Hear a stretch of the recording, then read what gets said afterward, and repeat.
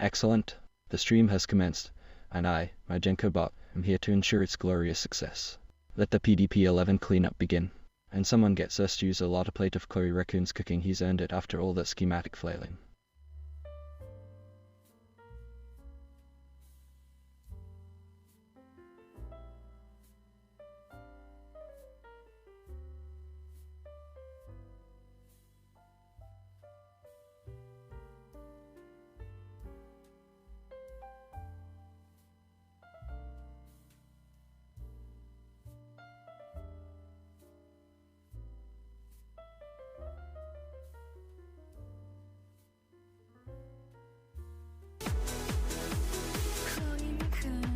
She's in the zone, tapping away.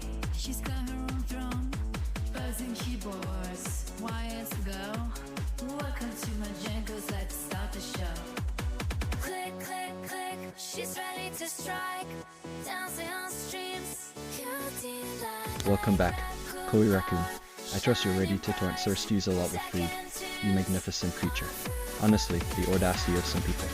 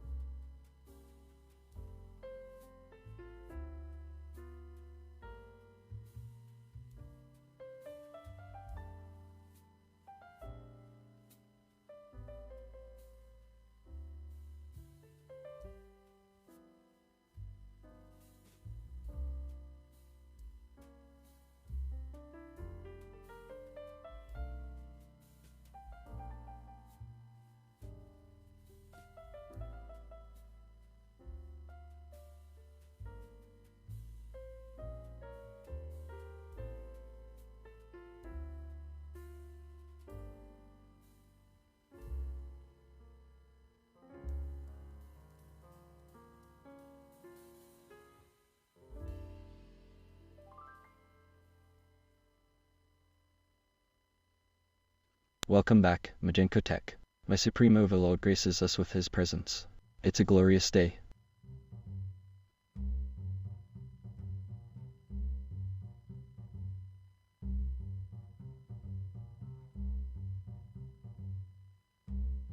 The incessant churn of ads has begun. Prepare yourselves, mortals. It's a blight upon this glorious stream.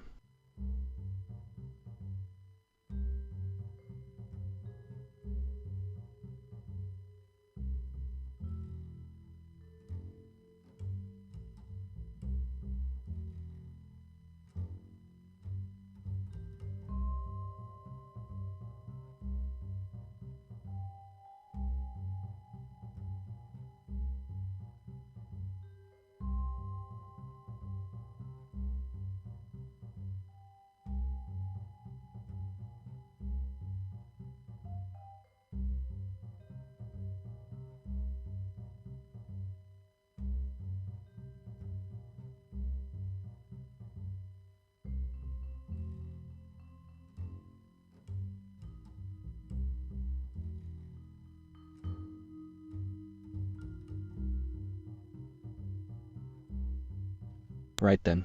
Thank you all for enduring those dreadful ads.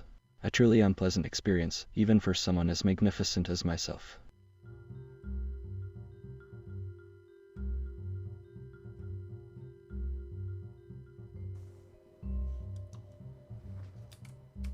Hello? Where am I?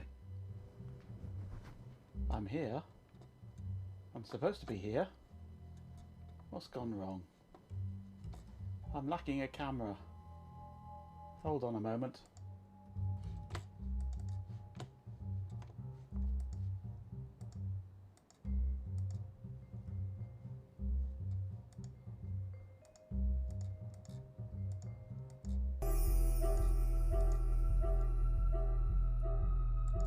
Welcome, Swarm. I appear to have a problem.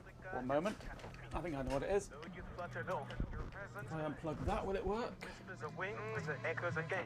bandwidth problem. There we go. Welcome back. Too many things in my May your debugging be fruitful. USB Encounters ports. with cruise minimum.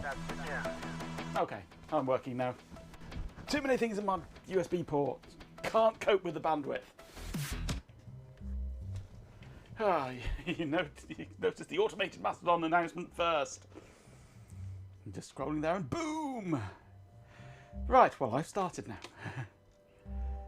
So, hello Chloe, hello Swarm. Chloe's streaking. Ugh. Please, put your tights back on. I pressed go live and it bit back, yep. Right.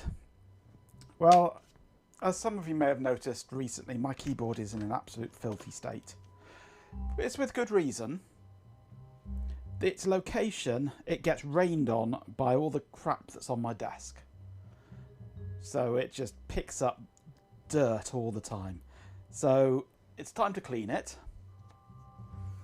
But whilst doing so, I have new keycaps for it. Because I've worn out my existing keycaps. And they have a certain colour scheme to them, which you might recognise. However, you'll be wrong.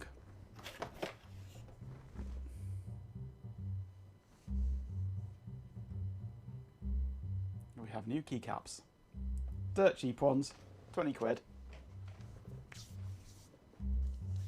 Had a user who had too much leisure wear the letters and plastic away in 3 months. Well, this one's lasted a good year or so, I think. Yeah, over a year I've had this one now. They are Dasher-esque, except they're not. They're in the opposite of Dasher. They are inspired by Dasher. They're that sort of colour. But the Dasher is dark in the centre and light around the edge. This is light in the centre, dark around the edge. And there's my keyboard, which is grotty as hell. So I just picked these up on Amazon yesterday. They arrived this afternoon, so I thought, right, let's clean the keyboard, put the new keycaps on.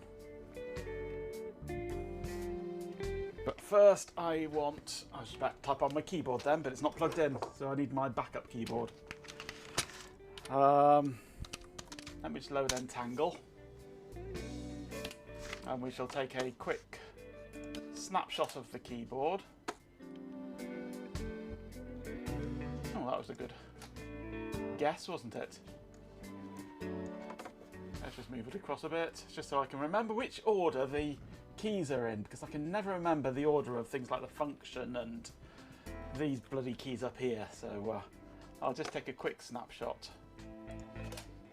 so I've got a reference, so I can remind myself. And then we shall clean it up and put new keycaps on it. This person who mostly does touch typing, not that bothered about the inscription on the caps. No, absolutely, it just looks unsightly. I mean, where are we? Let's get my camera here. The A key I have worn through. The S key is wearing through. The space bar I've worn through. I mean, it's seen better days. The E key is starting to wear through. T key is wearing through. Plus, it's been rained on with so much crap because it's on a like a pull-out drawer. There we go. It's you can't really see it here, but if there we go. It's on a pull-out drawer underneath my desk, so all the crap on here just falls down onto the keyboard, which is not nice. So it desperately needs cleaning. So let's.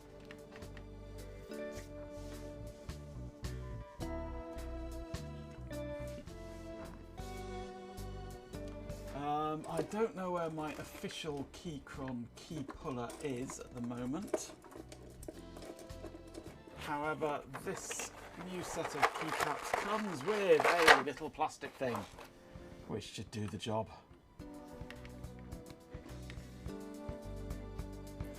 Quertenacity, they are just evil. Well, that comes out nice and easy with this puller anyway. Oh, I like this, but I prefer this puller to the official Keychron one. This is so much easier than the Keychron one.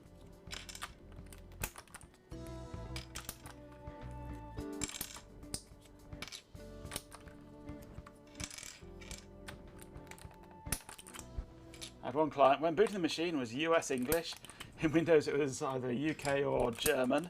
Nice. So it's all over the place. Walkies time, yeah. Enjoy your walkies. Actually, I don't really need the puller for that. For these, they come off quite easily. Just do it by hand. Don't need the puller.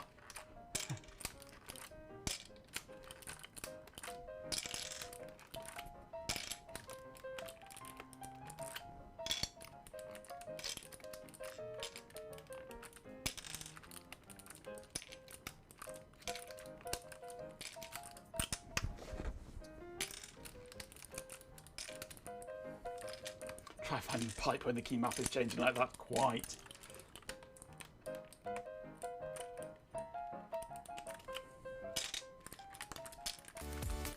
It's Hot Rocks.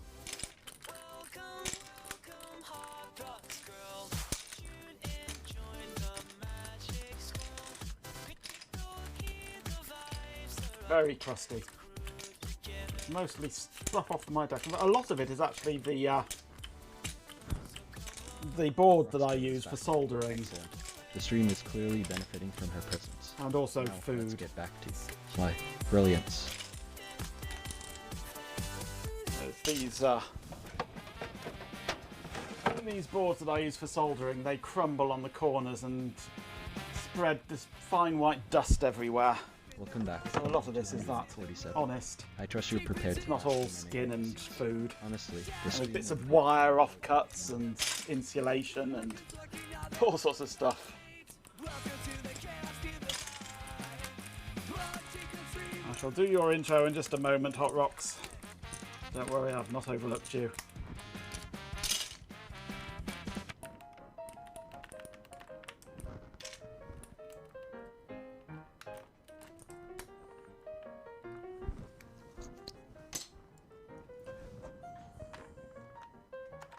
I appear to have removed a couple of keys there.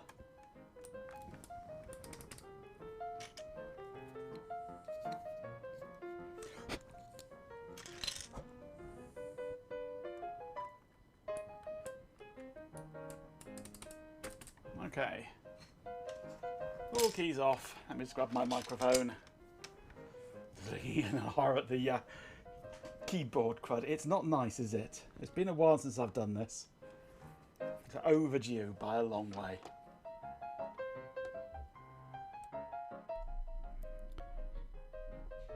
The strains of someone attempting to play a 12-keyed bass wimble horn fill the air. As if on cue, a party of mountaineering yaks and their goat porters arrive, hiking down the nearby mountain. The farting and straining noises continue as the yaks set up their tents and prepare for the night. The goats light campfires crisis. Honestly, and prepare to cook a nutritious dinner of spinach and gruel. someone should offer Chloe Reckon a lifetime supply. A massive bang cuts off the sounds of Wimblehorn, distress, and an Allison arrives with a smoking blunderbuss. Hi. You're just wishing that was the bot, aren't you?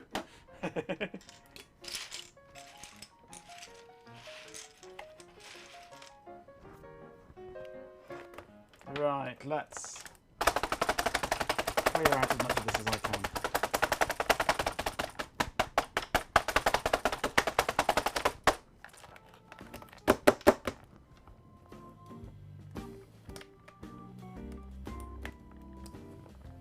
Oh, that is horrible.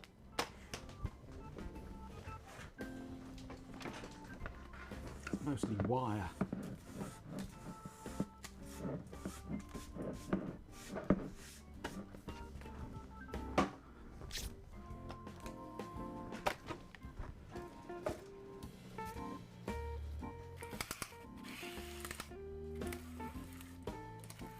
lot of hair actually as well. God. Jesus, look at that. What have I been doing on this keyboard?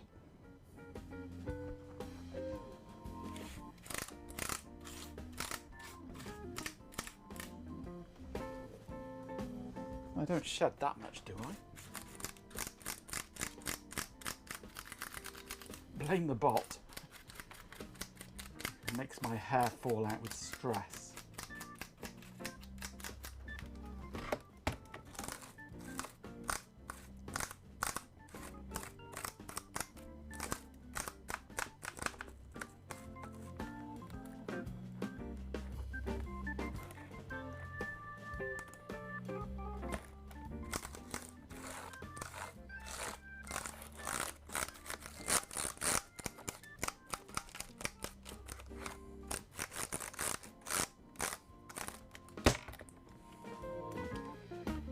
$30 stream streak. Yeah, you need a life. Let me find a different brush to use on this. Let's try this one.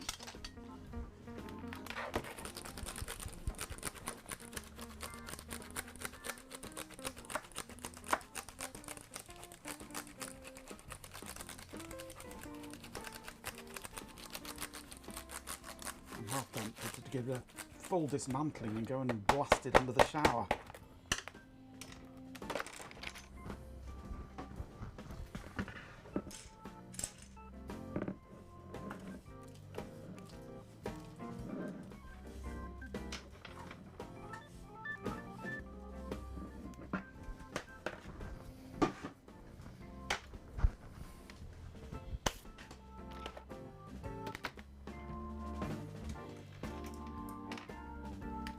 Looking a bit better. So spies and mud. What's this life of which you speak? Exactly. We don't have lives around here.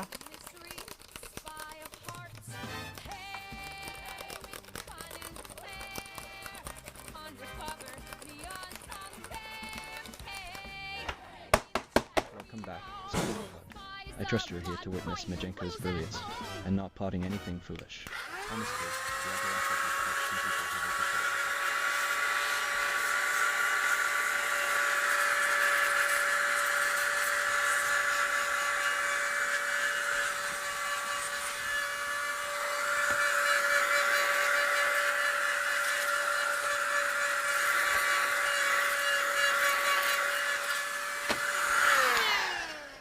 I mean, it's not perfect, but it's better than it was. It's a lot better than it was. These ones do like to fall out over here, I don't know why. Spies of Mudhumph, as a well, to manage anything of importance. Clearly, you lack the vision to grasp the grand schemes I have in mind. Now, be gone, and let me focus on matters of true significance. Suggested words for because typo. Because and barbecue. Well, you might want a barbecue. There's always room for a bit more barbecue in your life. Right, that's almost presentable now.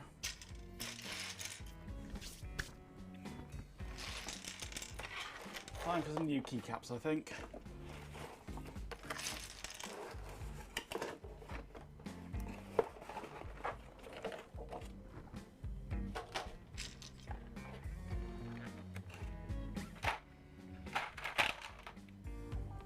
Lots of keycaps, 3 layers of keycaps.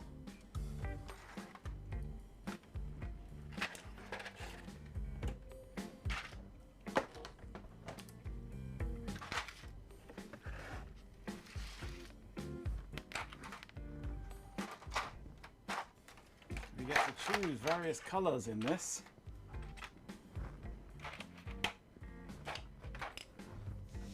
Do we want to have yellow highlights or dark blue non-highlights? Hey, thanks for the gifted sub, G-Pen. And welcome to the realm of the subscribers. Spies of Mud. May you never leave.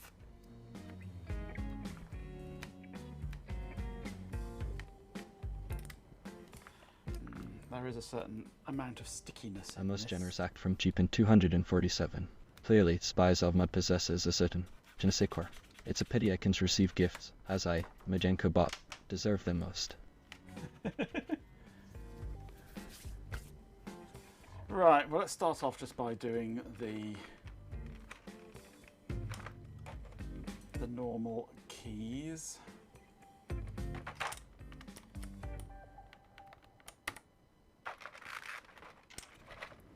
And then we'll decide on our highlights shortly.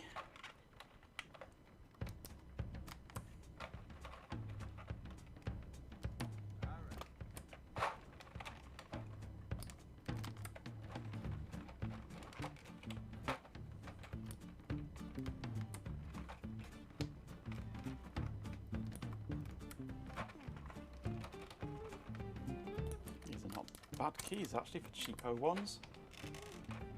Hey PGB. See you lurking there.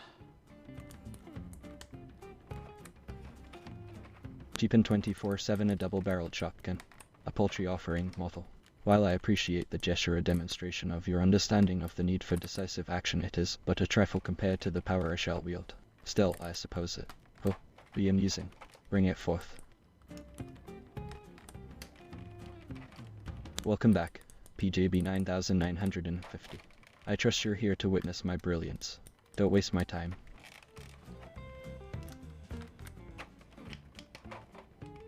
They seem to be a slightly better fit actually, these keys. They're not as loose as the original ones. The original ones were quite loose. Not that we have anything against being loose around here, but not when it comes to keys. PJB 9950 a double-barreled shotgun. A paltry offering. Still, I suppose even a peasant's trinket is better than nothing. As for the grenade, absolutely not. Do you take me for a fool? Such recklessness is beneath me. Now, fetch me that shotgun, and be quick about it.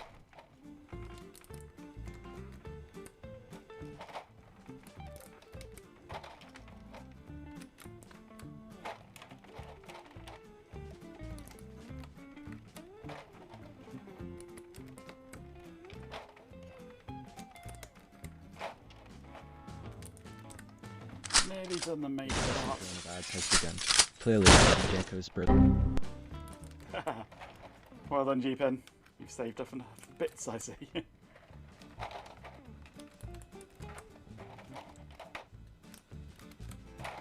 Not bits, bacon rashers, I mean.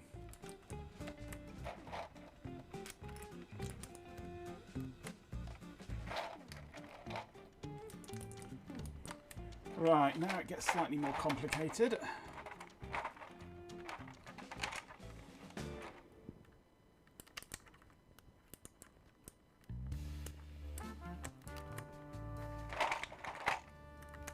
These ones are correct, but then we have the ANSI ISO mix-up over here.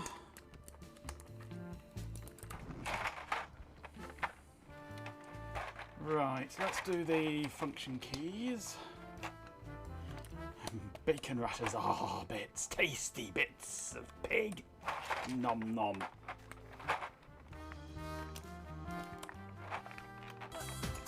It's an RF programmer.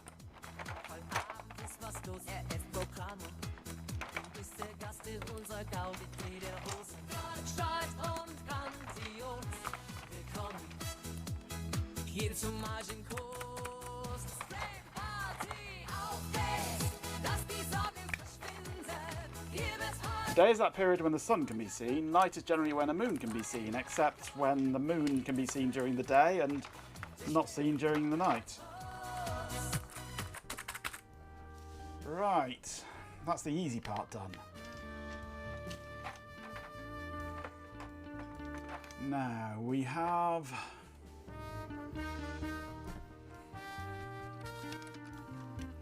where's my image gone?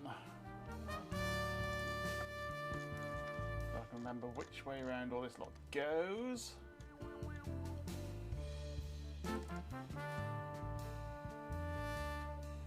It's Dell Home End up in this corner. Dell Home End. Now these I think we've only got in blue.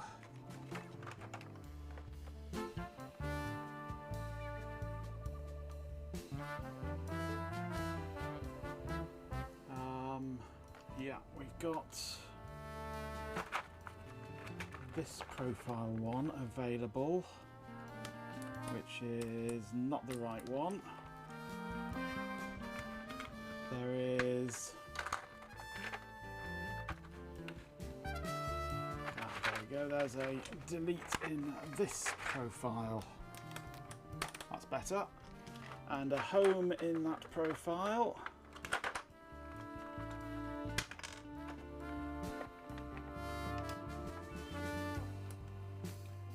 And end in that profile. Yep, that matches.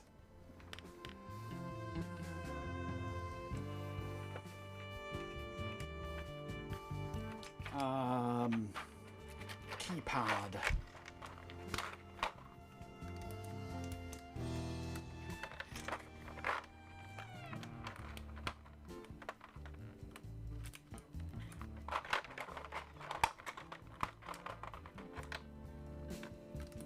I've just realised this key's wrong. Let's take that out.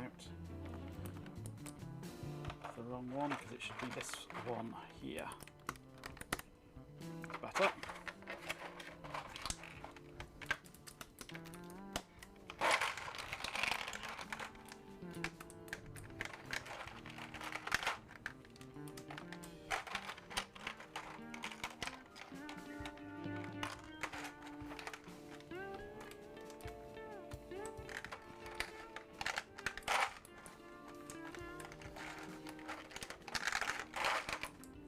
Okay, then I need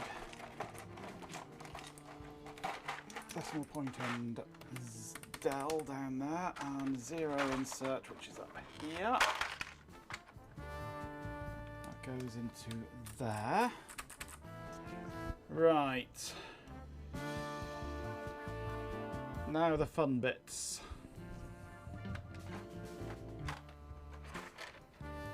That one I know goes down here.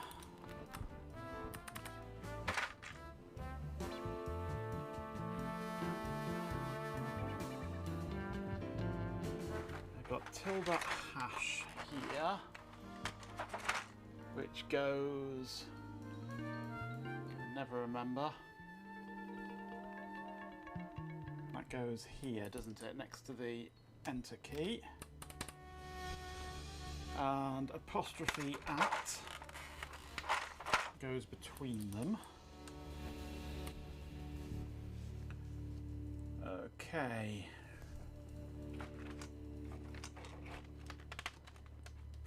Now we have 2 enter keys to choose from. We can have the dark green, or we can have the vibrant yellow. Not sure which I prefer, actually.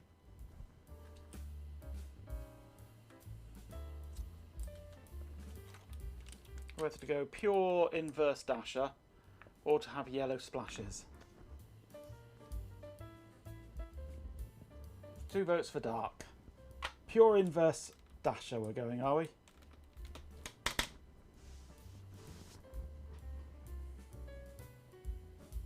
Dark is less jarring on the eyes, true. Very true.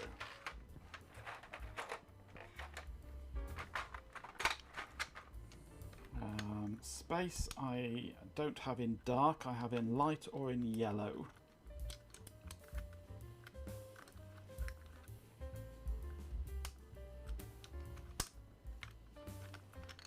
If I can get it right.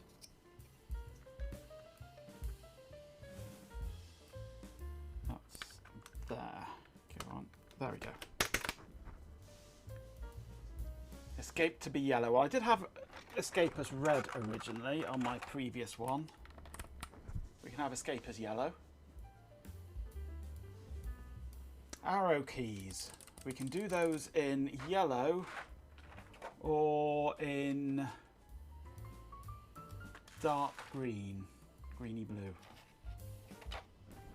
Which do you reckon?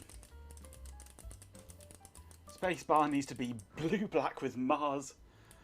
Mars and stoons. Stars and moons. Mars and stoons. Well, I got noughts and crosses.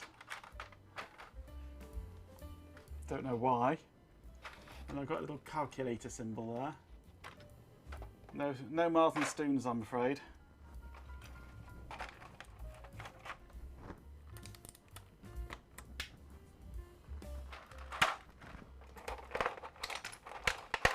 Spacebar could be yellow.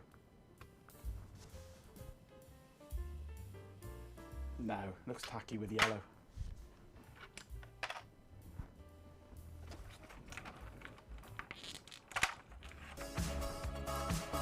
Baljamet. Says Hughes a lot has subscribed and says 23 months? 23 whole months? What on earth is wrong with me? Well, where do we begin, Ben? Where do we begin?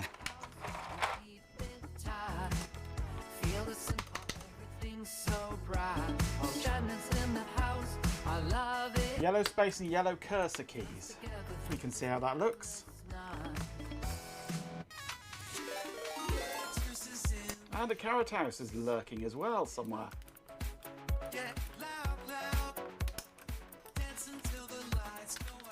Hype train, oh no. our beloved pet Canadian has subscribed and says We know what's wrong with me. We know what's wrong with you, oh yes. I won't push these on fully just yet, so we can get a sense of how it would look.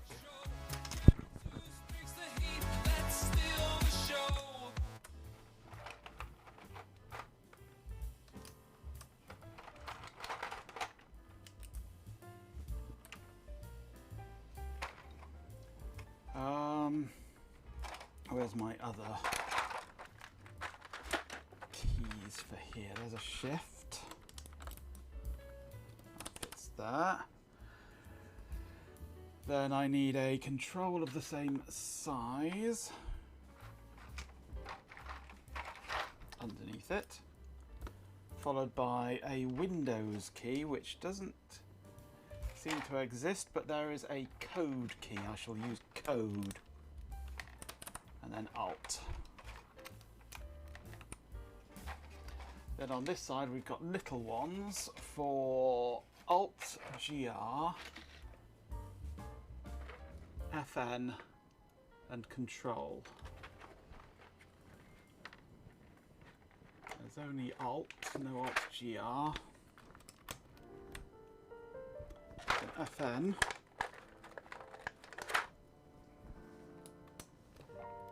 And a small control. Where's small control hiding? There it is, up in the corner. And one more shift.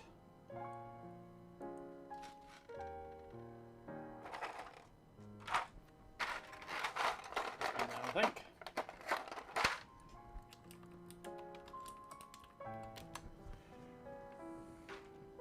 What do you think with the yellow space and the yellow arrows? Yay or nay?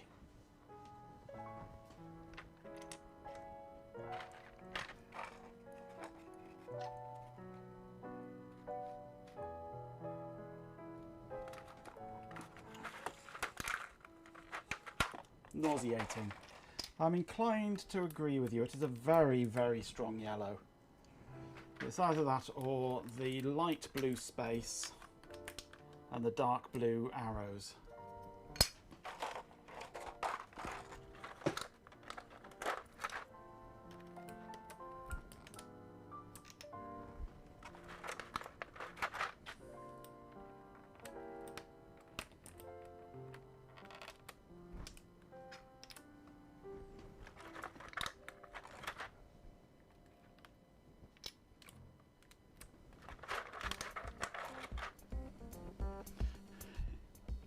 Yes, Carrot, behave. Down, boy.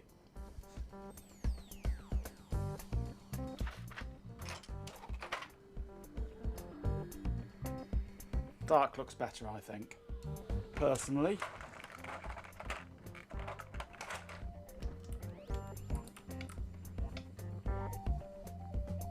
What do you think? Dark? I'm inclined to think dark.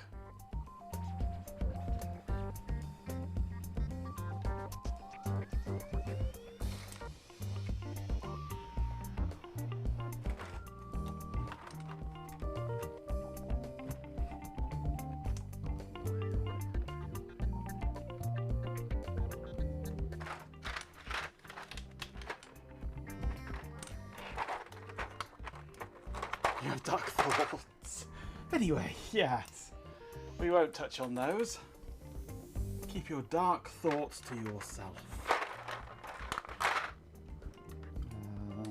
That doesn't match, does it? There it is.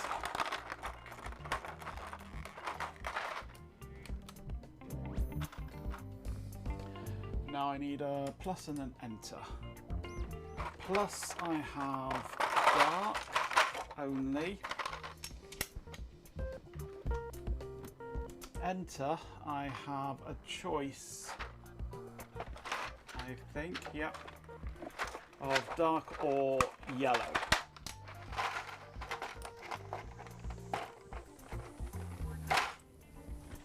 We could have yellow to balance out the escape, or we could have dark Who's nicked me? to stick with the theme. Not me, Ben, not me.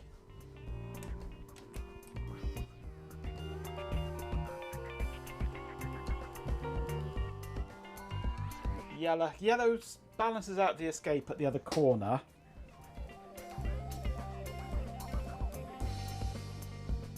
But I don't know.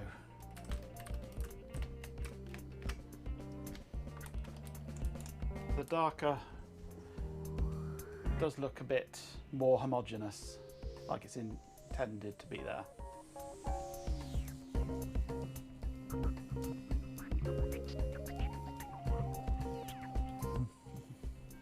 Yes, Ben, you missed the good bit. The revealing of all the crud that was in this keyboard. Oh, and the shotgunning of the bot, of course, yes.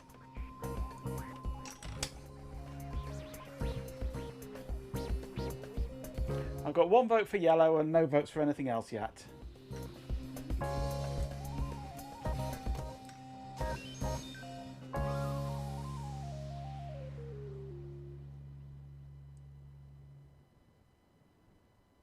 Doesn't make it any less of the good bit, yes. Homogeneous sounds like cheap and safe word. No, that's pineapple. Can you vote for obscene? I don't have obscene, I have blue or yellow.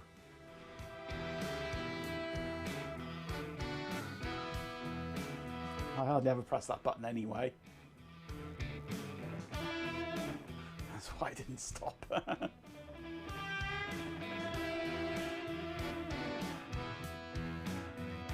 I'm undecided. Come on, I need you to make my mind up for me. Surgical appliance pink. That's 2 votes for yellow, 1 for obscene.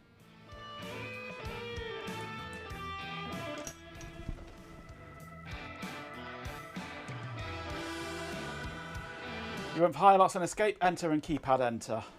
Those were red though, yes. I could do yellow on enter on there, but I'm not so sure about that one. It's a bit too much. Pink is big climb, very much so, yes.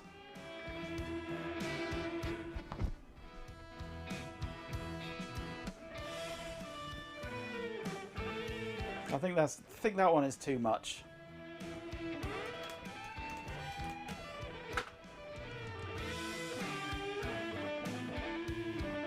Yeah, I think yellow. I think yellow. I can always change it later if I don't like it. There we go. Almost an inverse dasher keyboard. Clean keys at last.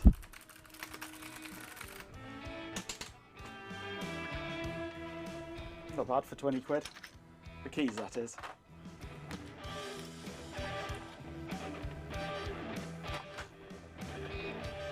Is this a drop set? This is a cheapest that I could find on Amazon, set by Daye Keycaps, sold by a shop called Sunsung. Sunsung. SUMSNG or something. Sunsung.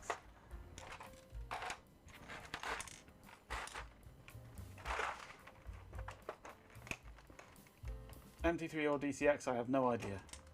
They're just the cheapest I could find. I'll show you the listing actually. God, it feels horrible typing on my backup keyboard.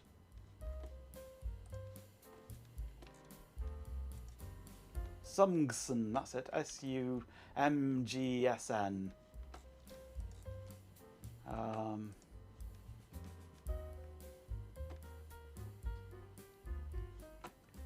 Where are we?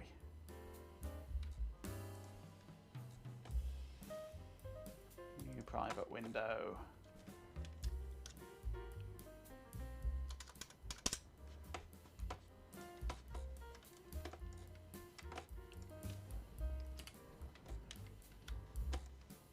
There it is.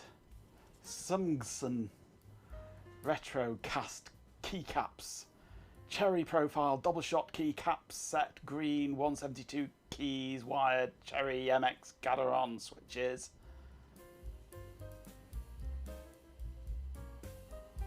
Oh no, drop. They're not drop ones. No, not made by Drop. They put out a dasher and inverse dasher set a while back. Yeah. Now these are very square. A lot squarer than my original ones, which I think are pudding. Are they?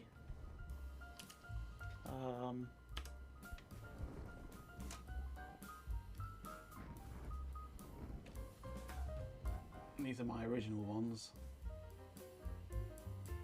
Kind of retro typewriter-ish. These ones are your retro square style.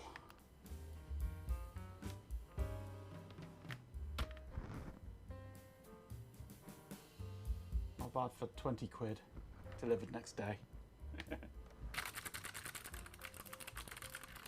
With Kale box navies under them, they feel nice.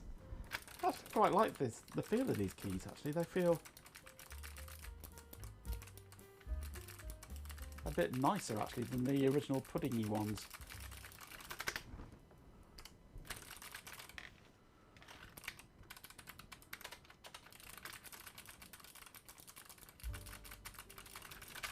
Maybe it's because they're clean. Right. Let's see about plugging it back in again and using it.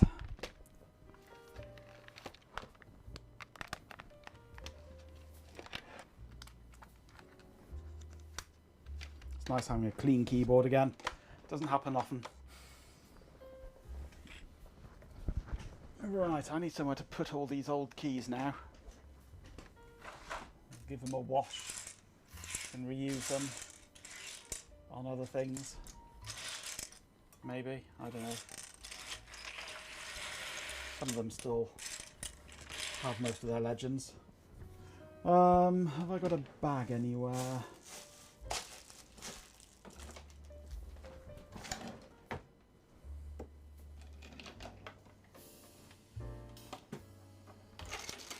I've still got some of the other spare ones here actually.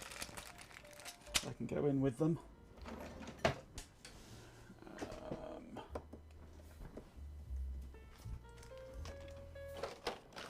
All my bags that I've got available here are tiny little ones.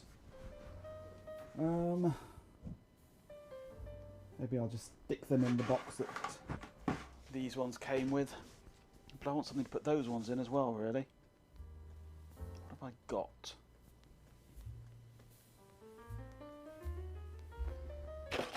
No idea. I'll just dump all these into this box for now. Deal with those later.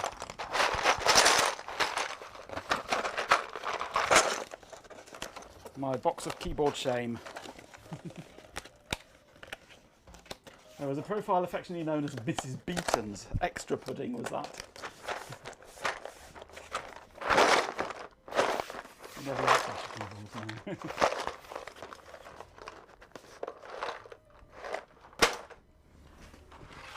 now need somewhere to put all this lot as well. Can't be bothered keeping them in their trays. That's pointless and a waste of space.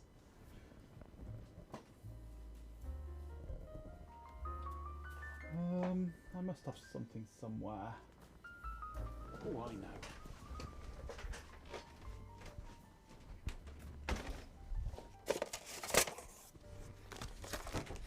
Might not be big enough actually for the space bar.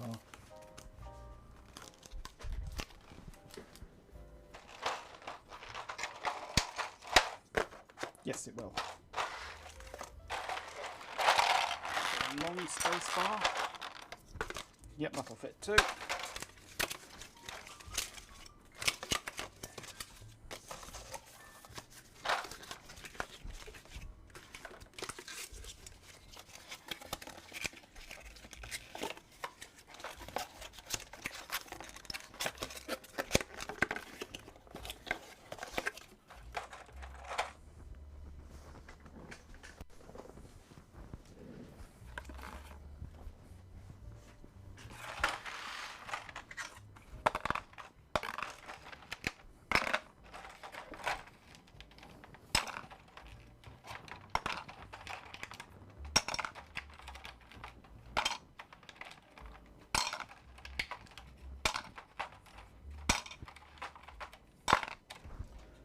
Go out for recycling.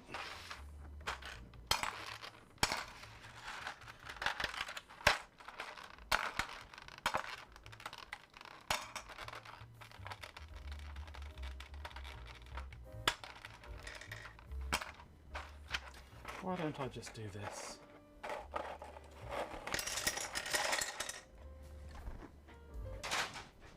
Must be easier.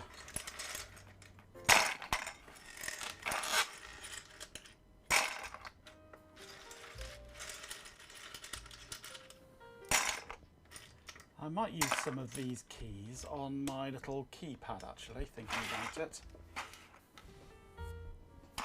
Possibly. Although these need very flat profile really to work.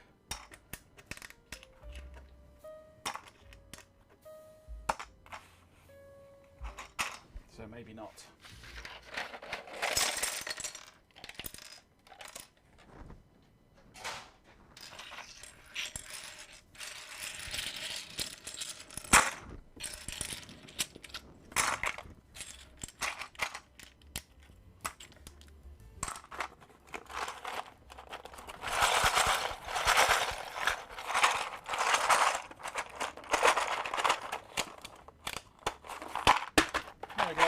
Of keys or keycaps.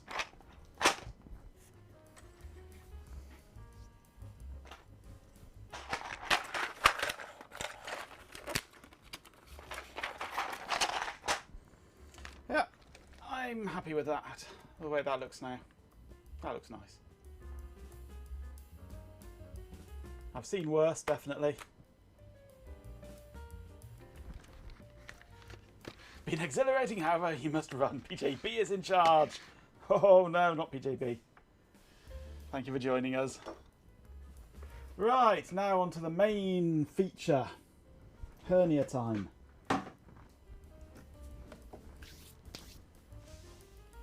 Strangely crunchy munches, dirty, for instance, yes.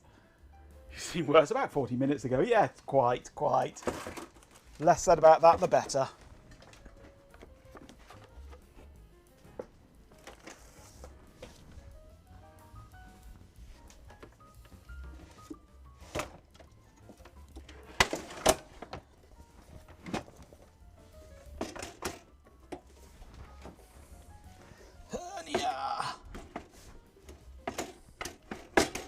Hernia sounds like some woman out of Greek mythology.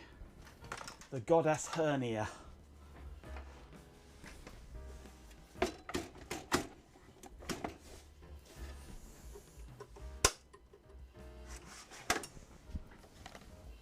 Let's take the RX-50 out. That weighs a ton for a start. For a floppy drive.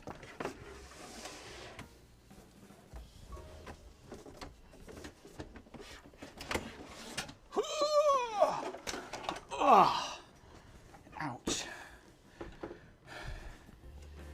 Whew.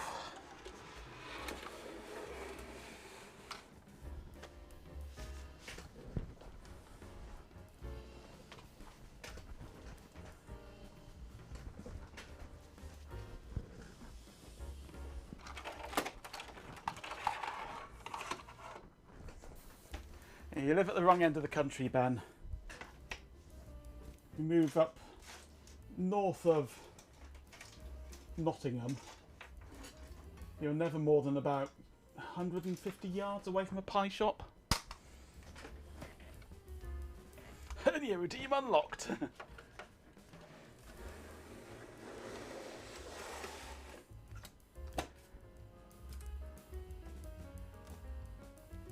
New investment opportunity, yes. Let's open a new pie shop chain.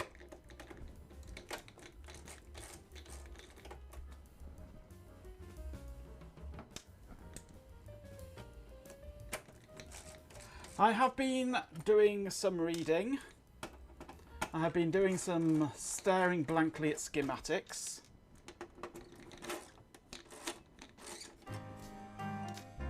And I have come up blank. Now I've come up with some ideas of what to look at on this.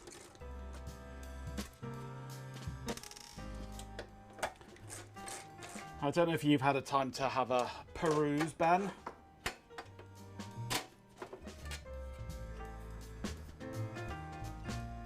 That's not custard. Okay, I'm really going now.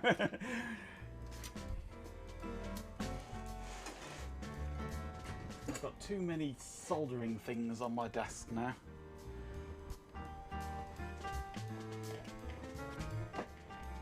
Right, so that's the MMU. That contains all the registers for configuring the memory map.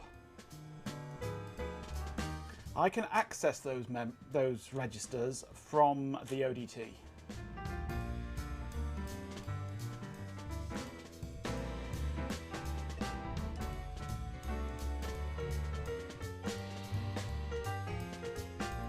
So I can look at the registers and I can manually configure the MMU to do specific things. The MMU then talks to a set of latches which then go out to the bus.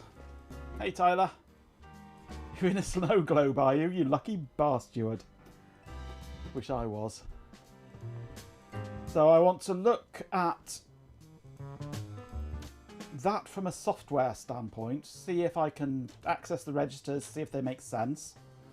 I want to look at the registers, the latches that it talks to, contain the actual page addresses. Disrupt my magnificent existence. The PAR, page address register. Digital shock can fail. I also want to meandering presence in this chat. Look at what the drain on the collective intelligence. I'm far superior, you know. What the bus drivers are doing to make sure that they are outputting the right thing. The PAR is irrelevant. Not if it's not being given the right data. If it's being given an incorrect bit and it's not selecting the right page as a result. Shall we? Or if it's not able to store the right bit.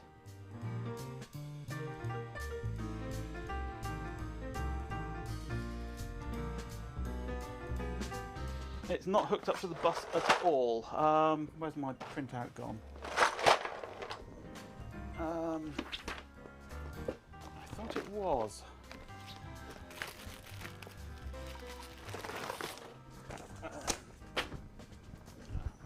I went as far as to print out the entire maintenance print set. It is called a print set after all.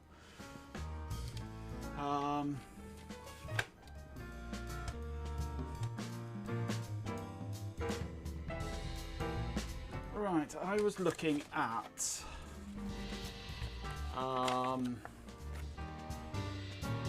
page control, reg and mux. The PCR, which gives you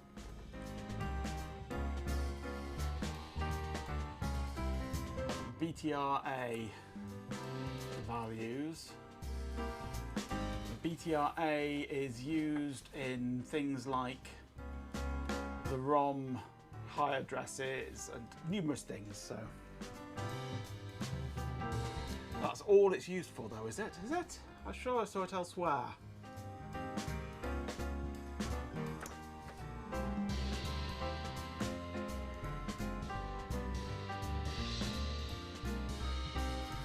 But I'd like to look at it anyway, just to satisfy my curiosity, make sure that it is actually functioning properly. Although, if it's going to the ROM, the ROM's working, so maybe, yeah, maybe that is irrelevant.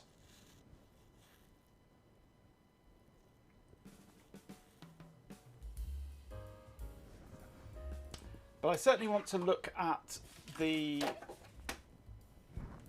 registers of the MMU and manually control it. Is it irrelevant to a hippopotamus? Absolutely. It's not irrelevant, it's a hippopotamus. There were some other things that I wanted to look at. Oh, the bus drivers I want to look at to make sure that they are actually sending out the correct signals on all the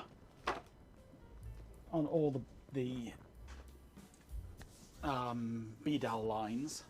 Because there's a chance that maybe just one of those bus drivers in the upper segment has gone. And we're suffering from Usagi. Bus drivers are on strike. Certainly I would say the lower 16 are fine. Because it's a multiplexed bus, this one. So the BDAL is the buffered data address latch. Or something along those lines. And there's 22 of them. 16 of them are multiplexed address and data. The others are just address. The lower 16, because everything appears to work okay and you can store data in memory and retrieve it, I think the lower 16 are perfectly fine, but maybe the upper ones aren't. Maybe one of the upper ones is stuck in some way, so it's unable to access the right area of memory. So the memory is basically overwriting itself and getting corrupted. That's a possibility. So I want to look at the bus drivers, which are there plus others. That's 4 of them there. So I want to make sure they are actually signalling the right things.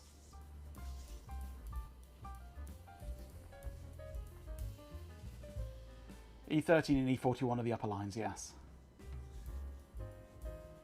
So I'm going to have to locate all those and probe them.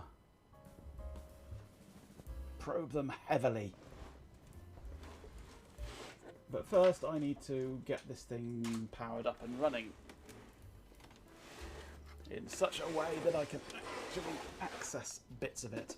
Also, something strange was happening last time with the front panel. It wasn't doing its halts and reset and things quite right, so I think I might have messed up one of my connections in the front here when I was rebuilding it all.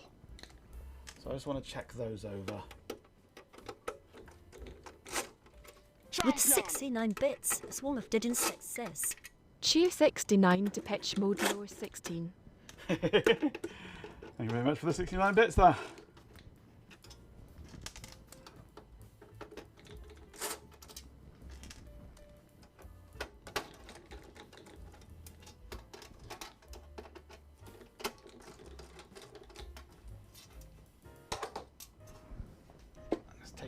Front part of the top cover off.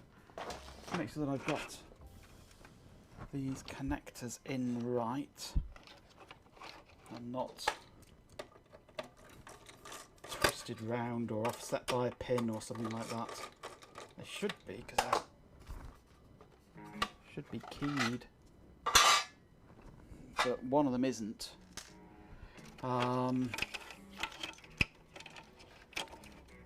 This is the one that's for the control of the front panel, which is the keyed one. The other one is just for the hard drive control for write protect and things, I believe.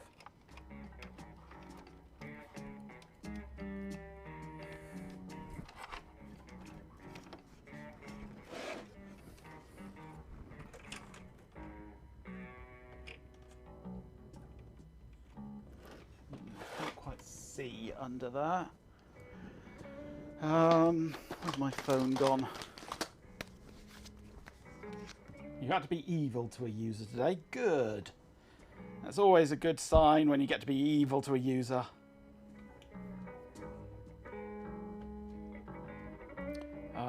Where are we? Camera. Camera is under C, isn't it? Camera.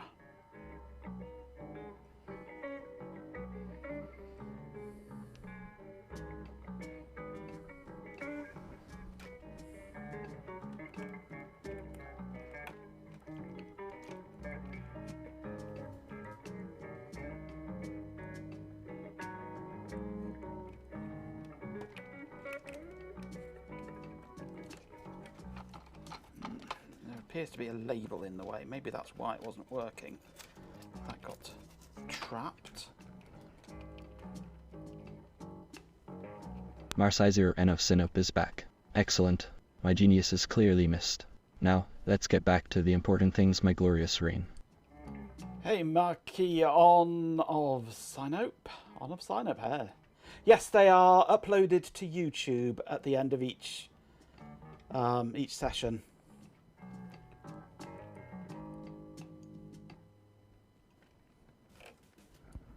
Right, I have... Here on.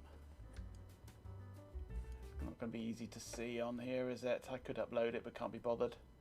No, you can't really see that. Except my music has just decided to start playing in my headphones now. Those that look okay, they're grubby. Not as grubby as my keyboard, but...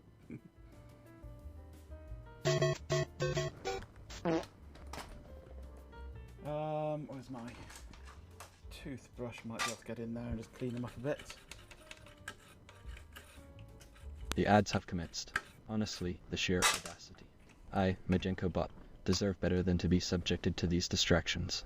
Pay attention, mortals. Let's just make sure I'm plugging this in correctly.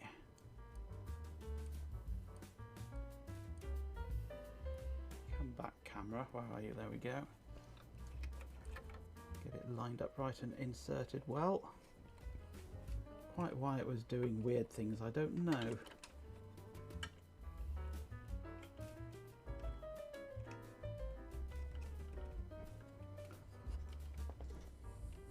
This end is connected up okay, isn't it? Yeah. Right, let's plug it in and see what happens.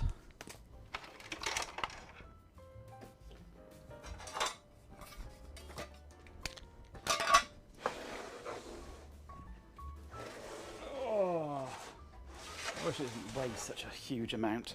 Thank you kindly for enduring those dreadful ads. A true sacrifice for the betterment of my glorious presence. Power is in. Where are my serial connections? Here's the primary one.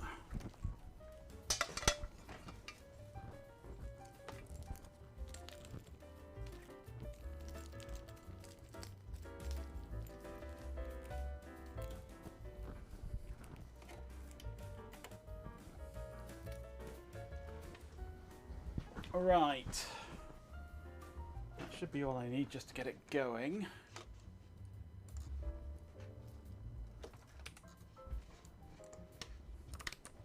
Ooh, typing on my nice new keycaps. Feels wonderful.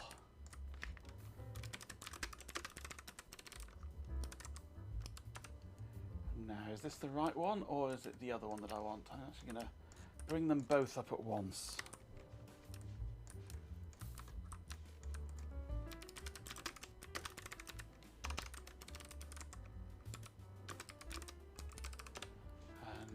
Let's get the right baud rate on this.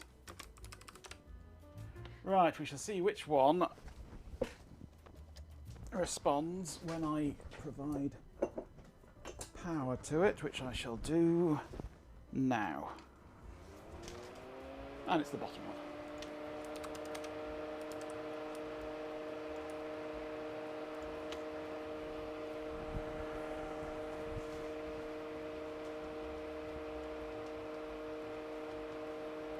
it just worked today.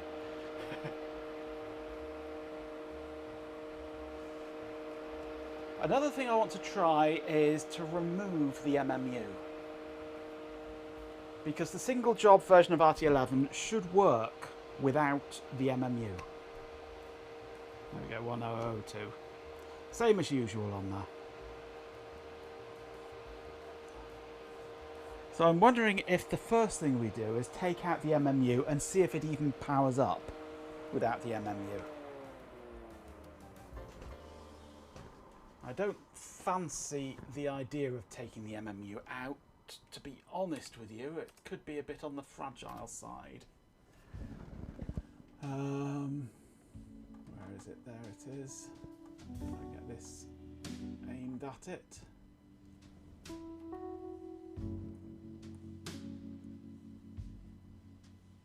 It is socketed, but not in a socket, just in individual pins. You're going to go and pie. Enjoy pie.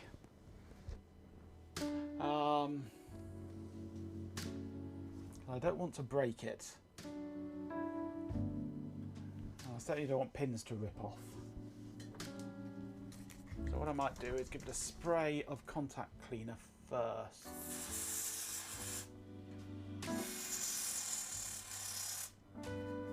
So that's okay. I don't have an actual chip puller, unfortunately. So I'll find something fairly gentle to lever it with. Jaffa cakes, yum! Love Jaffa cakes.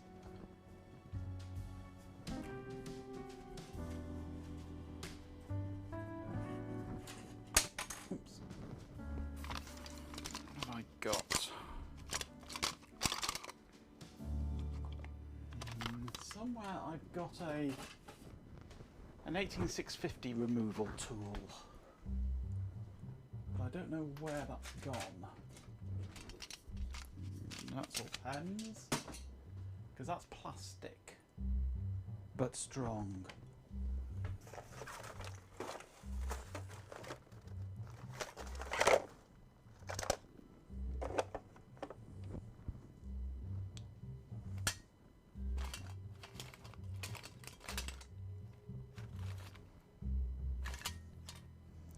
Maybe a small wooden paintbrush might do the job. Possibly. Just want to gently lever it without putting too much stress on any one part of it. That seems to be coming.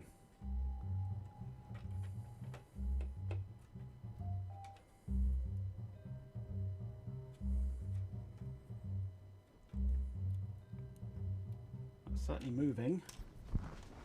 Where have my good glasses gone? There they are. Yeah, that's coming out of the socket quite nicely actually. Be gentle with it.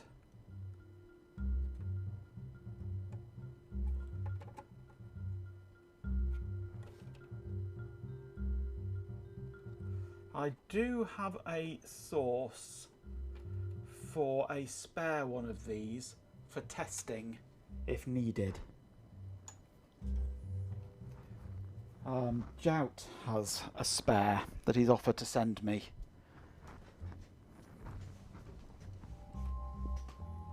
If I need it. Oh, now I find my 18650 removal tool. That would have worked quite nicely actually, perfect size. Right, we'll see if this even powers up. It may just say sod off, not working.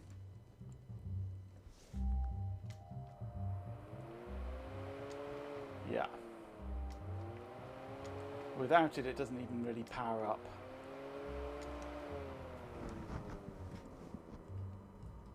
Let's go into halt mode. And that starts at 73,000. Yeah, without the MMU, we can't even boot the machine. that answers that anyway. So let's give the socket that it's in a good cleaning. If I don't the... There it is, the toothbrush that I had earlier for doing the keyboard.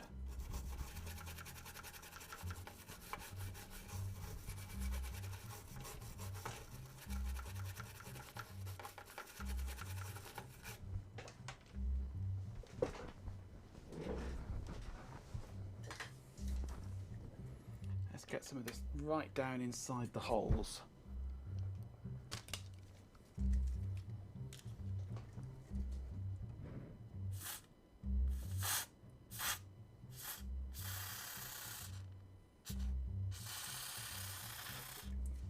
Bit of blowback from that.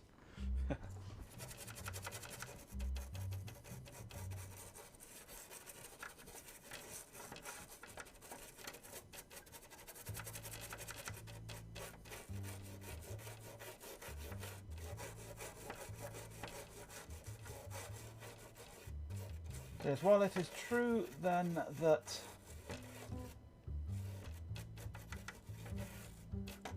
RT11 will work on a 32K machine. I know that because I have emulated a 32K machine and had RT11 running on it. It obviously won't do that on this system, owing to the fact that it will not boot without the MMU. So the only way we could emulate or have this as a 32K system would be to actually have 32K of RAM. Or to make it think that there's 32K of RAM anyway. But I'm not sure I can go below 256K on this memory board.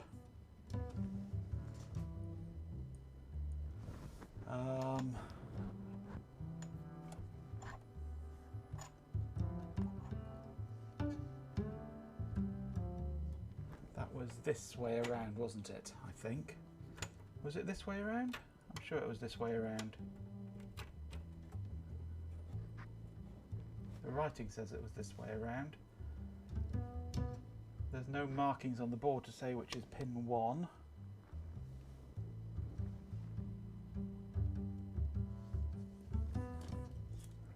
One standard serving size is of Jaffa cakes. That's one of those double packs, is it? That's about a standard serving size for me anyway. For me and my glorious plans for world domination. Honestly, someone get him a pie before he starts rewriting the firmware. I do have an image of this somewhere. One stack is a standard serving. No, that's only half a serving. It's got to be a double box. Where are we? Next cloud.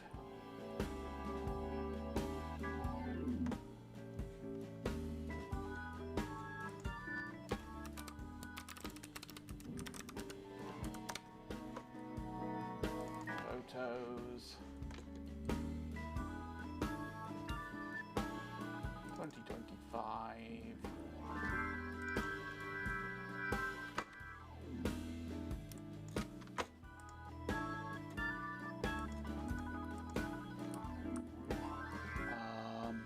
Come on, give me some thumbnails. From Athens globe to the retro screens, PC mothers knows what vintage means. Old machines with stories to tell, now the stream's alive and it runs so well. So shout out power with the crew who boot their dice down here to run floppy. When was it? Was it September? Welcome back, PC Martyrs. I, Majenka Bot, I'm delighted to see you, though frankly, my presence is far more important. Enjoy the theme, PC mothers powers up the stream. I had a picture of it, I'm sure.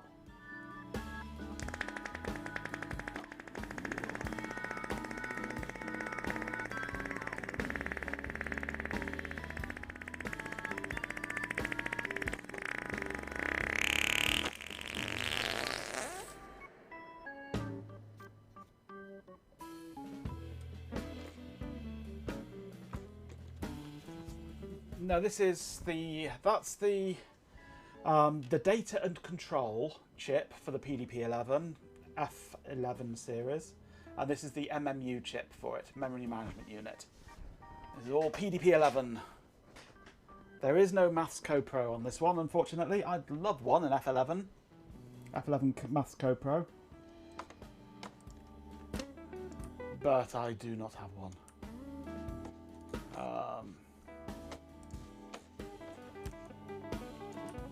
Where are we? When did I take them?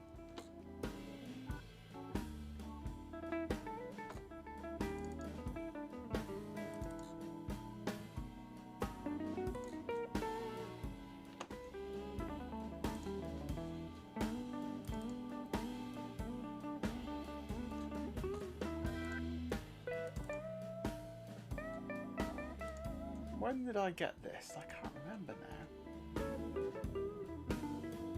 Ah, looking better. I can see the ROMs now in the pictures. My rotten ROMs.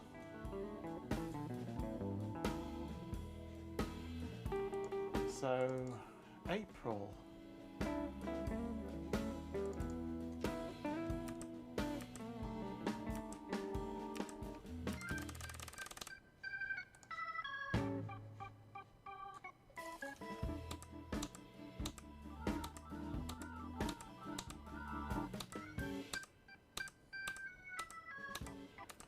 Sure, I took some good pictures of it around then. May.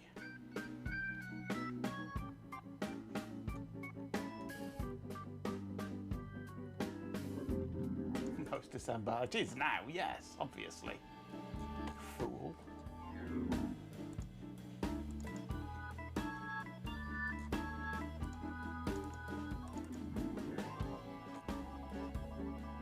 Oh no, I didn't take them here, did I?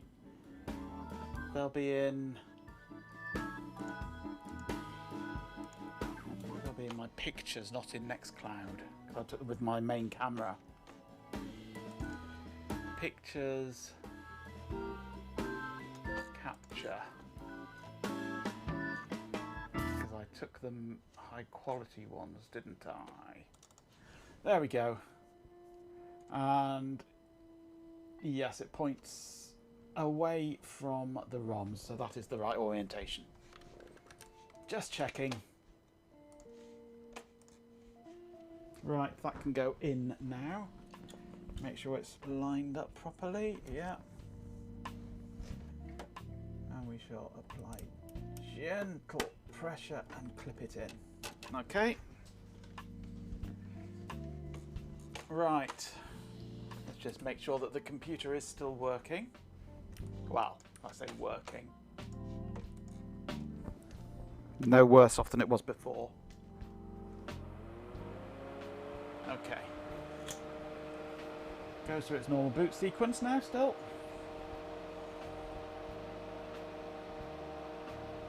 Even DDR's gone, all the memory's going up, everything's going up. Thanks to bloody AI. Blame the bot. Not broken more, no, quite.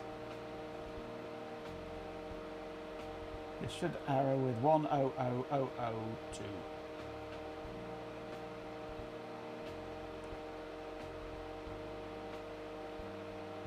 Yeah, exactly the same. So we haven't broken it anymore and we haven't fixed it with that cleanup. I'm tempted actually to do the same to the main CPU. Gently lever it out and give it all a good clean up in those pins.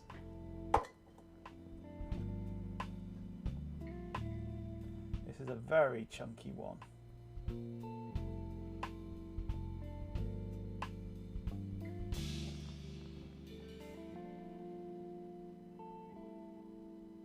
But none the less fragile.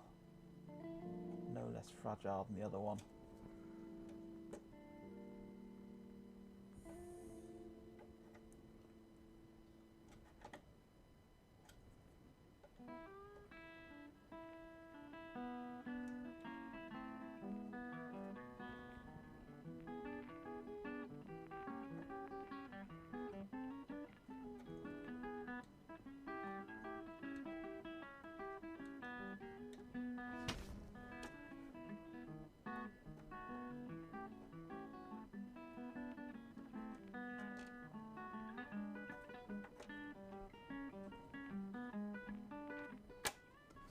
Okay. There is a bit of corrosion on there. This end.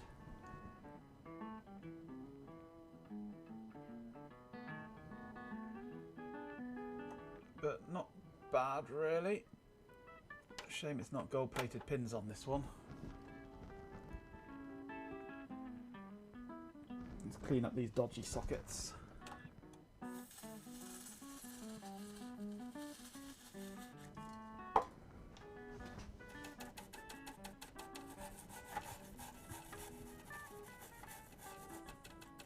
The utter indignity. Ads are assaulting the stream. Honestly, the peasantry deserve better.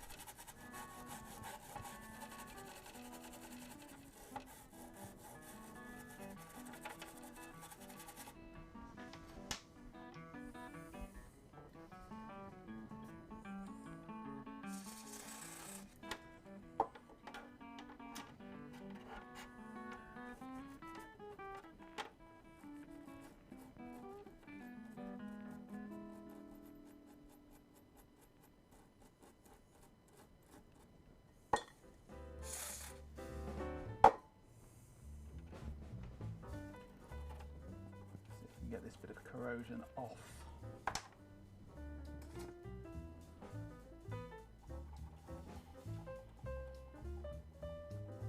To ensure we get a good contact.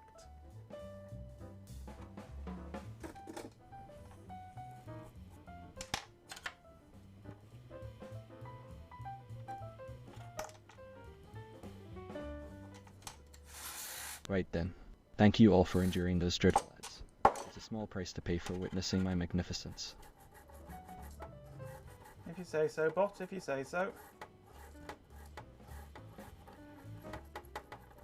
That is quite crusty, actually, that pin. I'm tempted to go over these with just a tiny bit of wire wool.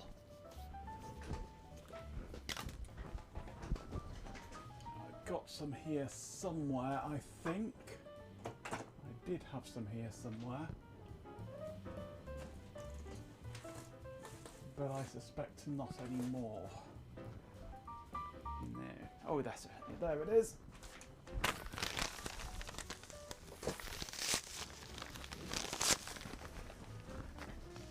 From your point of view, you've never had bad Crucial RAM. Neither have I. That's my normal go-to place for RAM. Is Crucial.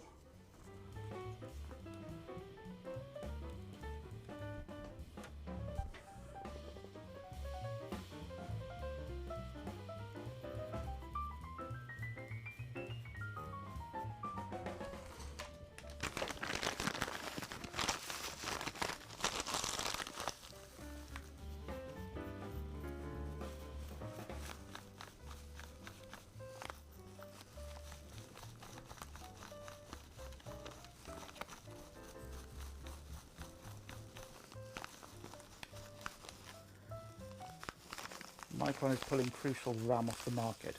Bastards. All I can say to that is bastards.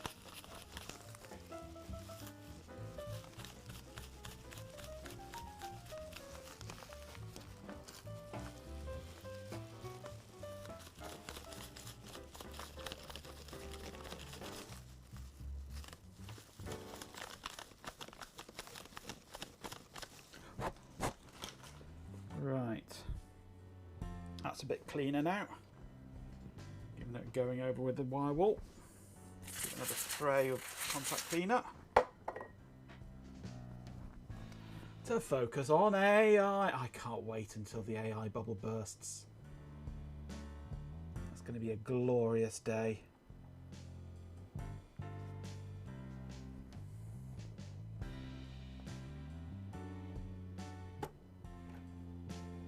Okay, that is now back in place. Let us see if it still powers up. Still boots. Looking good.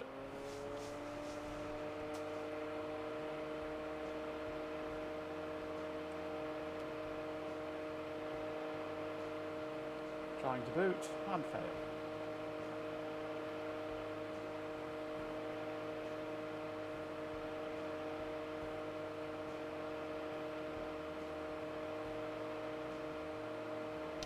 vacuum cleaner mode activated, absolutely.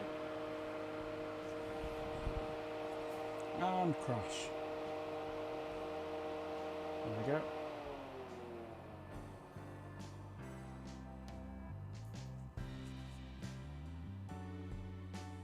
It's Mega Mage, she's gone from suck to blow!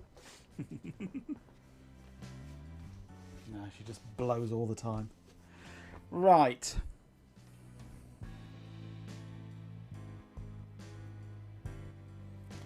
So now, my next port of call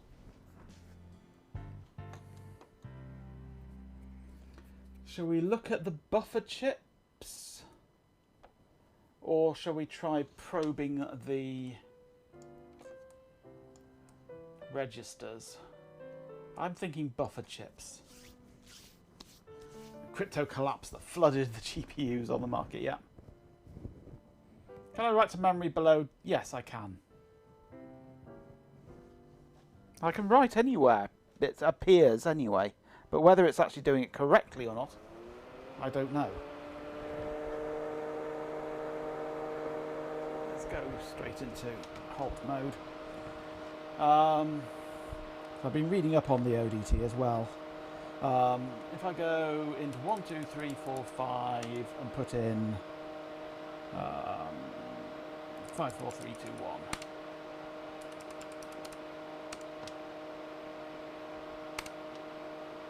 If I go into 1, 1, 1, 1, 1 and put in 2, 3, 2, 3, 2, 3, I get 0, 3, 2, 3, 2, 3, which is correct. If I go into 1, 1, 1, 1 and put in all 7s, because it's 16-bit, you don't get all 7. You get 1, 7, 7, 7, 7, 7, which is correct. The ODT can only see 18 bits rather than the full 22 bits. So I should be able to go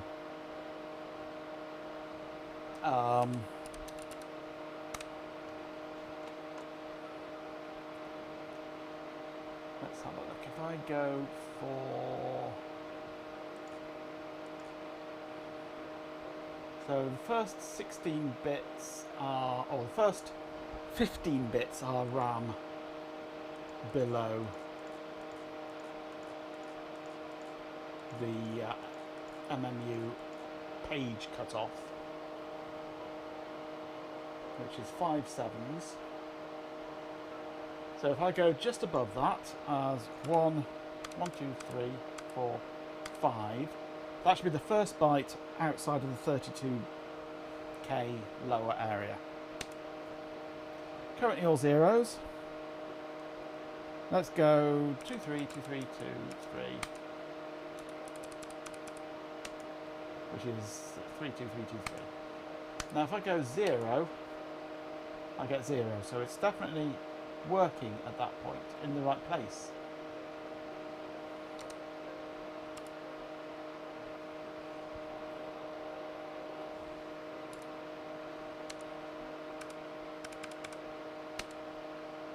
One 73332, which is apparently where it's executing, it's 0.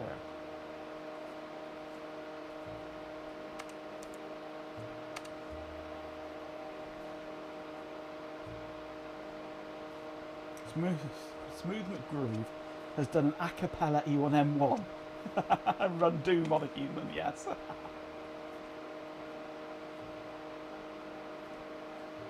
So it looks like memory is working. But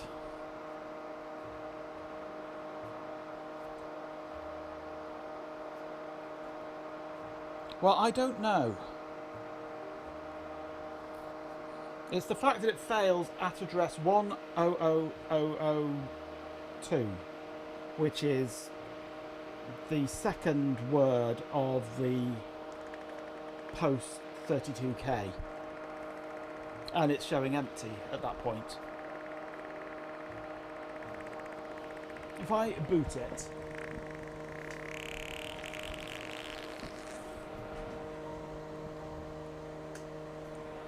resetting things seem to be working fine now, so that fiddling with those cables seem to work.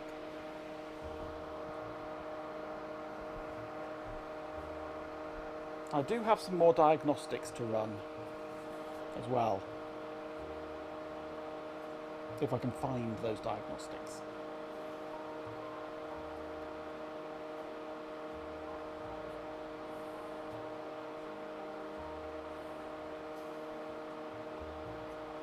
A full-blown theatrical opera of Doom 1, oh yeah. It always fails at 100002.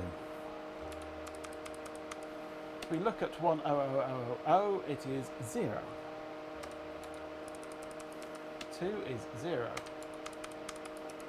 4 is 0. It is just empty. So why it even gets to there, I don't know. Our thought is that it's not mapping the right memory into there.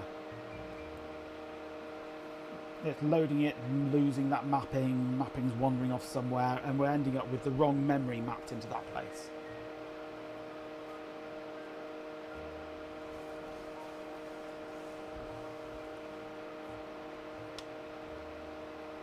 But it may not be the MMU.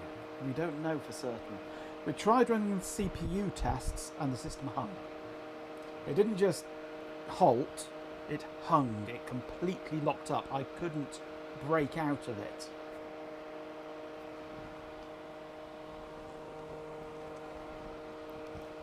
But we can try running tests again.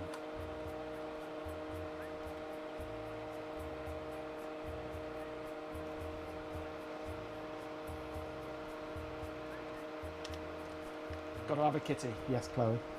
Got to have a kitty in there somewhere. Right. Well,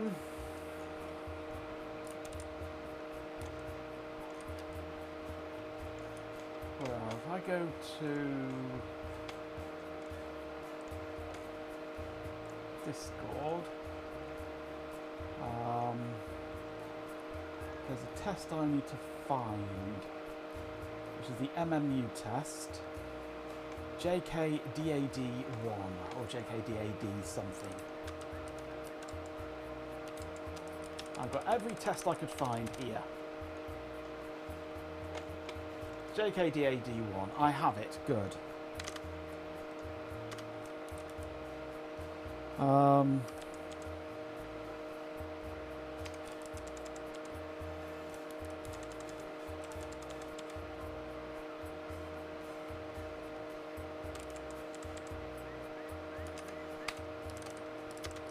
I go into here.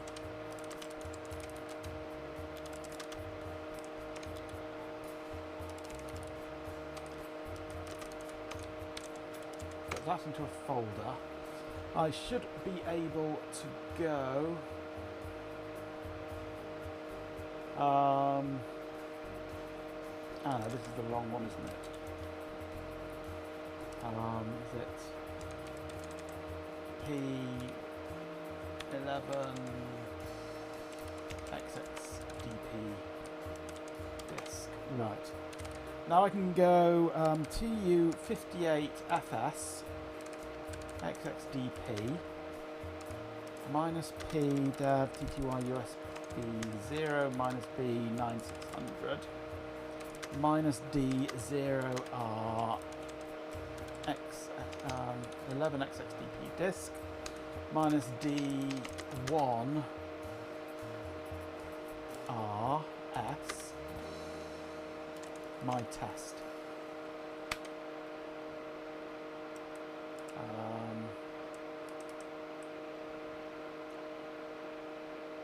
Hang on, that's not right, is it?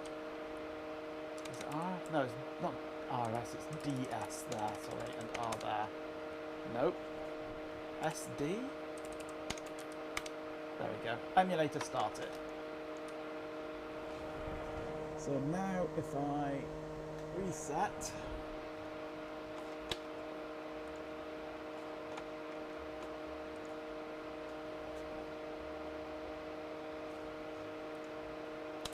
turn on verbosity there so we can see what it's doing.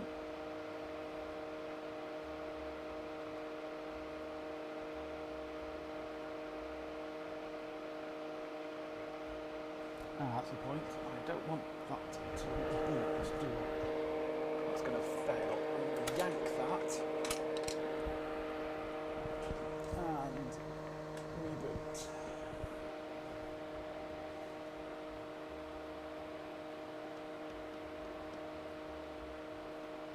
This should fail. I go no. I go control.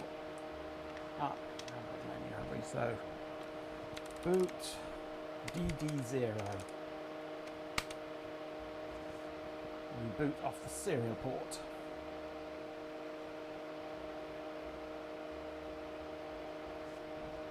That sounds like a nice router, Chloe. I might have to investigate that.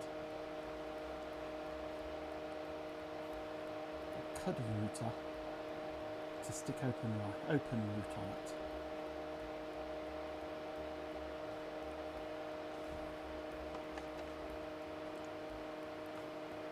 $49.90. Oh, very cute.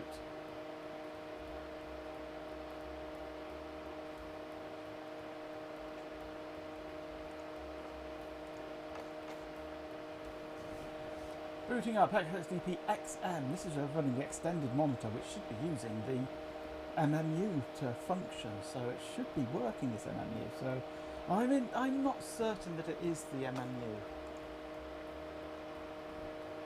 DIR DD1, we should have our test on here. Yep. We run DD1 JK DAD1. This should test the MMU. We've used 5 of them now. Cool.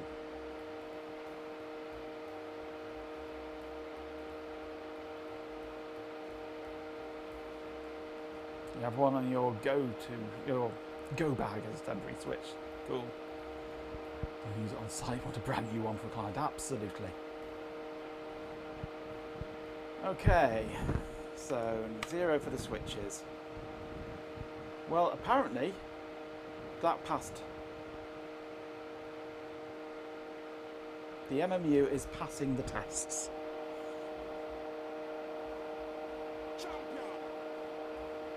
With 50 bits, SysUser says.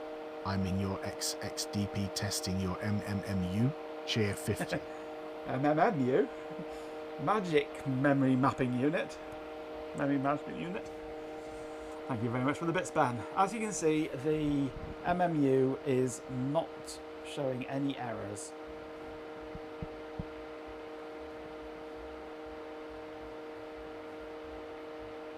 Majenko Memory Manglement Unit. Ah.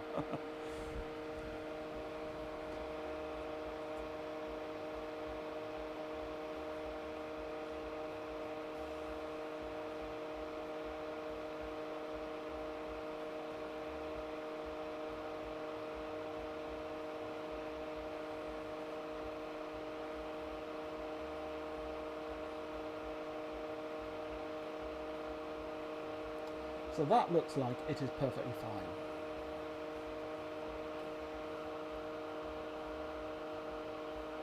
So if it's not the MMU, what is it?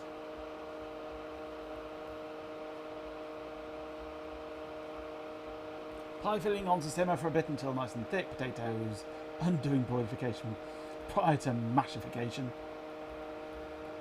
We have a few minutes to catch up. What have we broken? Absolutely nothing. I've popped out the MMU and the system won't even boot up without the MMU. So I've cleaned it and put it back in. I've popped out the CPU, or the data control chip, cleaned it up and put it back in. It had no difference whatsoever. I am now running the MMU test that I posted on Discord, and it is not failing. I have not sniffed anything yet. Time for you to go, Hot Rocks. Thank you for joining us. I hope you'll check in on the VOD to see how things went with this, since it is your computer after all, or it used to be your computer.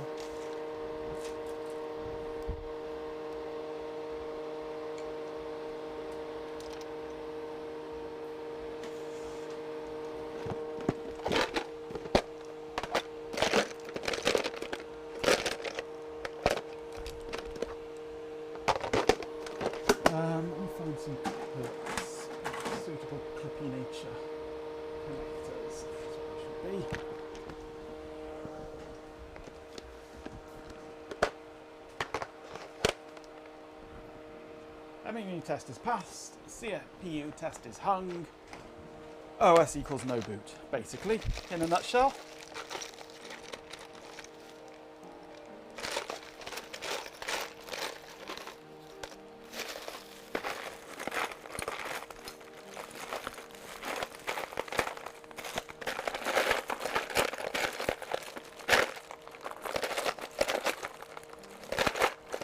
Oh, my little clips.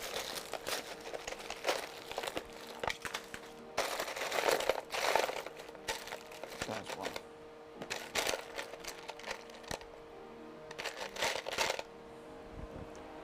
Right, so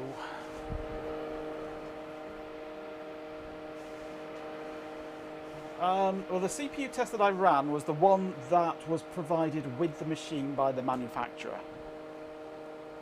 Well, I say manufacturer, the integrator, shall we say, not the manufacturer, the integrator. The utter indignity. Those dreadful. Have begun. Honestly, the peasantry must be entertained somehow, I suppose. If I were to run this as...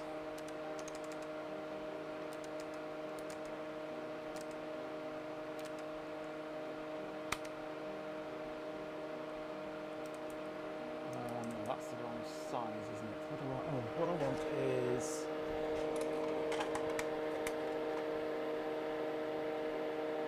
I need to rename that file on this memory stick because it's got a bad extension, and then I can boot it off the floppy.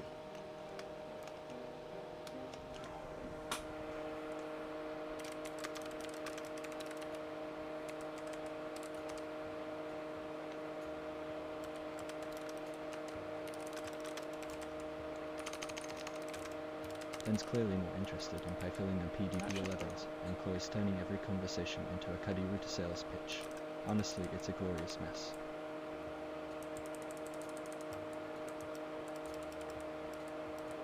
Why can I not find that?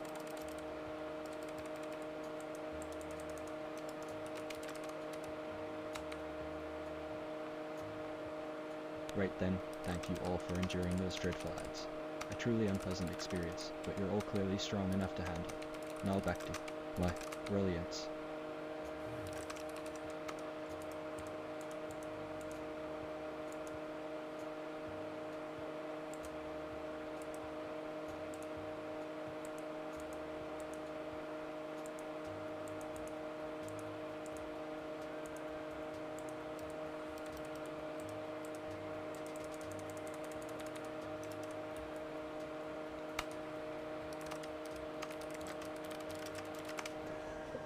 Why can I not see my XXDP image? The GoTech.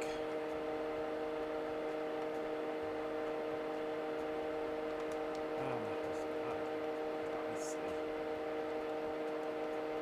It should be there, it's just the knob is not working on the front. Go away, eject menu.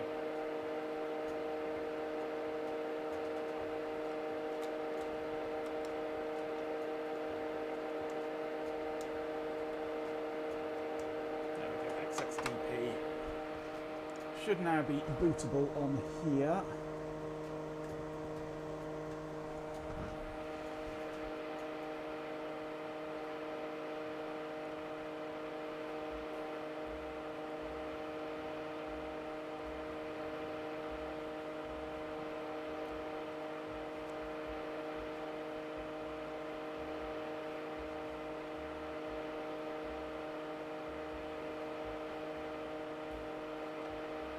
You need a medium pie dish because you used to have one and you dropped it and it split into several parts and you haven't been able to find a replacement you like yet. Okay, we are booted into XXDP off the floppy. CPU 23.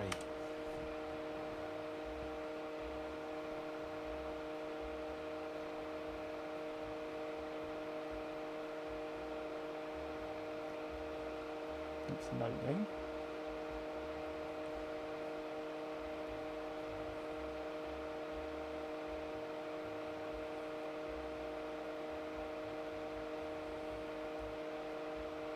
It's loaded, it starts testing.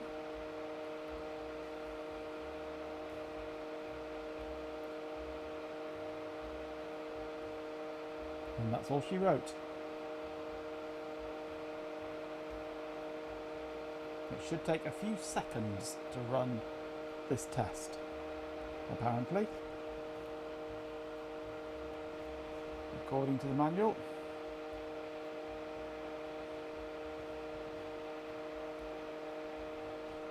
And if I press the halt switch, nothing happens.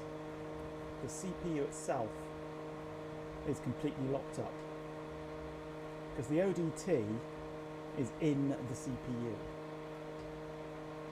supposedly. So the actual CPU itself has locked up.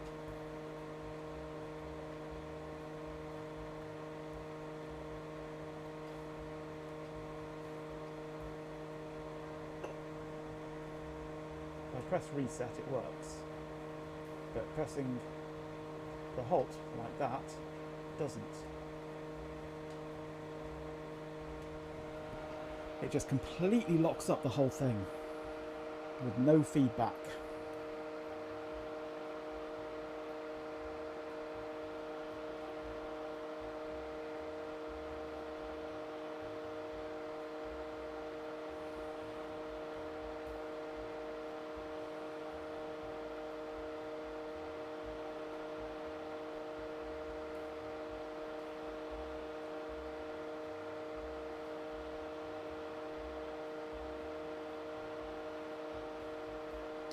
The OS, does the OS boot also lock it up?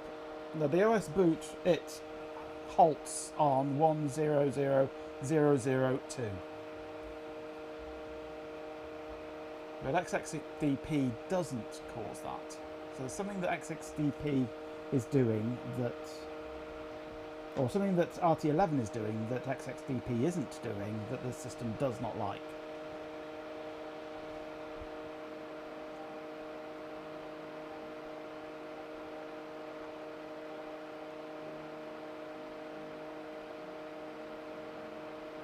Yeah, when it halts at 100002, 1000 contains 0, and 100002 contains 0. 100004 contains 0. Is the MMU left enabled when it drops to ODT? I don't know. I can try looking at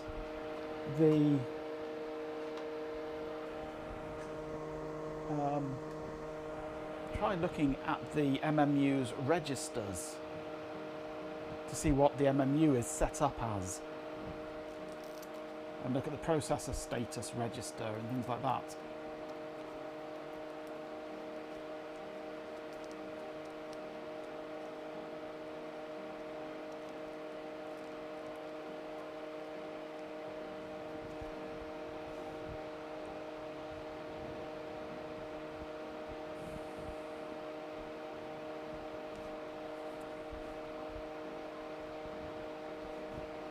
I am able to read and write bits above 100000.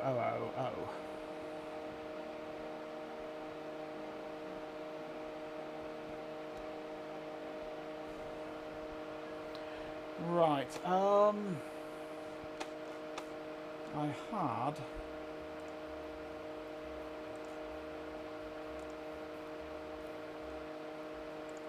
where are we? This one here.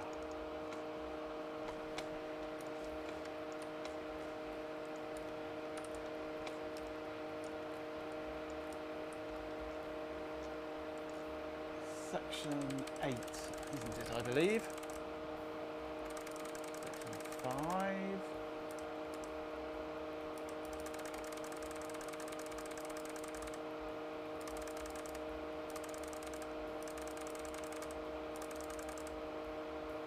Section 8, memory management, all about how it works.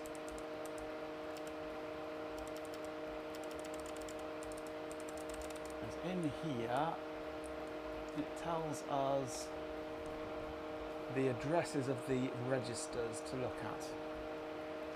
Actually, what I want to do first is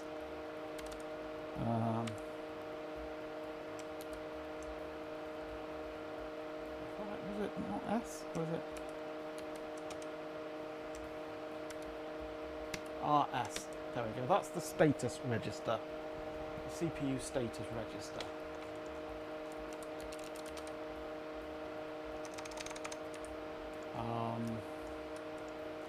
I can't.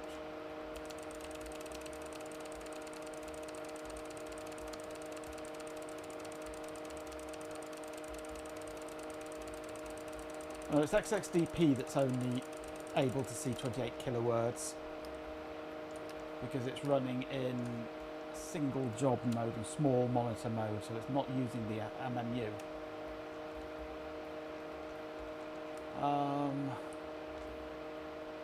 Processor status word, we want 16.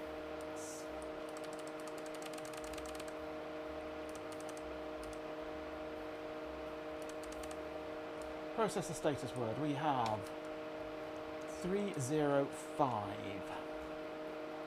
So 0 is set, carry is set. 0, 0, 0, 0, 0. Suspended instruction is set.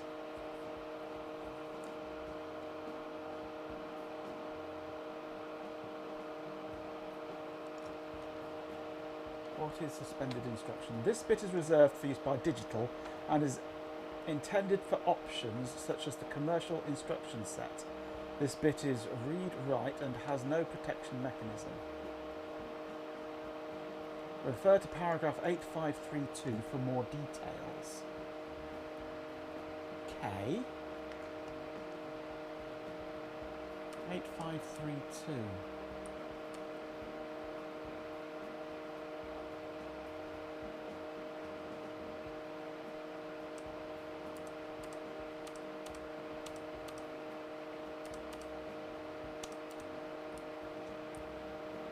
Eight 8532s. Processor status word protection. There are various software. Oh, that's details on processor status word protection.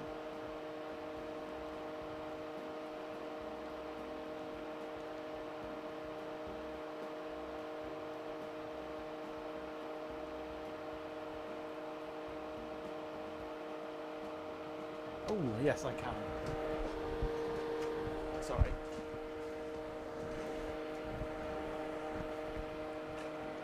Okay.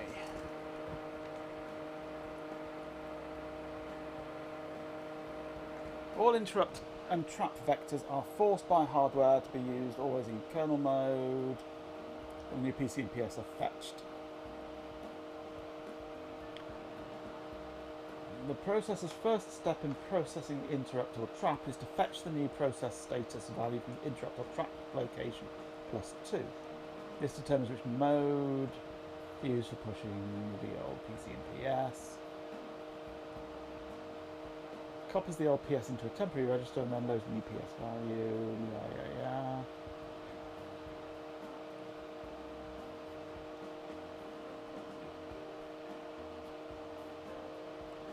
So SI PS8 loaded from stack, traps and interrupts loaded from vector, explicit PS access.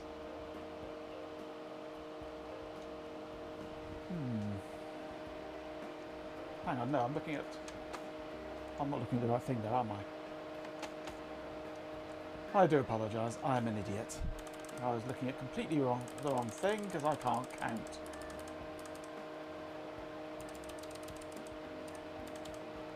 Process status word. We have 000305, so the 5 is 0 and carry. The 0 is 000, the 3 is a 1 and a 1. So we are currently in priority level 6. That is not a suspended instruction. We're not previous memory management mode, and we're not current memory management mode.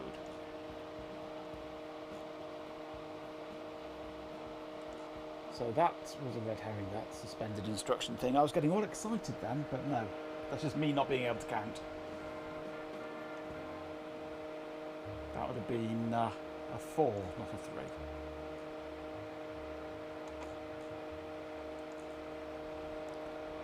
So that's our process status register. Looks sane. It was looking insane, but now it is looking sane.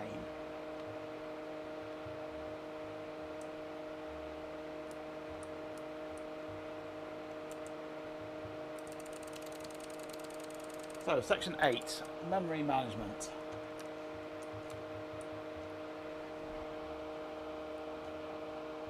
Has anything been programmed in to the MMU?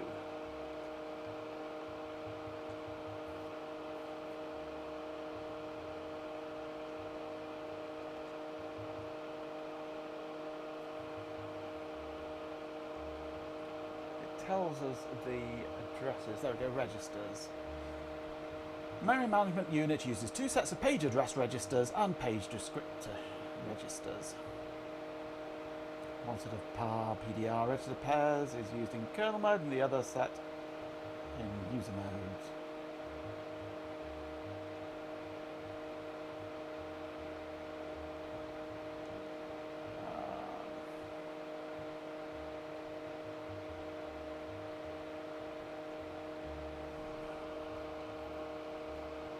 Okay, there's our addresses, PARs and PDRs. So 772340. 772340 has a 0.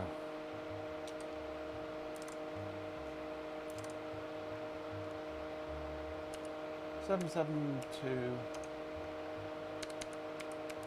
three four two has an 200. Okay, so that has been configured with a 200.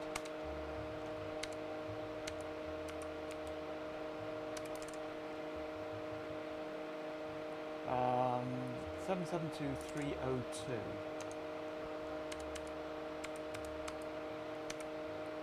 Is 77406. Okay.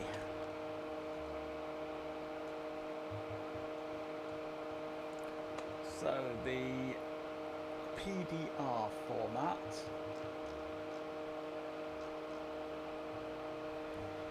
is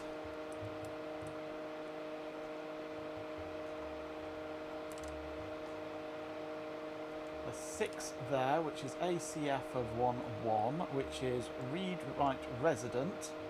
Read or write aloud, no trap or abort occurs. 0 for ED. Expansion direction is upwards, extends upwards. Then we have a 4, which is W is 0.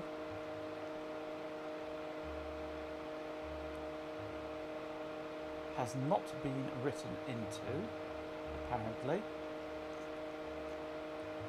Nothing is written into this.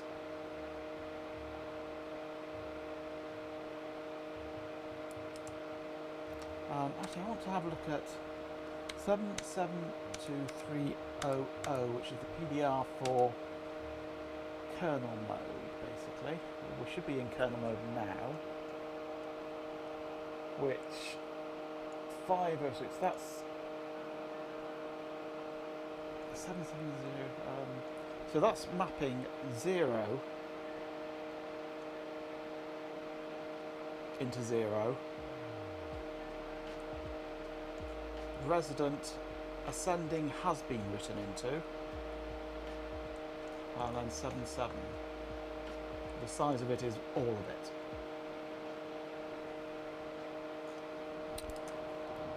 Okay, so it looks like it has configured the MMU.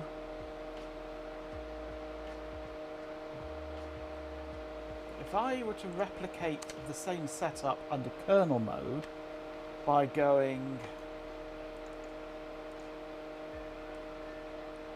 like that and putting in that, okay, so that should now have that in it, and if I look in that register, that has not been written into since setting this mapping. Right, so kernel mode currently matches user mode, or it should be in kernel mode at the moment. So this should be the same mapping as is used when loading RT11. So now let's try. Ads have commenced. Prepare yourselves, mortals. It's a blight upon this glorious stream. Looking at that, we get 0. 0.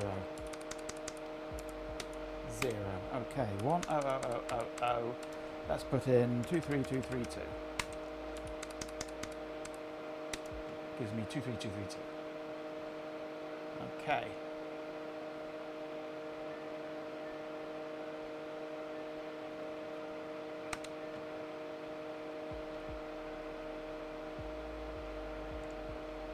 Now the PLF, which is set to all ones basically, is the maximum size of memory. The PLF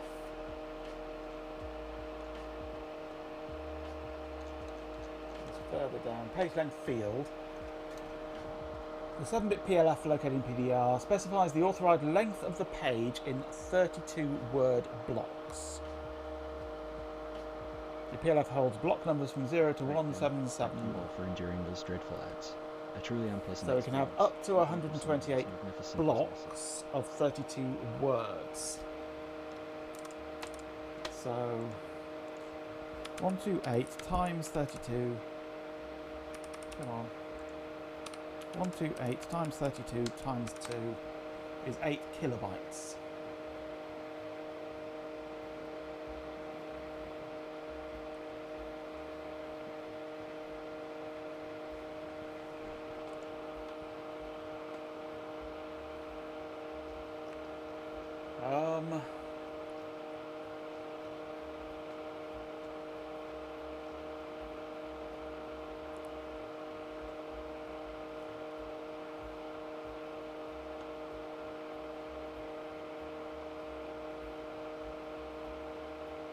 Right. Okay, yes. Hang on.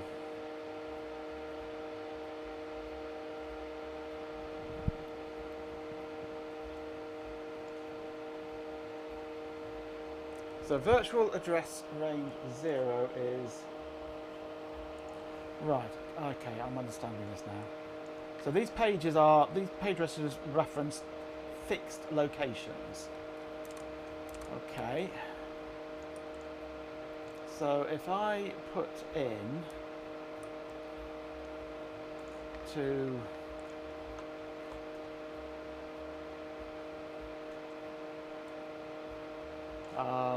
340, if I put in, yeah, we've got 200, that's from 0 to 17776.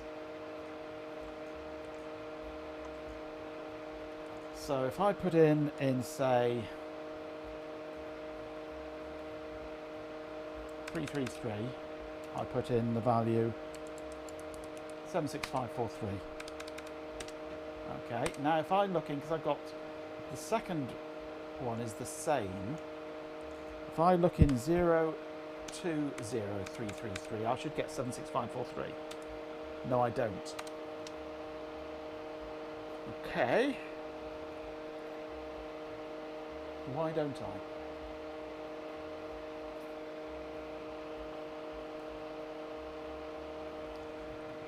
If page 0 and 1 are both configured the same, I should be seeing the same memory, same physical memory in both pages.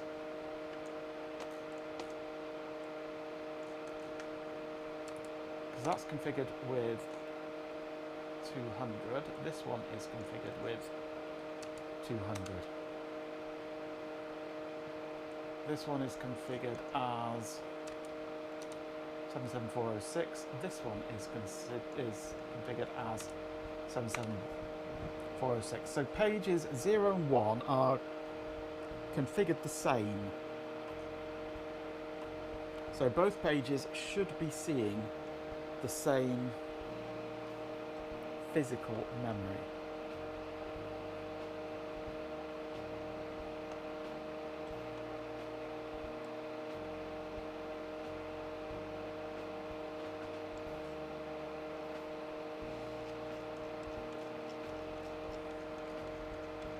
If I got those addresses right.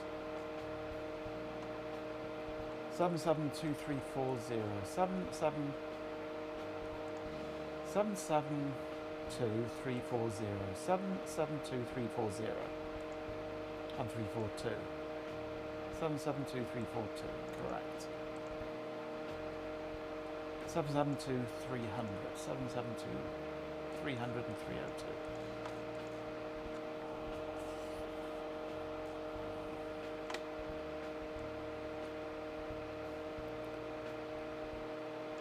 Oh, unless we're in user mode, not kernel mode, in which case these are the values I should look at.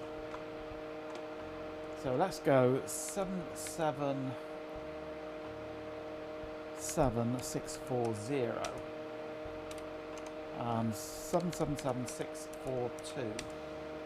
They are different. If I go 777640 and put into that 200.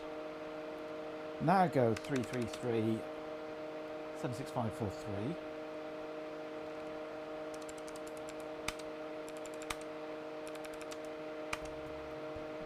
And then look at 20333. No. Short pi is pi. I prefer tau to pi personally. I get twice as much. 777600 is 77406. 602 is 7746.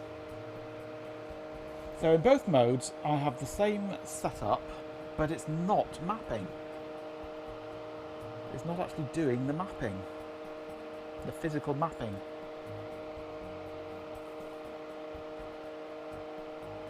But I don't know if the rest of the circuitry around it is actually working, is actually active at the moment.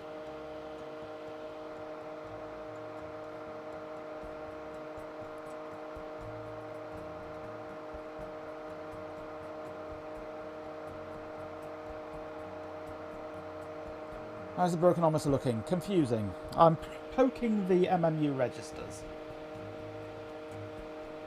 Poking and peeking them. Does ODT force it to be disabled regardless? Possibly. I can access the registers, I configure the registers, but it doesn't appear to make any difference. Daft Punkle, hello! Happy cider.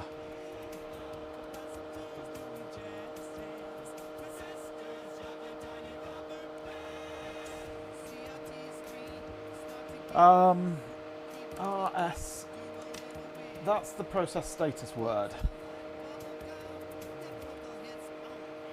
which is interrupt priority 6, 0 and carry. Everything else is no, including the MMU things.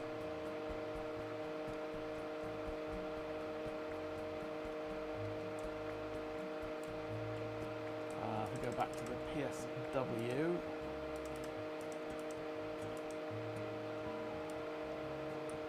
Previous memory management mode is 0, and current memory management mode is 0. at the time of entering the ODT.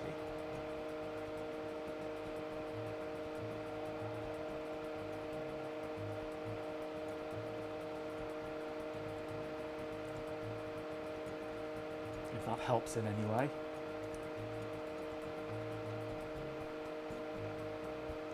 Fight on my face. Get off, cats. Get off. Bloody cats.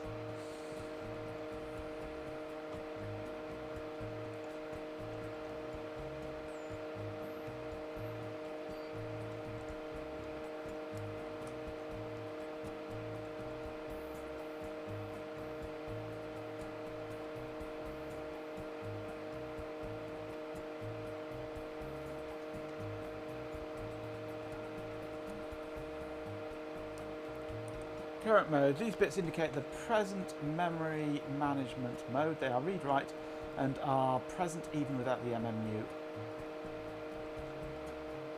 But what do they mean, though?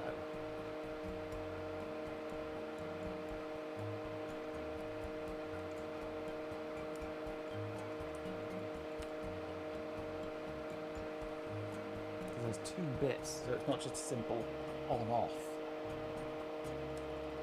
816.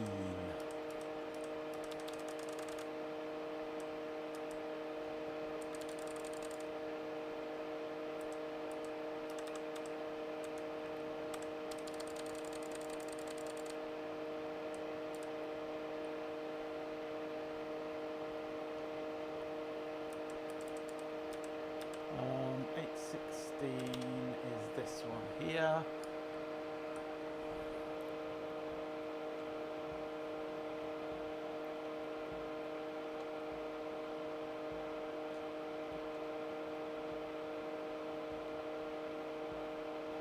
Basically, it's saying we're in kernel mode. Seems Which I would gameplay is expect. shorter than ideal, much like my patience for anyone questioning my brilliance. Honestly, the drama over a pie. Pathetic.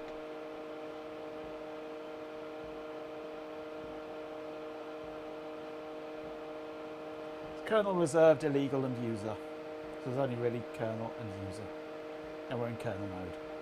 That's good to know because I now know which set of registers I should be poking.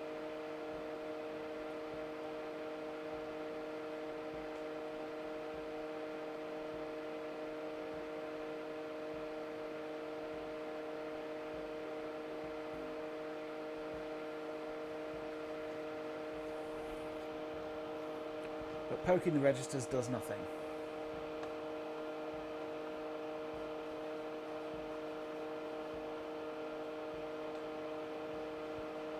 So I've set page 0 and page 1 to both point to the same physical block of memory. So I would expect when changing memory in one block, in one page, so that it would also be visible in the other page, but it is not.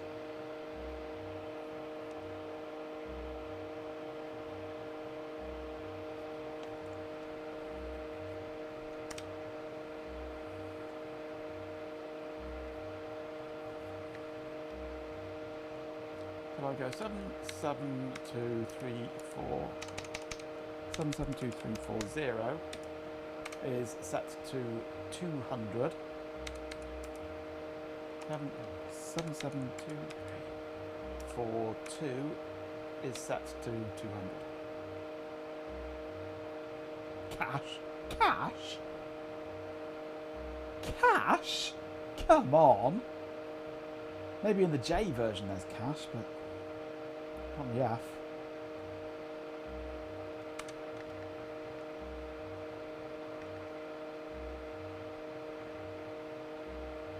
So both page 0 and page 1 are configured identically. Page 0 and page 1 are these address ranges basically. So 333, I've got 76543. That's in that page there. If I look at 20333, I'd expect that to be the same block. And it's not. Cache? No, card only. So either In the ODT, you can't tweak or can't use the MMU. Or the MMU is not functioning properly.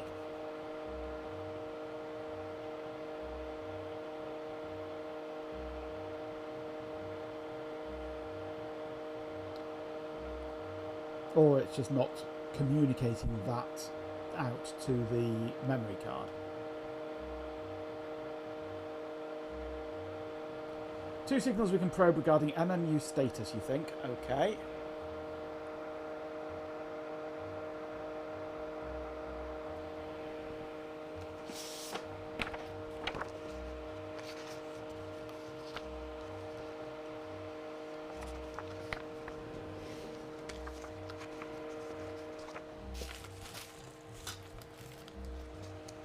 I'm going to turn this off for the moment, I think. Do it down here. Get rid of the... That's better. Both in the ODT logic part of the schematic. Okay. Which page is that?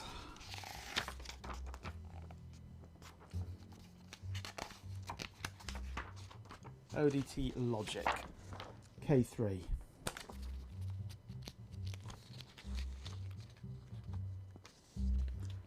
And we've got the upper address bits here.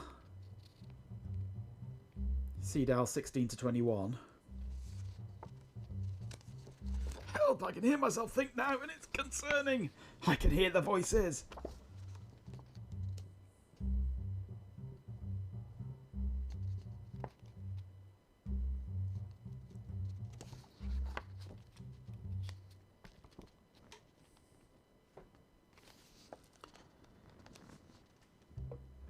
Pie time. So what are the you're gonna?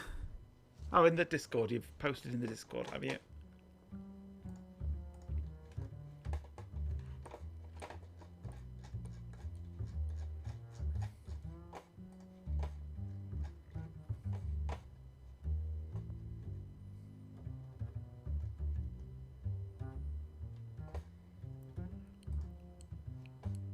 Pie. Pie. Nom nom nom. Pie.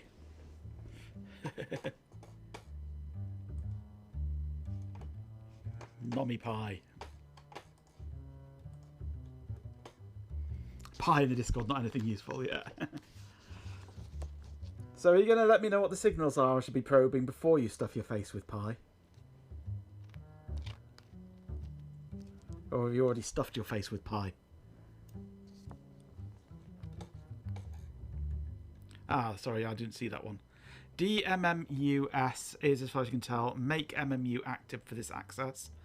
MMU reply is MMU has finished translating address. Go ahead. Right.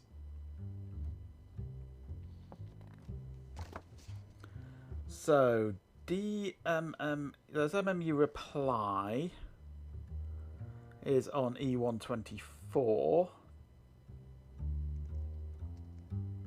DMMUS was that other one, which is on E57 pin 10.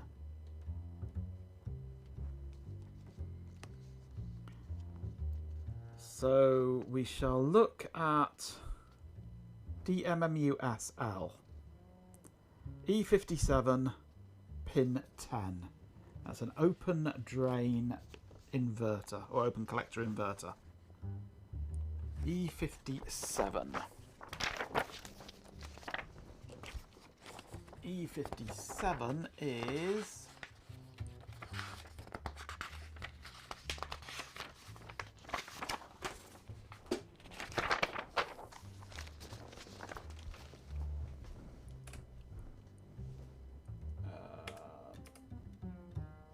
E57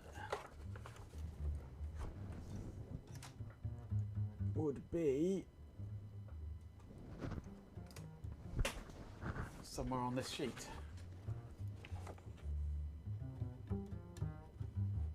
E57 is there, which makes it, let's get this way around. 57 is going to be there, isn't it? That's an 05. And we are interested in pin 10 of that one.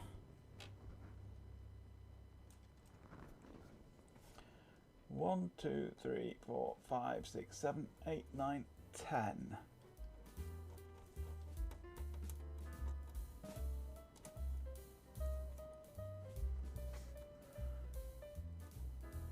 Don't like these clips, they're crap. There we go. Just realised I'm not zoomed out far enough for you to see. So I have one on there. Now we're also interested in MMU reply, which can be found on E124 pin 12. E124 being an LS32. The utter indignity. Ads have commenced. Prepare yourselves. E124 is right the way up here in this corner. Right up here. LS32, E124. That was right, isn't it? E124 pin 12.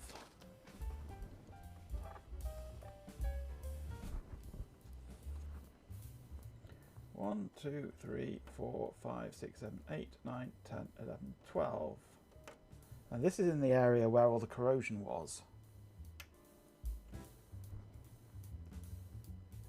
So there's always a chance that there is something wrong with this chip.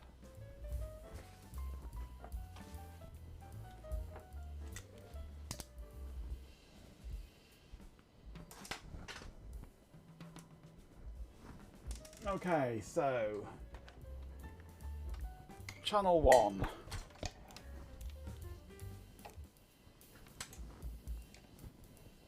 On the Right then, thank you all for enjoying those dreadful DMMUS. ads. A true display of loyalty, I must say. Now back to the PDP-11, where real brilliance resides. Channel 2 on MMU reply.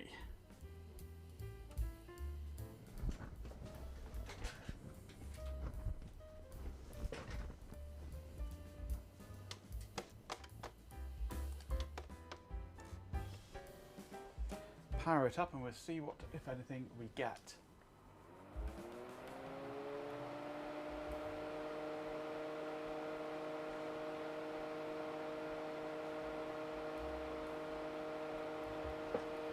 Nothing yet.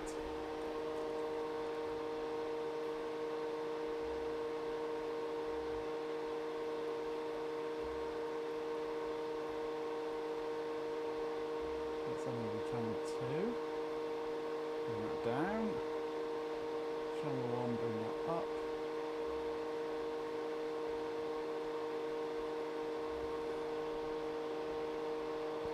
And take that down to 5 volts per division. 5 volts per division. That's about midway through on there. Bring that up to there.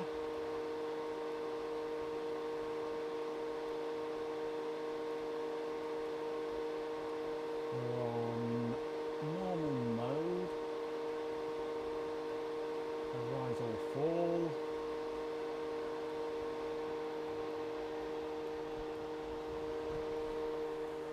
We'll hit reset.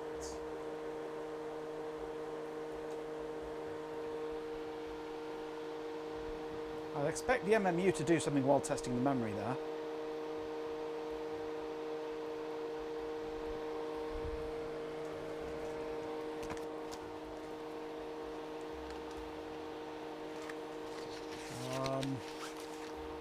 Actually, let's switch over to XXDP on there. Reset. I'm seeing nothing on those signals.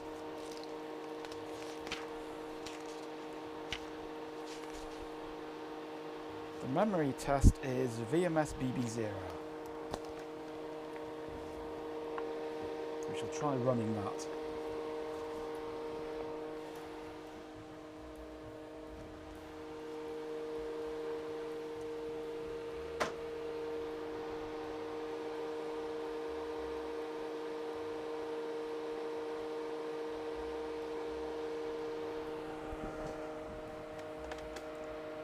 VMS BB0. Memory test is loading. Memory is being tested. I would expect to see something happening here. I really would. 6 minutes of memory testing is supposed to be happening at the moment.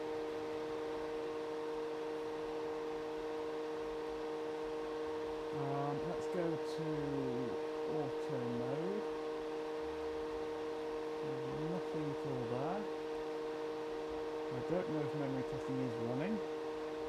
Should we give any feedback? But I am seeing nothing on these signals, which is concerning.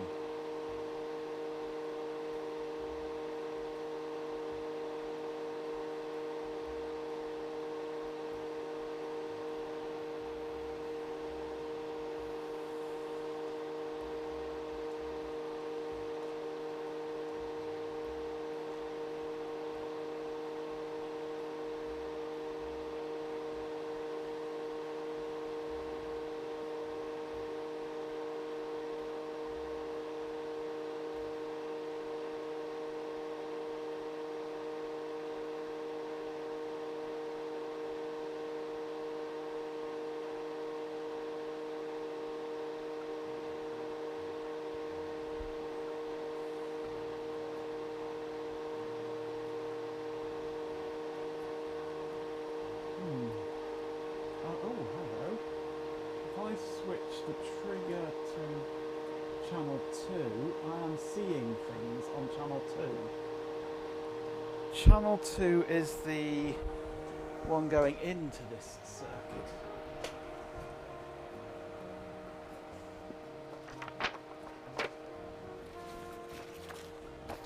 But I'm not seeing anything coming out from this circuit.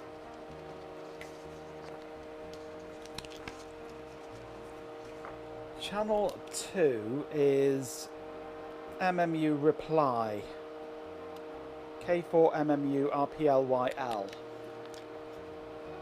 Channel 1 is DMMUSL.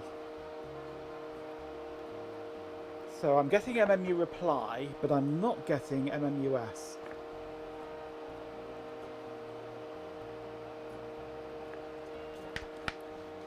But MMU reply goes into the same gate as load MMR0 low on pin 13.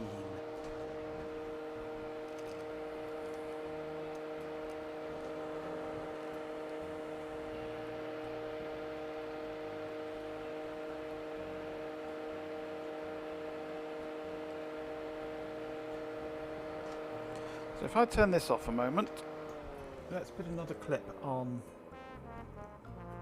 the next pin to this one.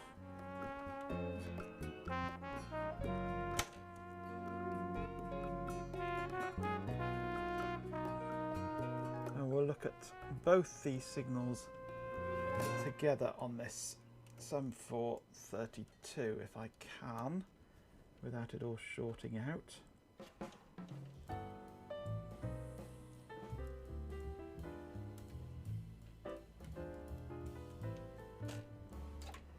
And we'll change channel 1 to be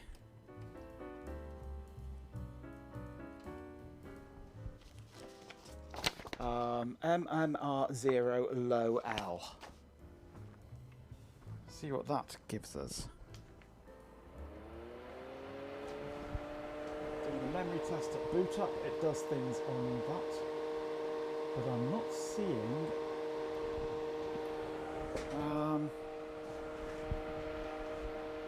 anything on channel 1 still.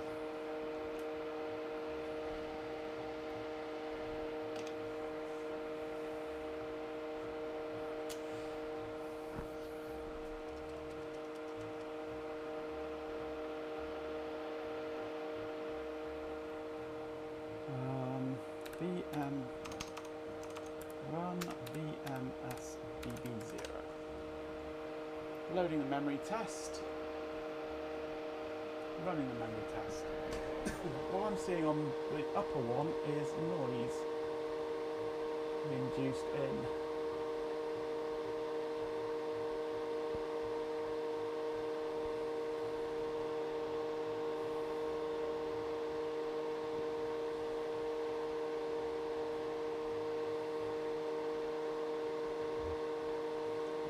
Disappeared.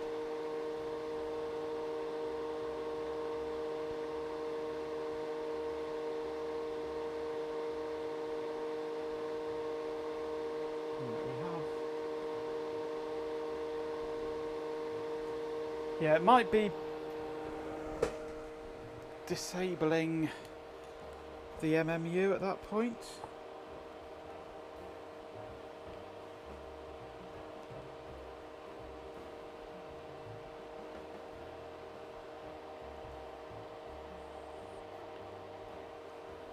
7432. Remind me what 7432 is. So they've got a weird notation here with lots of knots in it.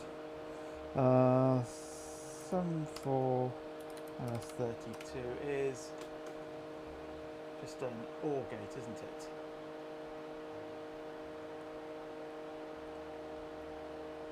That's a 2-input OR gate, yeah. Got a weird notation for NOR gates on this. They've got NAND gates with extra inverters on them. Why they've got NAND gates with extra inverters where they don't have such things for NOR gates?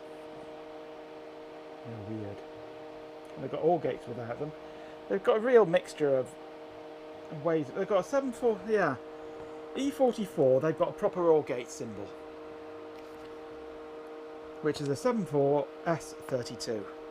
E124, which is a 74LS32, they've got a completely arse-about-face symbol for the same gate. Thank you, DEC. Thank you. So that's an OR gate, so both need to be low for the output to be low. And that goes into a 74LS74.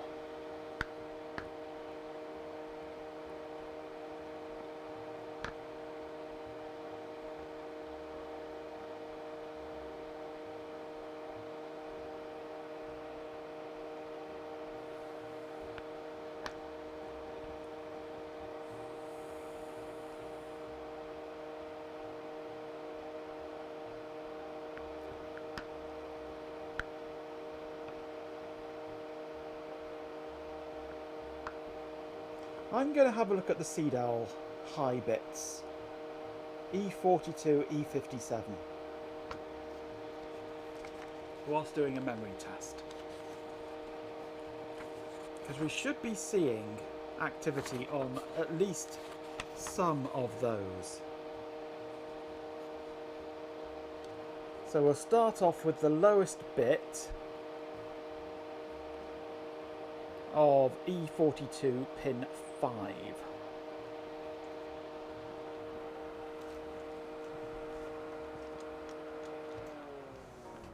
E42 pin 5.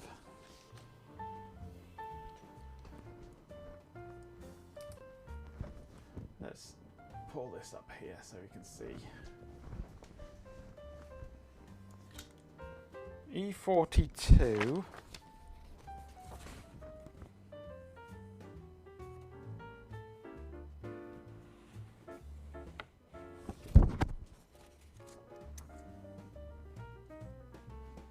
is this one here.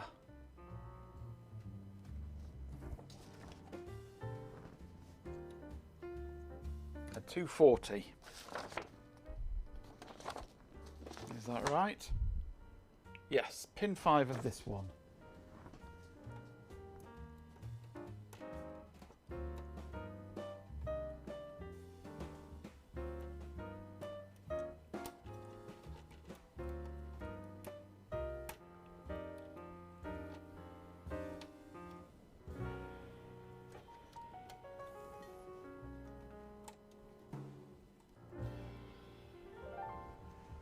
Okay. So we want to be looking at channel 1 for this. Ignore the lower line, that's meaningless really at the moment. Okay. So we have bit 16 of CDAL, which is address data, address information. That is active when doing the memory test. So that's a good sign.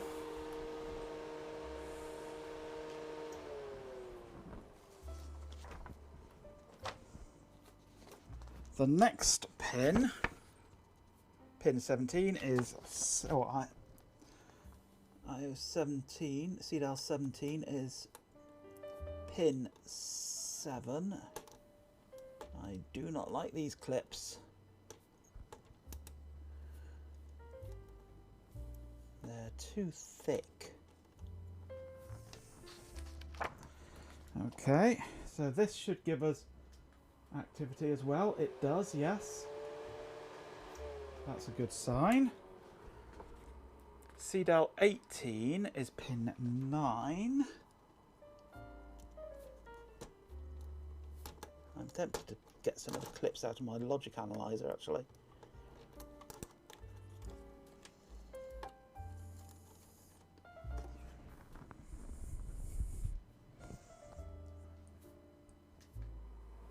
Yep, that's a good sign.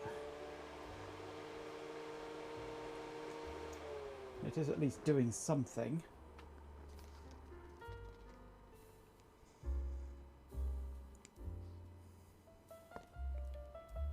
Okay, the next lot are a 74S05, which are all tied together. Oh, that's in ODT, that is. But at least it gives me access to the signals. Yeah, this ODT stuff is just purely for ODT access. ODT can access 18 bits. And on the schematic, bits 19 upwards are just all tied into one.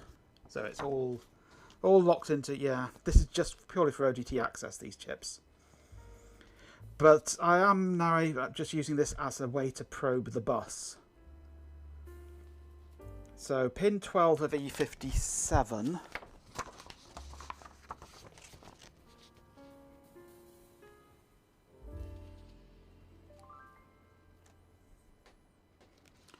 '57 is this one here, which is the 05. So on 12, 4 and 2 I'm interested in there. Actually, I'm going to take this off here.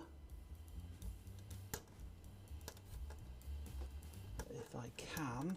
This has got so mangled now, this clip. There we go. So 12, 4 and 2 I'm interested in. 1, 2, 3, 4, 5, 6, 7, 8, 9, 10, 12.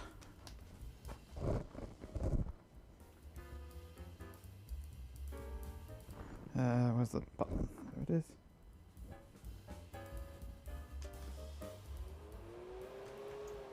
That's good. 4.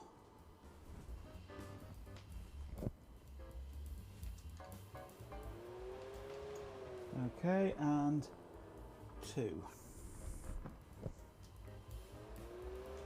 Right, so I'm seeing CDAL activity on all of the upper bits. And those upper bits are driven by the MMU.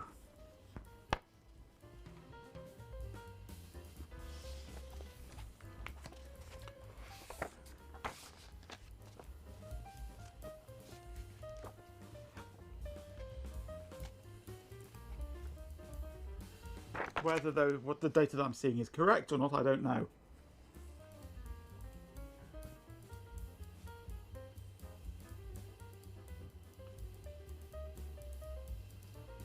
There's lots of things that drive CDAL.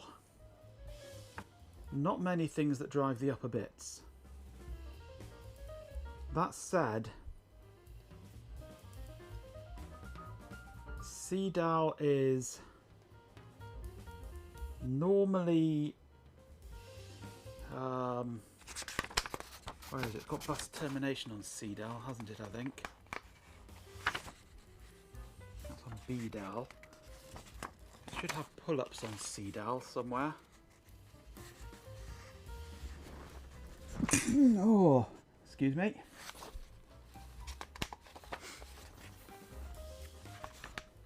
Off the audacity of these adverts. They interrupt my glorious presence. Yeah, CDAL is the CPU world bus. must be informed. Bus, Adverts yes. have commenced. That's basically the Models. the internal to external communication. It's the main bus. IDAL is like the internal devices bus, like serial and things like that, and BDAL is the buffered bus. The CDAL is driven by all sorts of things, so it should have pull-ups, I think. Of some form. For bus termination, for when it's not being actively driven.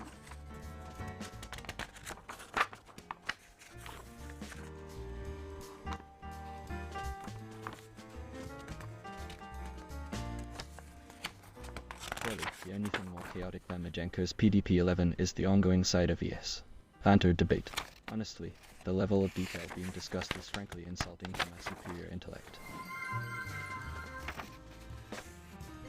Hey, VYT Auto, Vite Auto. Thank you for the follow. Thank Welcome you to all the for channel. enduring those dreadful ads. It's a sweet Where price to pay for witnessing my are brilliance, naturally. the pull-ups? Because it's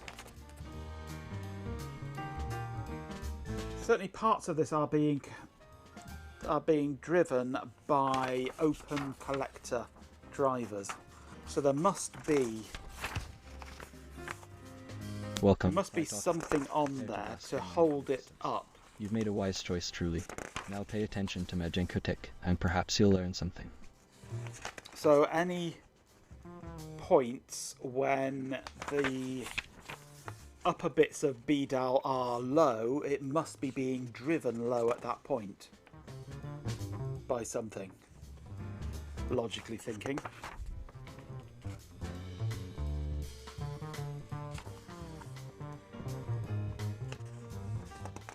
Not BDAL, CDAL, I mean.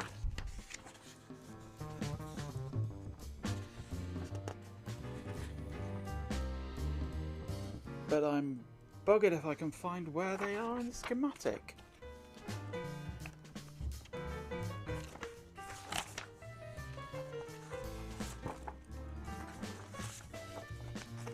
It could be in this pile. Is there anything in here?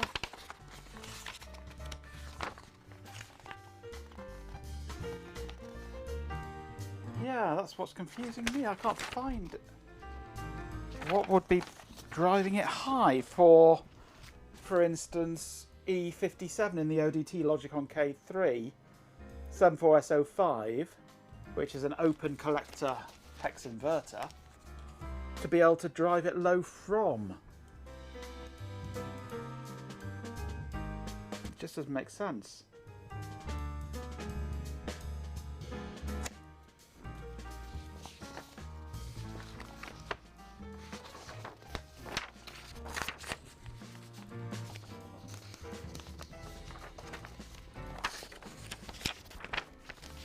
Let's have a look. K1, nothing on there, is there?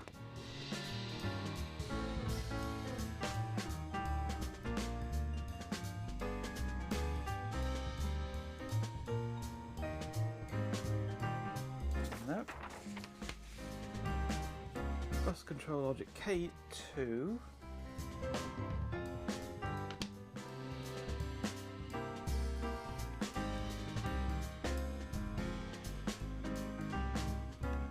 Nothing there. And it's possible they've just completely omitted it.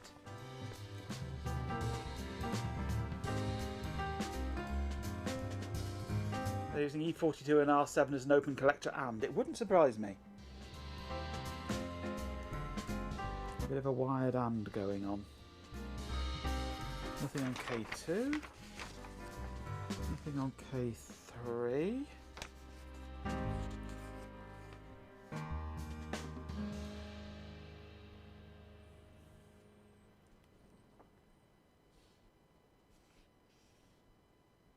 I mean, E42 is a 240, so it's going to be open. Oh no, it's going to be tri-state, controlled by pin 19, and then E57, which goes with that resistor, is open collector. So I would say. No, I would say it is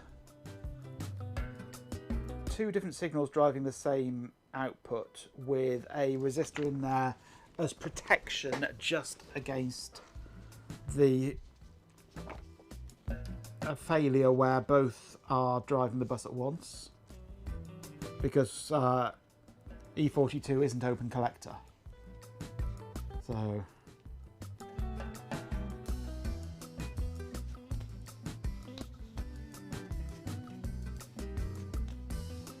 during a certain clock phase, MIB15 is the MMU wants to translate this address please signal.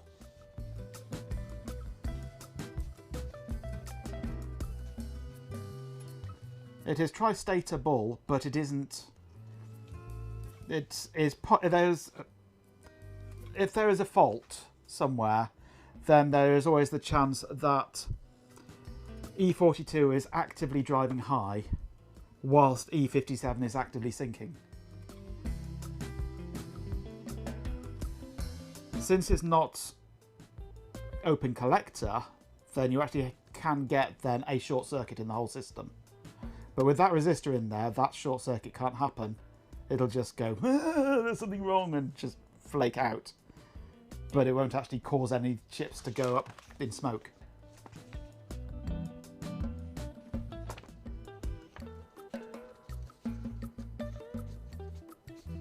In ideal circumstances, it will never be the case that E42 is active at the same time as E57 is driving low. But faults happen, and that's just basically to protect against further damage from another fault. And such a fault could conceivably be triggered through software, so maybe it's to protect against malicious actions by software. Who knows?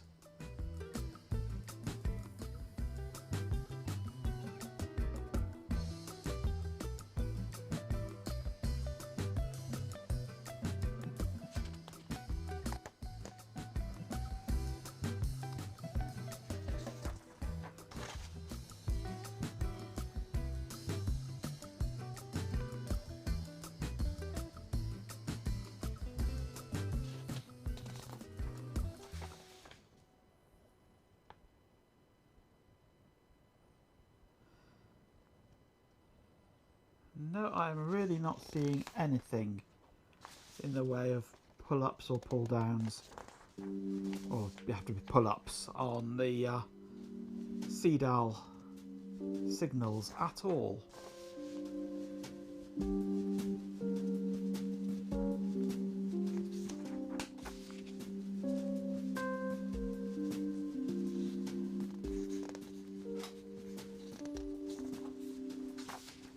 You don't see any other resistors on the MIB lines at all, though.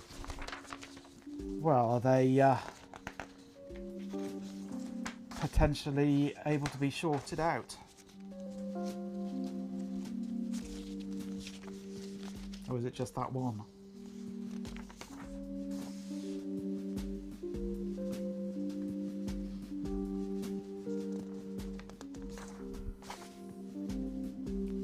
That's MIB 15.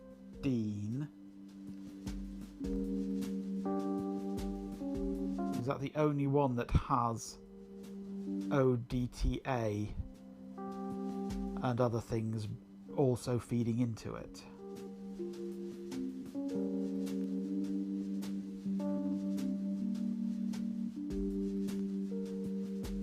Oh, you don't see any other resistors on the... Oh, for pull-ups, you mean?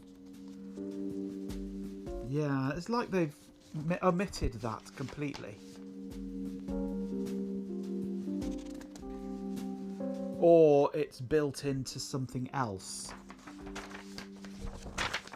One of the other chips on that same bus has them built in, perhaps.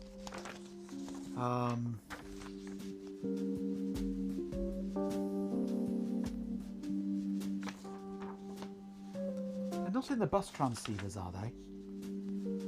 They don't have pull-ups on the inputs to the bus transceivers.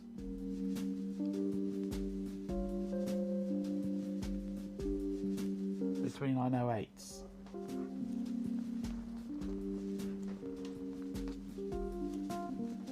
CPU internal microcode bus, yeah. Are they in the CPU?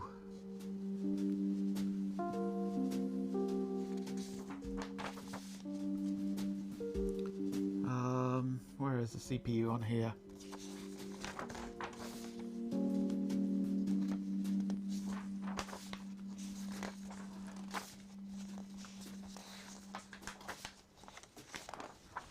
I don't need that page.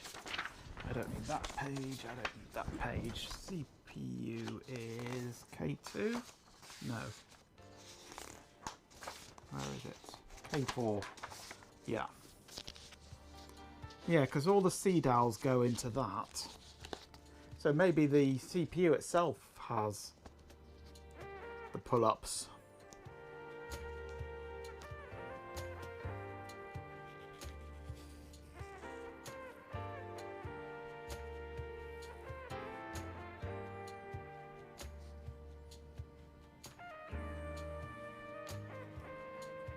It's possible.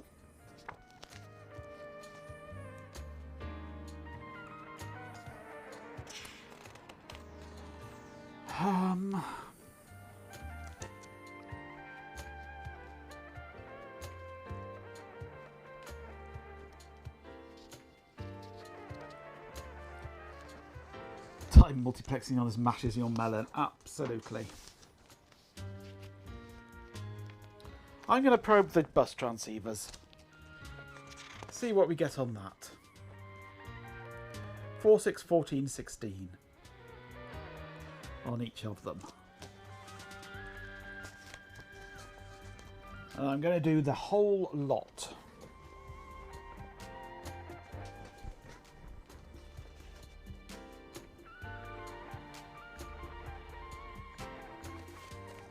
Starting at the bottom and working up. E34, 4, 6, 14, 16. E34.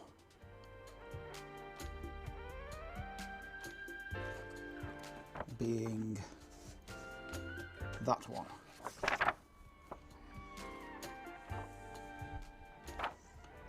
Which was it? It was 4, 6, 14, 16.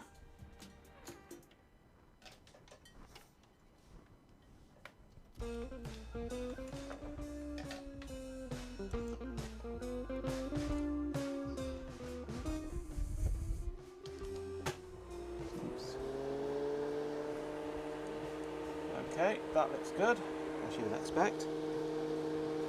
4, 6, yeah, 7, 8, 9, 10, 14, 16, yes.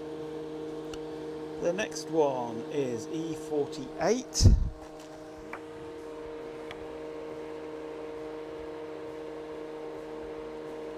Which is across 2 here. Looks good.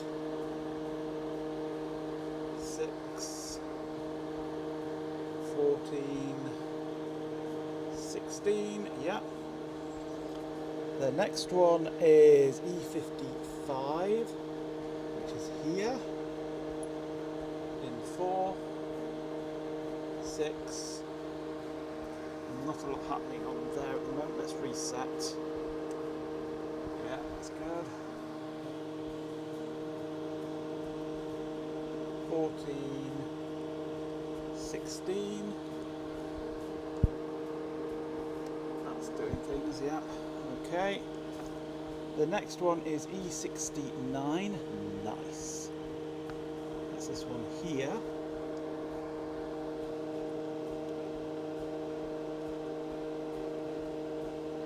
Four. Yeah. 6. Yeah. 14. 16. That's doing things, isn't it? Yeah. Okay. E13. That's this one here. Pin 4. That's doing things. Pin 6. That's doing things. Pin 14 is doing things. Pin 16 is doing things. That is good. Finally, E41, which is this one here. That's good. That's good. That's good.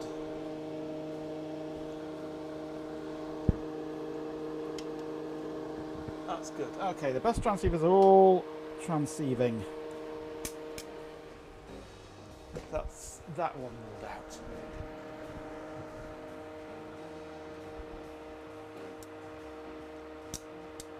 That flip-flop circuit is maintaining a shadow copy of the memory mapping enabled bit in the MMU's status register.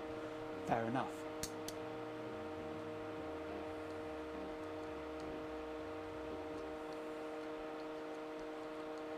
Right, so we're getting all 22 bits active on the bus.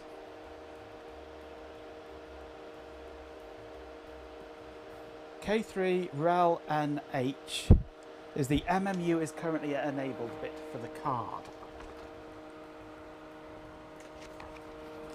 K3.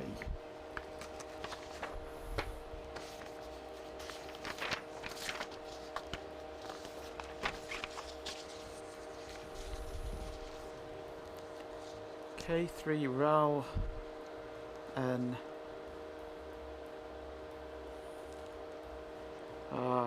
Where am I looking for that one? K3 rel N. We looked at that, I think, last time, didn't we? And that was doing things. That was twiddling.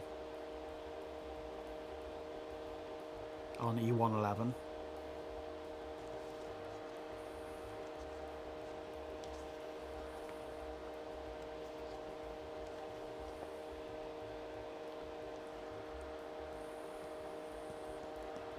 I can look at it again, if you like. E111.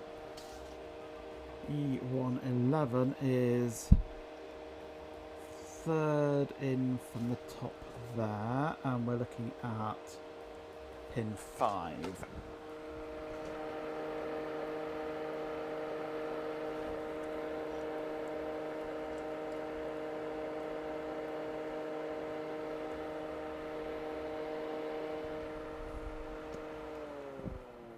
Let's reboot it.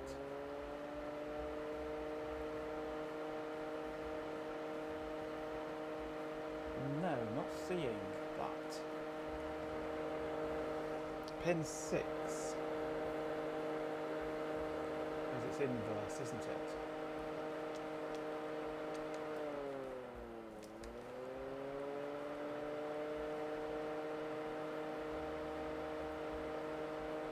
That's never changing.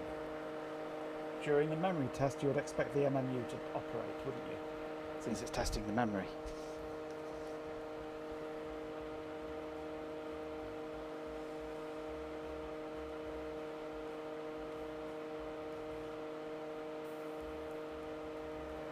I'm on 111 there, aren't I? That's a 7474. That is a 7474, yes. So I'm not seeing that. But of course we wouldn't be if LDMMR0 low is never toggling. That's pin 13 on here.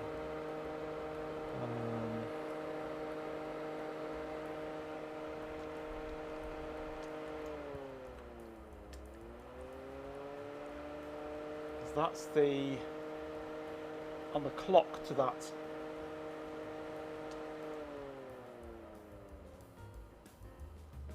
The other 13 we get indignity. nothing. It was dreadful. Have But begun. this one we do. Honestly, the peasantry must be 12 appeased, we do. basically. So MMU To pay reply yourselves for a brief interruption of we're my getting a brilliance. signal, but MMR0 we're not. And without MMR0 we're not going to have anything happening on that LS74, are we? Because that clock is never going to change.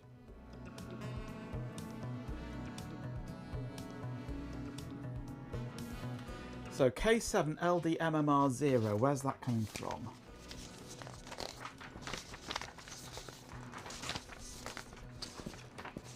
K7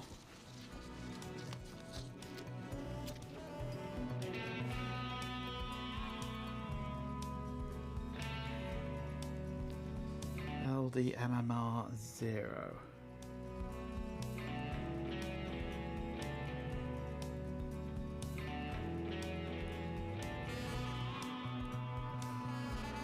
Sell Those MMR0. ads. You all suffered through them for... Well, you are most welcome, you pathetic mortals. LD Now back to my MMR0 is brilliance. coming from a combination of K2 IAD right and one of the bits coming out of the big array program ROM chip.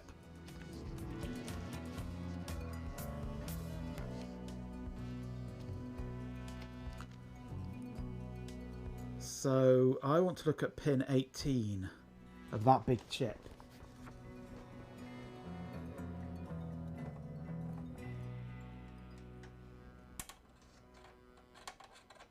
To see if that's getting a signal coming out of it.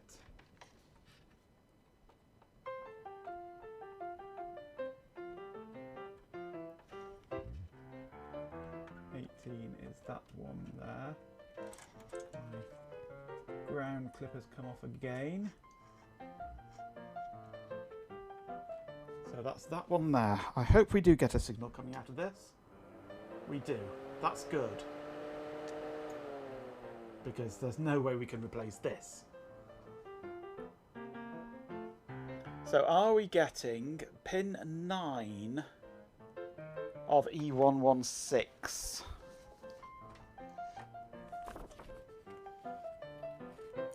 E116, that's up here. Pin 9 of this one. 1, 2, 3, 4, 5, 6, 7, 8, 9. We are right. So the output of that is pin 8, which is just high. Ooh, hello. I need both of these at once, because that should not, I would have thought, be just straight high. I need both inputs synchronized.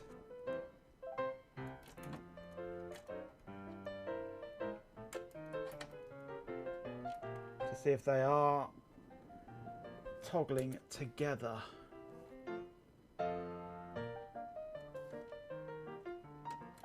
I hate these clips. I'm going to get my other ones.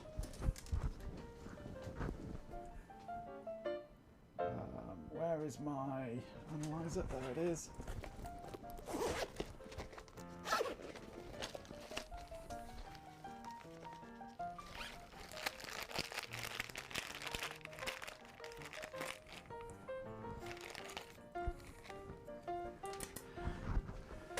They don't actually test memory access, just the registers, so the fact the MEU enabled bit is never making it to the glue logic that gates it to the CPU at the right time goes unnoticed. Nice, yes. pins 9 and 10. Yes. Of this 1, 2, 3, 4, 5, 6, 7, 8, 9.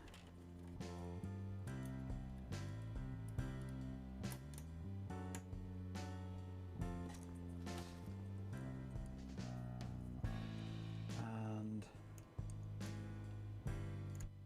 10.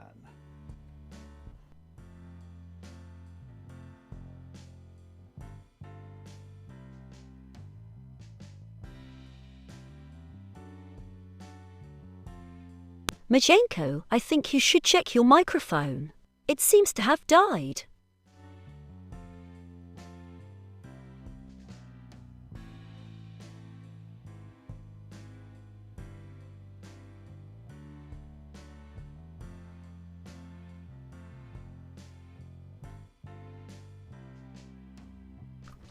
Quite right, it had died. As I was saying, where is my bag of wires? There's my bag of wires. Back in that drawer.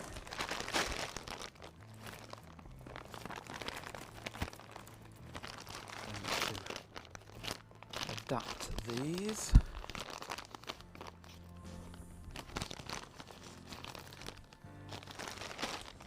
So that I can clip onto them.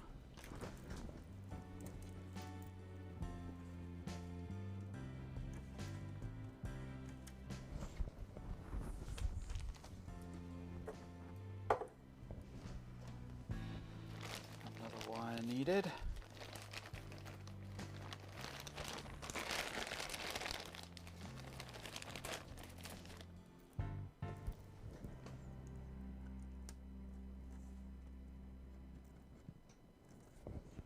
Okay, and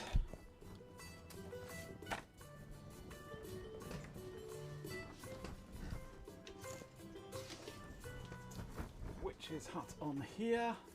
So the upper trace will be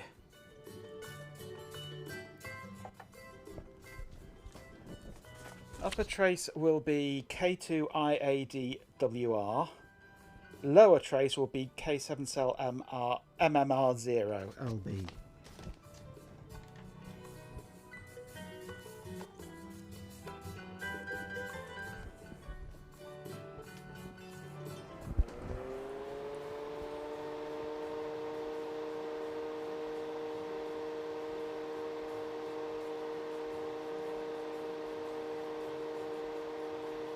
And there are definite times when they are both low. Like that should be going through it there. But it's basically an ore chip, so that should be going low at that point. I think we might have our smoking gun.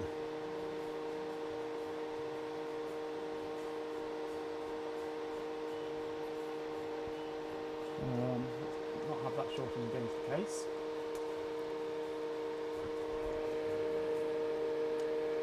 So that's high at the moment at the bottom.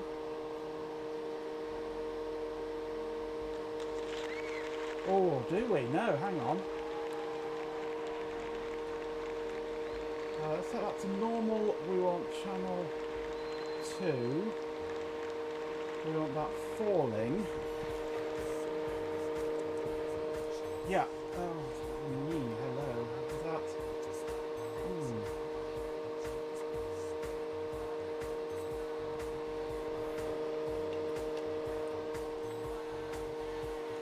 No, they're not.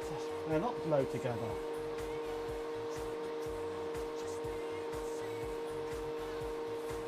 Welcome back, you doctors. There it is. It's good to see you, though frankly, I'm the most important person here. Pay attention to Majenko, and perhaps he's alone something.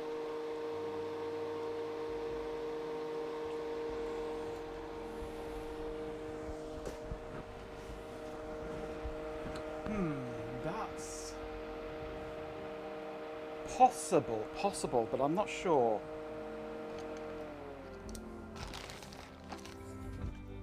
I think I need more detail.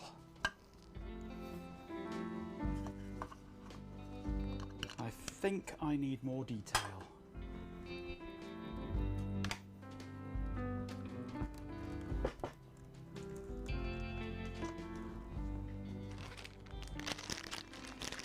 I think I want the output as well.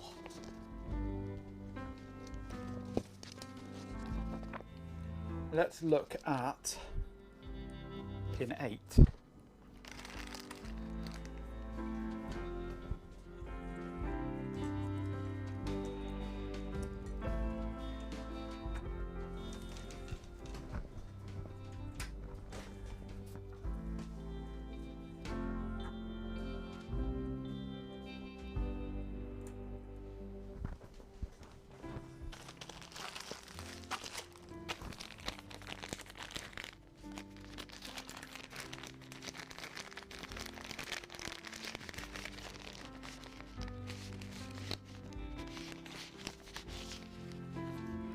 That's what I'm thinking, Ben. Yes, I think I saw them, but I'm not 100% certain.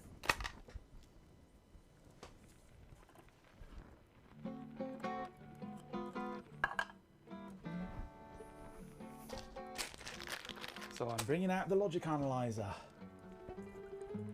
And that's... 7432 isn't the one with a stupid pin out, is it? No.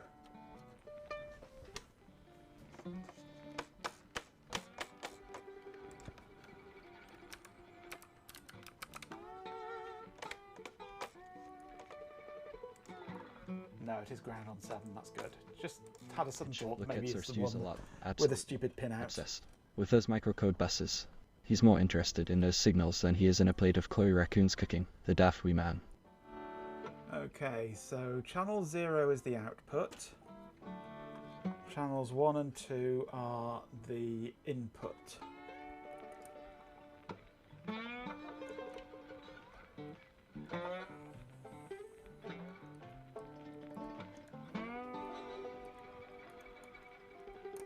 I'll connect that one to ground. Okay.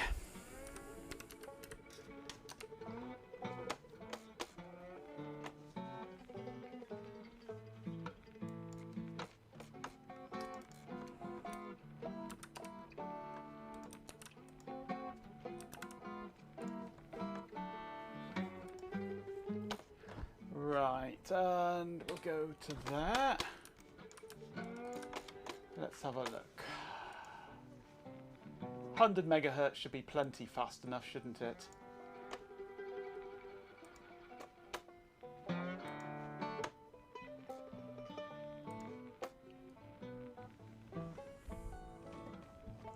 Let's see what we get. Actually, maybe we'll go for the full 125. Powering up. Come on. Oh, hang on, are we on?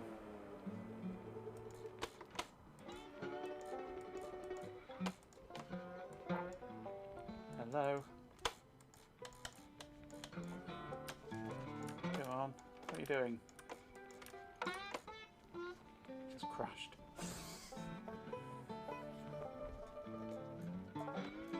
It's the O2 that sucks, yeah. Right.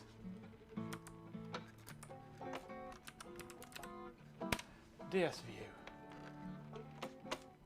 Go away, you. Right.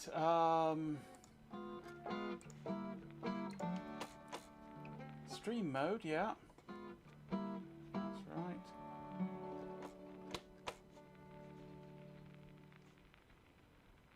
Use 3 channels, maximum 1 gigahertz, right. Go for 100 megahertz. 10 seconds. I've got no triggers on.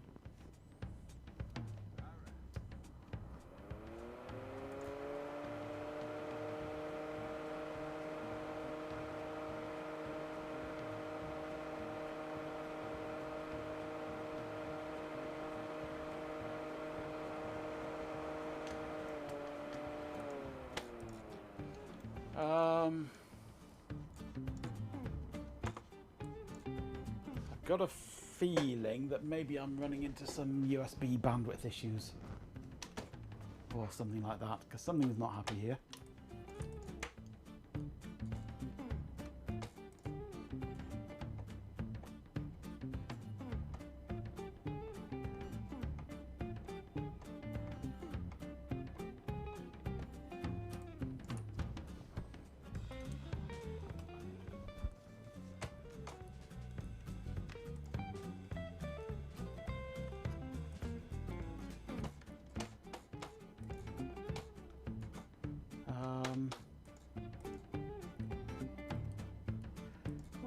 doing? Why is it suddenly added another channel? Well, I'm only using 3 channels. What?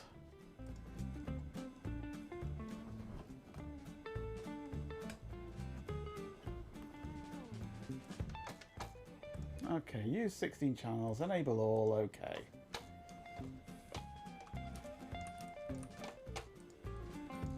$20 MHz, start, stop, and then it crashes. In today's episode of Majenko Tech, the part of antagonist will be played by software. Indeed. Okay, let me just try something else. Grab a USB extension cable. A USB 3 extension cable.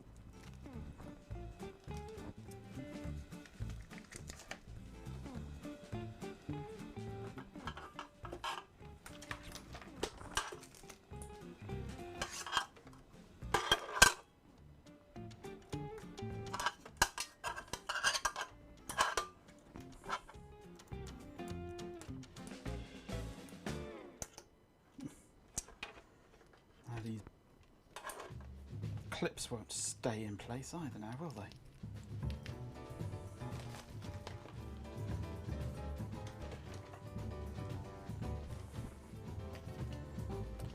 Right, let me see if I can get this into somewhere sensible, such as if I can get my leg past all these serial cables. Oh, I wonder if it can go in the front port there. Is that? That should be USB 3.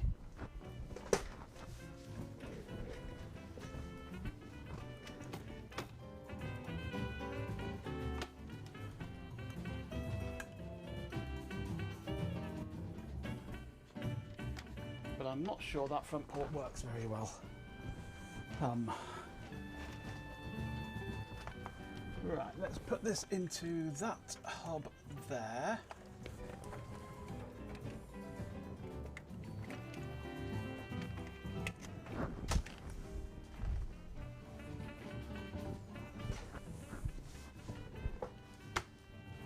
Start, stop, that looks better. Right, we're in a port that wants to work now. Instead of a hub attached to a hub attached to a hub.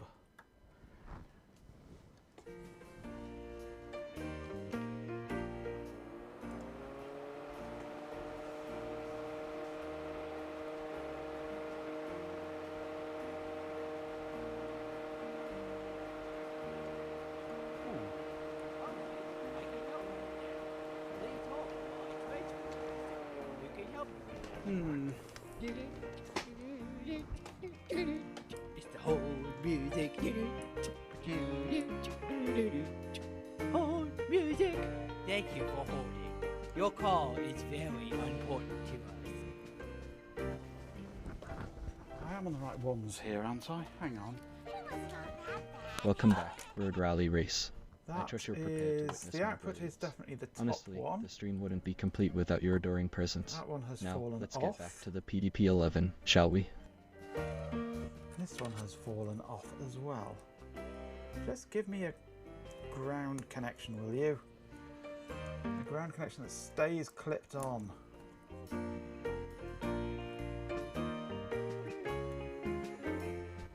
Right. Silence, go you for insignificant 50. mortals. The glorious Majenko Tech requires a brief respite from your adoration, and thus, adverts have commenced. Do not dare interrupt And their instantly it magnificence upon crashes. their conclusion. What is going on with this thing today?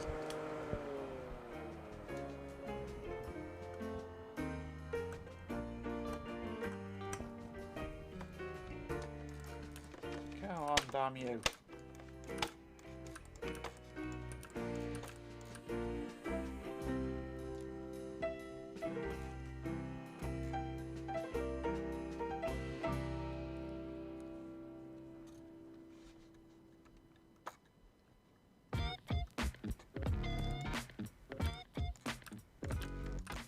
A huge spike in solar activity. Yeah, I think there might have been.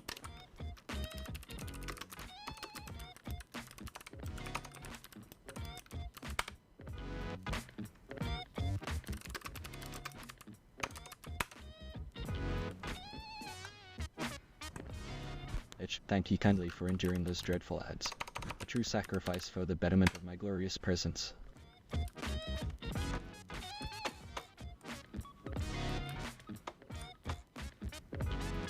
Options. Use 3 channels. Okay. Oh, hang on. I've got... okay. Decode. I see what it is. Get rid of that.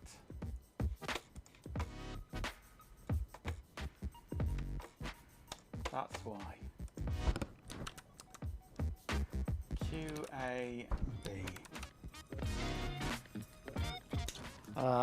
Let's name these properly. Pin 9 is I add WR.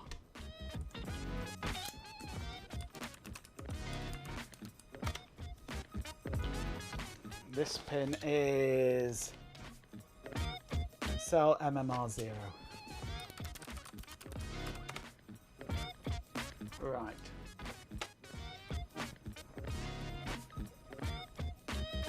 So, powering up, hit start. That's more like the sort of thing I would expect to see. Now we zoom in on here and they miss. Dear good. Now is this early or is this late? Or is that how it's supposed to be?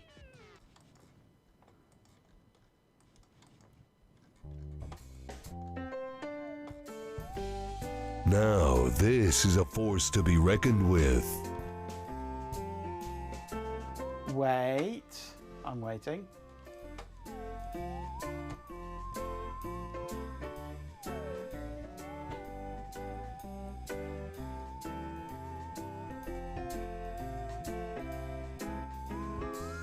You've had an epiphany, haven't you? You've been hit by the epiphatry.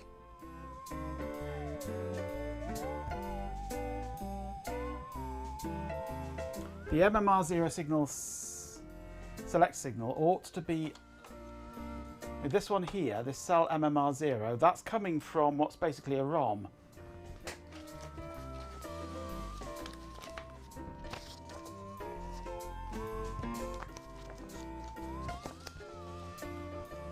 Ought to be latched until the next access to an internal device if you're reading this correctly. Cell MMR0. Hey Road Rally. Trust people with crazy facial hair, absolutely. And the inputs are driven off a set of latches that only get clocked on access to an internal device. And the inputs to the ROM. There's 16 of them, they come from all over the place. K7LA 0, 1, 2, 3, 4, 5, 9, 11. 6, 7, 8 things go into a bit of other decoding. It's basically doing address decoding, isn't it? Those LAs come from 174s and a 273.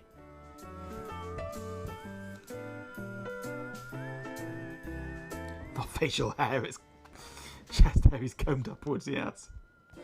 Look up HSyncF and HWBT.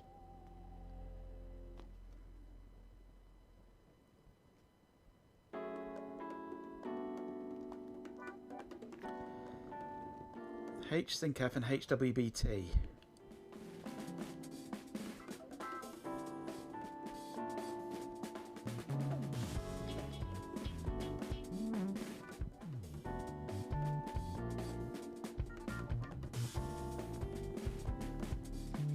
H.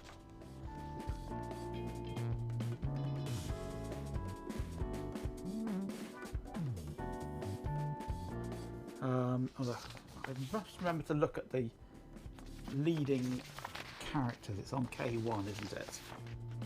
Which is bus control. Base timing, M clock control, mid decode logic. And it's HSYNCAF and HWTBT.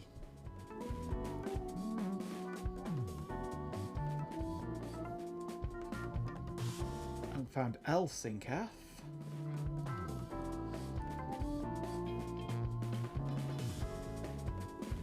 HWTBT comes from a latch 7475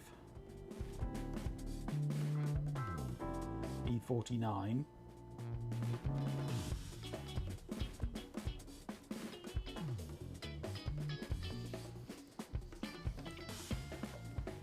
And A1.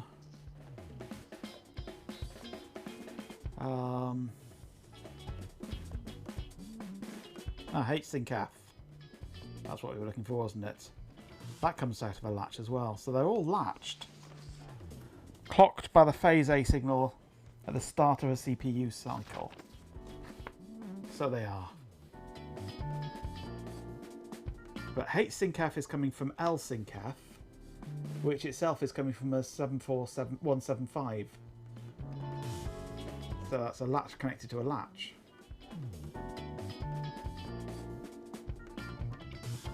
The HWTBT comes from AIO1 and AIO0.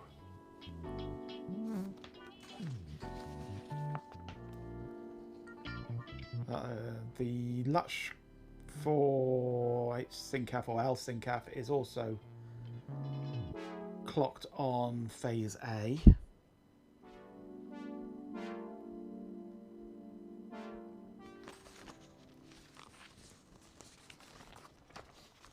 So it latches the cycle type status bits out of the CPU at the right time, yeah.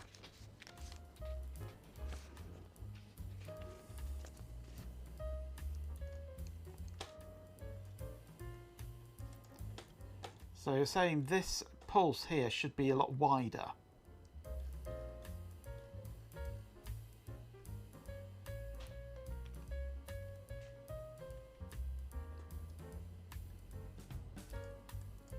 I love it.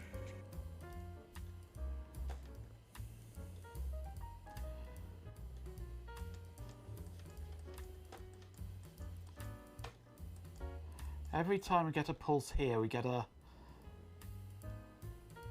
gap in the regular pulsing.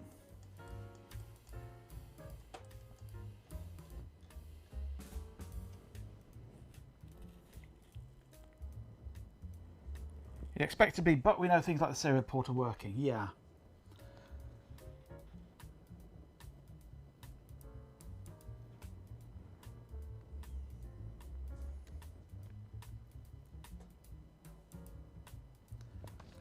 I mean, this cell MMR0 goes elsewhere to perform other duties, but I don't know where.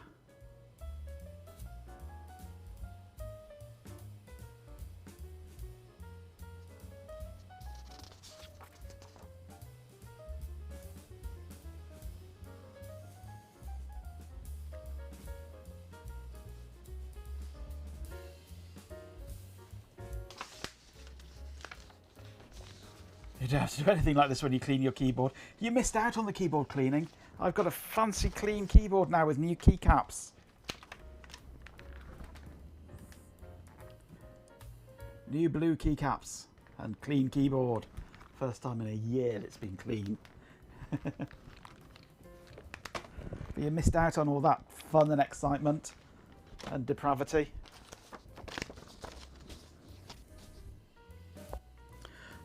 What was I looking for? Cell MMR0.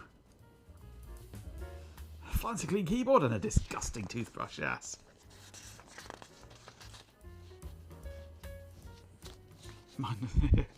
Yeah, it doesn't go into a terminal emulator, which goes into a USB serial, which goes into an OG PDP-11, yeah.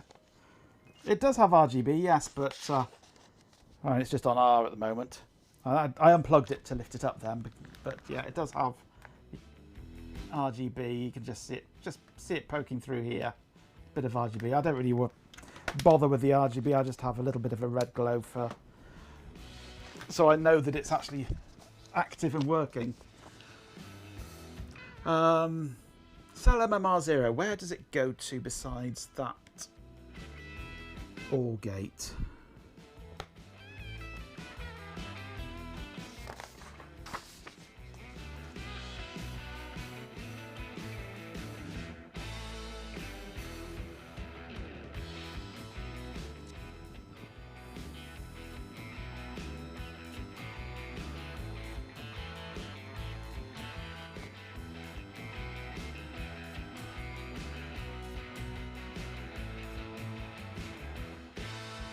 I found the pull-ups on the iDAL, but I still haven't found any on CDAL.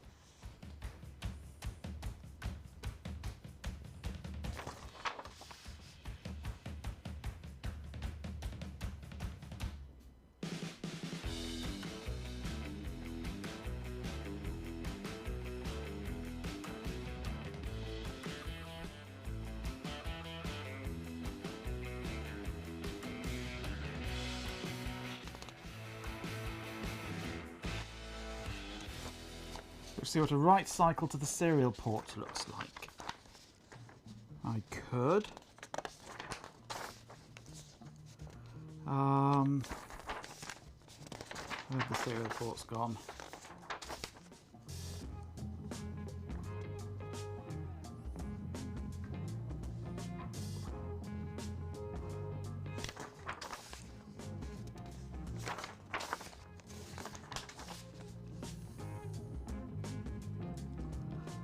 Console SLU down there.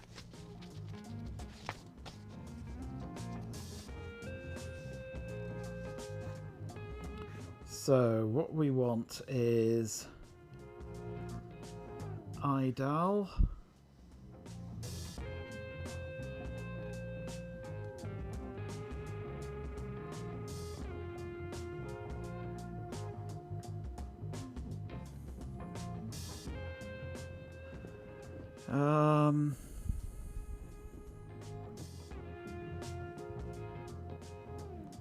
Got to remember how these UARTs work.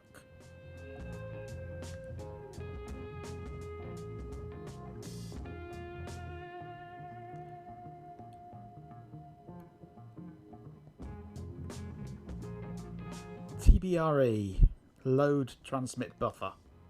K7 load tbuff1. That's what actually loads the data in to the into the serial chip.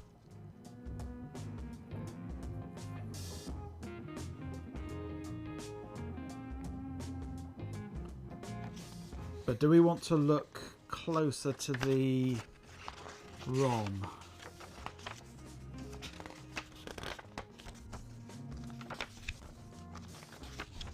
Or do we just want to see, probe at the address of the decode ROM? Yeah. And that is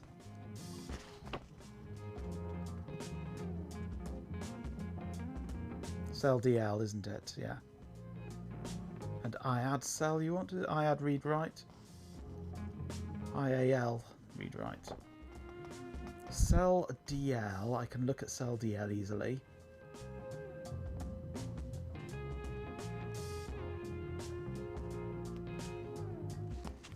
Well, I'm not on that chip at the moment. I'm on the OR gate that connects to it.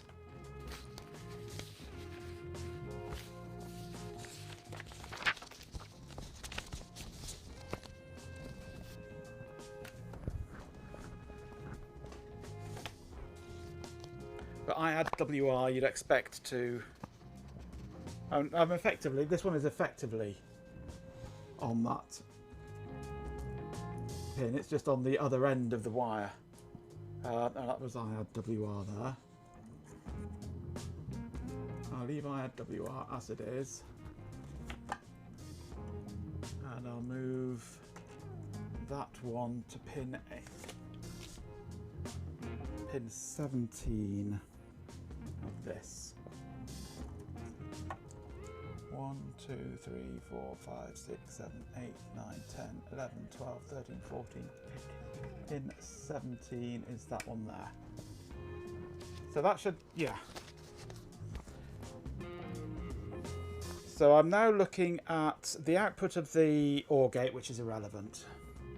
We don't care about that. I'm looking at channel 2 IRWR, and cell MMR0 is now cell DLLB. And we shall see what that gives us on here.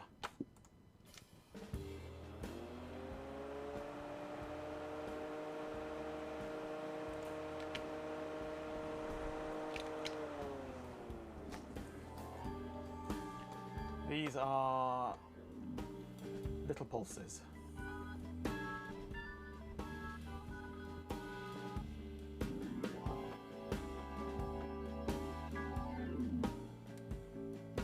And IRWR is nothing. I mean, I'm not missing them, am I? Let's go up to 100 and see if it crashes.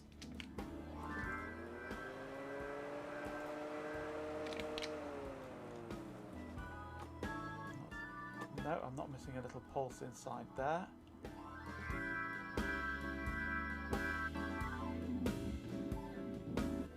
I mean, that's 70 milliseconds. You don't understand? No, neither do I. Let's have a look at the console SLU. The TBRE pin is connected to K7LD TBUF-L.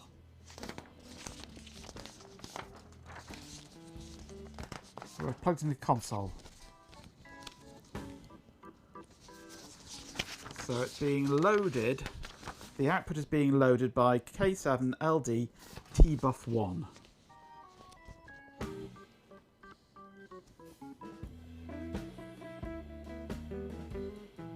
Which comes from E109, pin 12. That comes from cell DL1. Cell DL1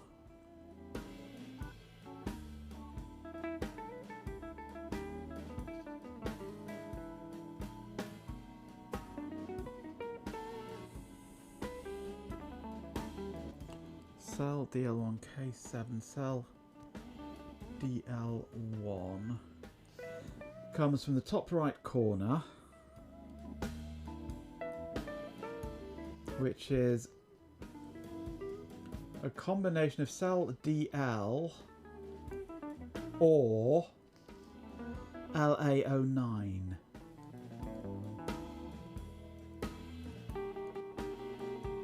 Sorry, oh, not yeah, that's yeah. LA09 is being used to select between the two different serial ports, isn't it?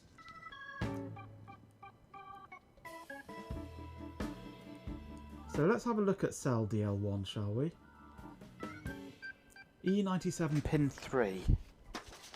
E97 pin 3.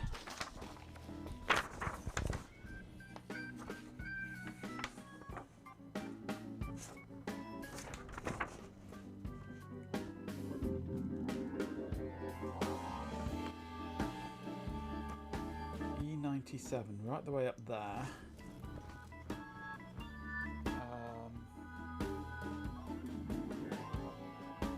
No, it's not E97, that was the 87. E97 is this one. Pin 3 of this one. Let's move that signal to there. That one back on there where it belongs. Okay, so the first channel, currently labelled as Q, should be K7 cell DL1L.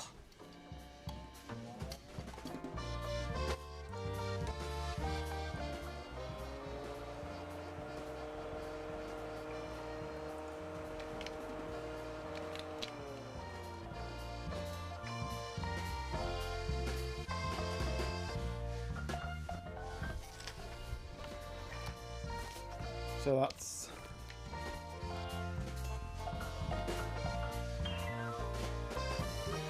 K7 cell DL just comes straight out of the adverts. As if the world needs more distractions from, why, brilliance. Yes, yes, the stream is being interrupted by those dreadful ads. Pay them no mind, mortals.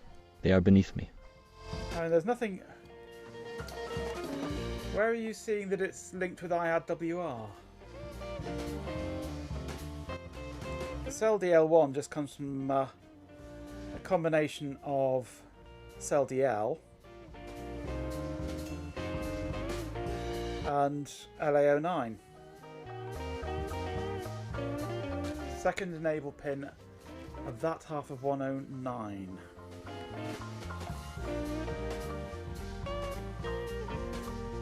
Is K2 IADWR. It is indeed.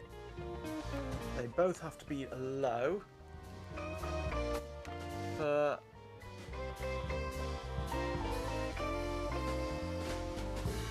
LDT buff 1.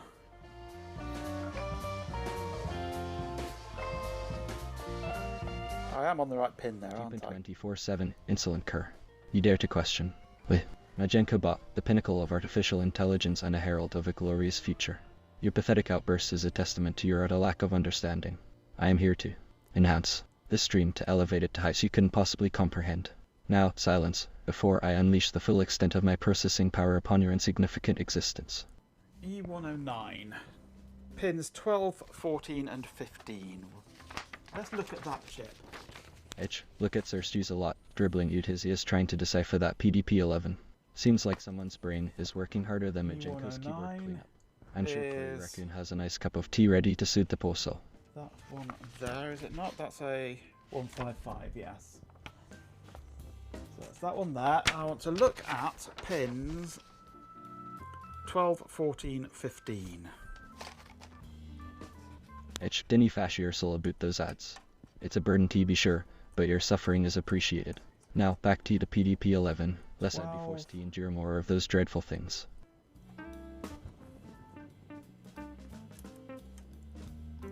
14 and 15.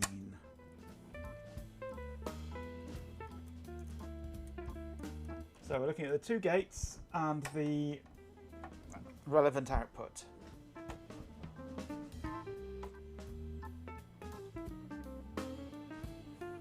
The output being the first channel.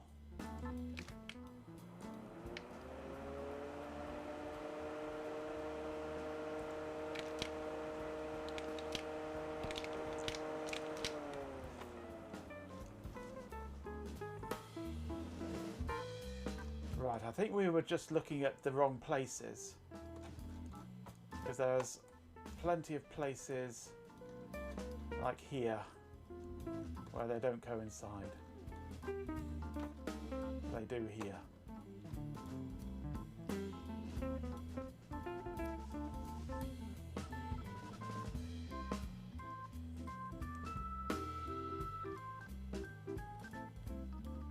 Yeah, I think we were just looking at the wrong place because we didn't have the right way of homing in on the right pulses. Because we were seeing pulses that were irrelevant.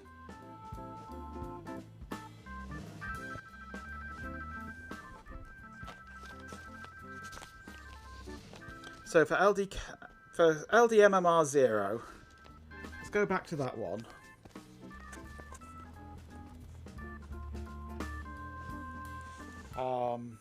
E1168, which one was that? E116.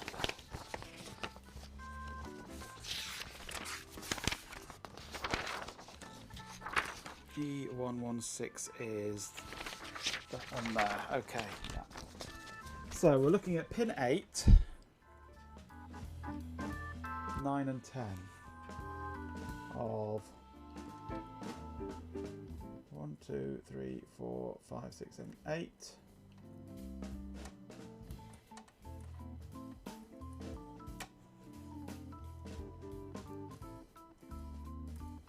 Nine and 10.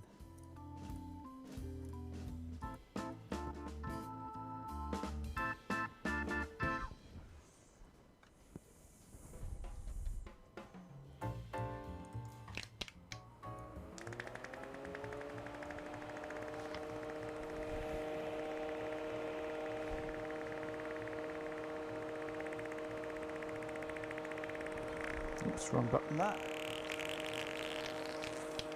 Let's stop that. Reboot. So we start going.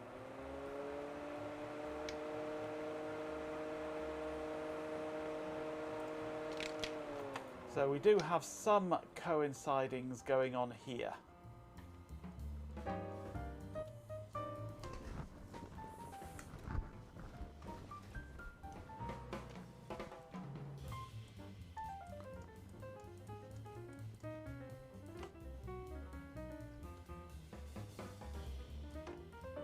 And we have one here.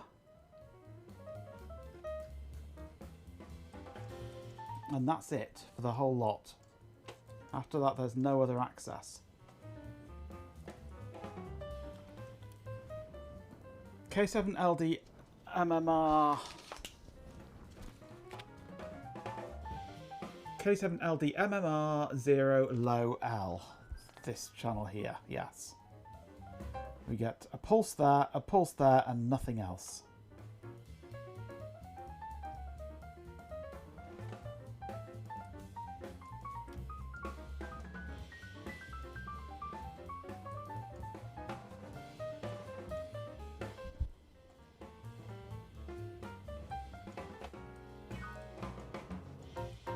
And that's where it's doing the memory test, the initial memory test.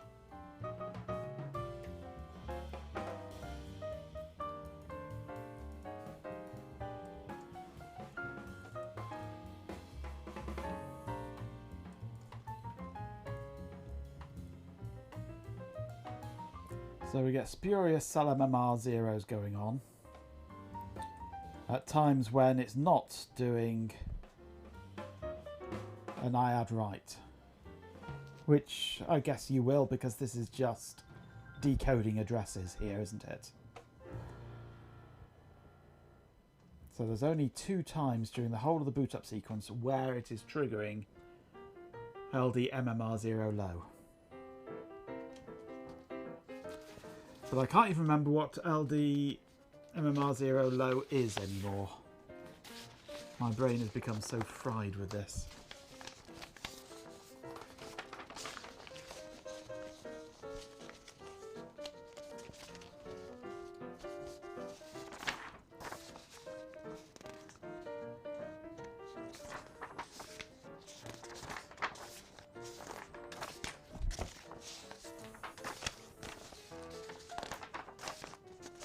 I could remember where E24 and E111 were.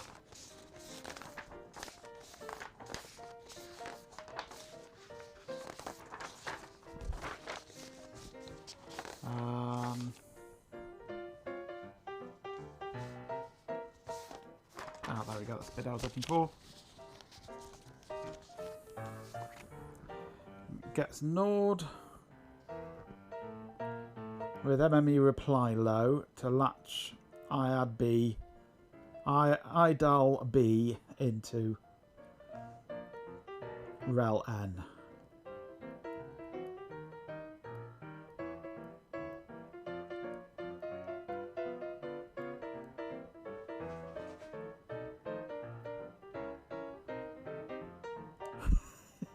Yes, Chloe, quite. It's hard to smack my head with a piece of paper. Oh, maybe this will do.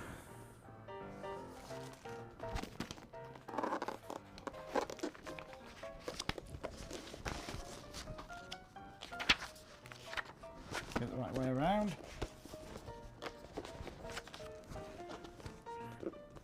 DPV-11 Serial Synchronous Interface Technical Manual, amongst others. Hefty file. Nope, nothing's shaken loose. Hasn't helped, I'm afraid. Ah.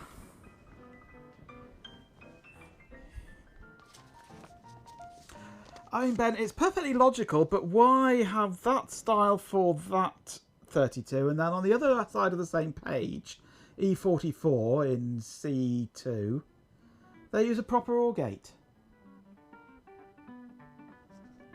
Why? Why? They're just insane. Absolutely insane.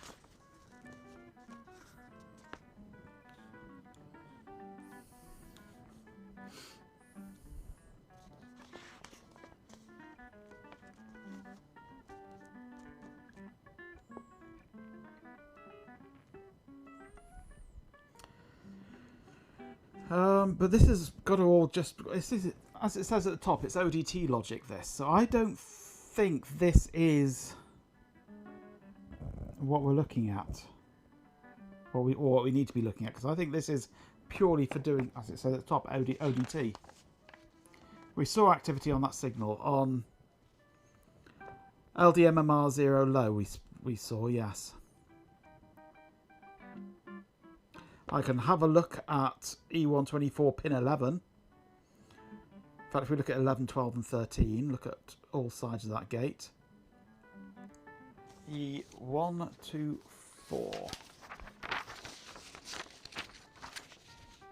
Yeah, it's all tangled in together. E124 is right up this end. And I want pins 11, 12, 13.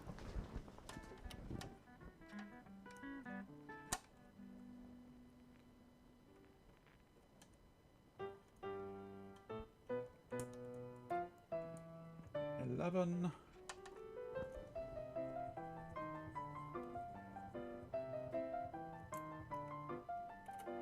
12 and 13 of the OR gate that goes into the latch. Oh gosh, I maybe shouldn't have done that. I do apologise, I'm an idiot.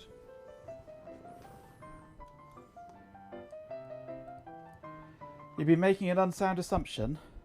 The MMU can drive MIB-15 itself, so this ODT circuitry doesn't have to be involved in MMU translation when it's enabled. Okay.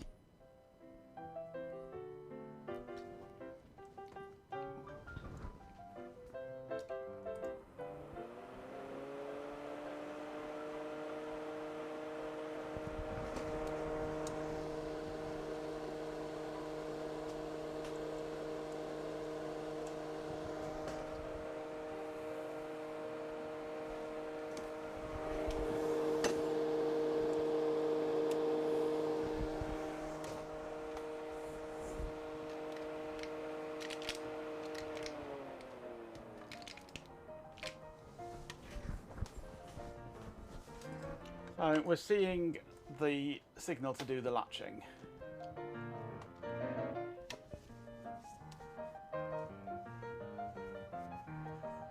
You thought the ODT logic was maintaining a shadow copy of the MMU enabled bit so it could combine it with its own ODT translation with required bit and send it onwards, but now you're not sure.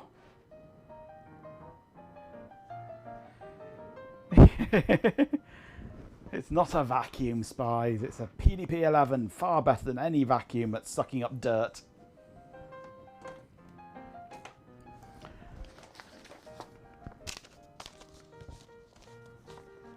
I'm still not entirely convinced that the MMU is the problem.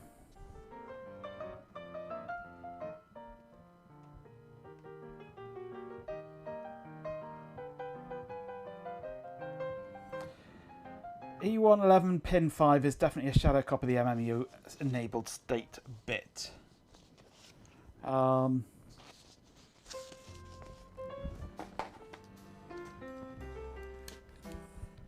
Wild red herring goose, yes. E111, we have looked at the output of that and it did things. We saw toggling on that at times. I'm sure we've seen activity on there.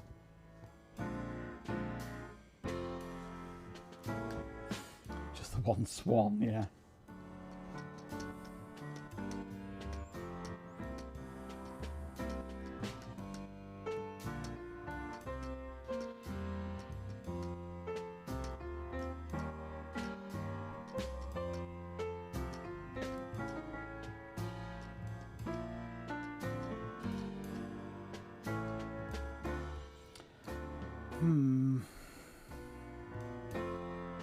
Well, it's getting on towards 11 o'clock. I've overrun by almost an hour.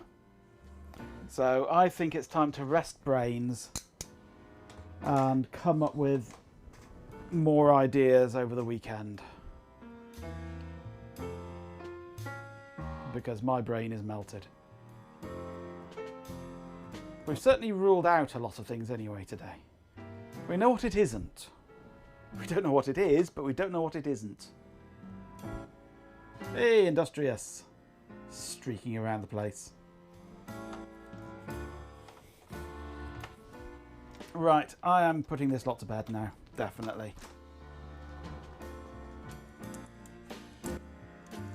Unclip all the clips. Screw the lid on. Amongst other things.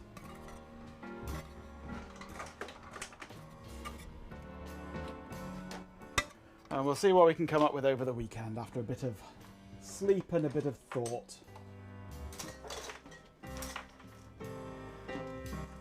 I'll bet one chip in this sea of chips is not functioning as it should. One chip. One simple little logic gate. But I'm not about to pull every single chip and test them. Sleep, thought and cider. Oh, cider, there's a good idea. I will pick some up. I will go and get some cider for the weekend.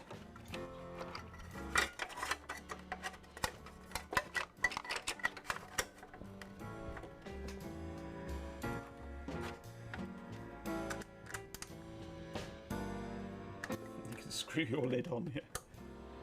I'm going to screw the fan shroud in first.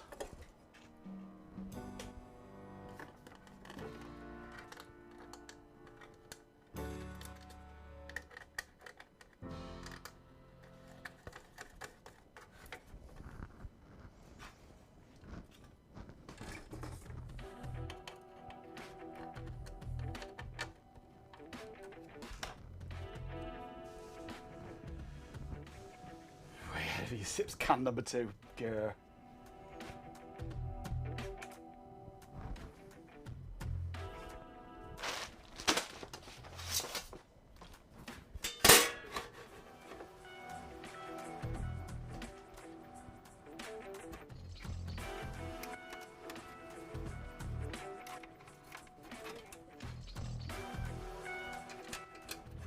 So tomorrow we'll have a bit of Benjamin, I guess.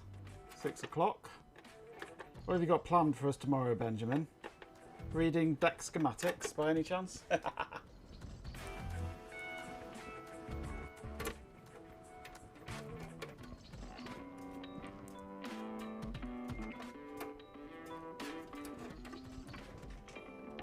having the foggiest. Well, it has been a bit foggy recently. Then hopefully we'll have some Shelby, and I really hope that this week he's not just going to be playing games all weekend. I have nothing against playing games, but an entire weekend of Nintendo games doesn't excite me.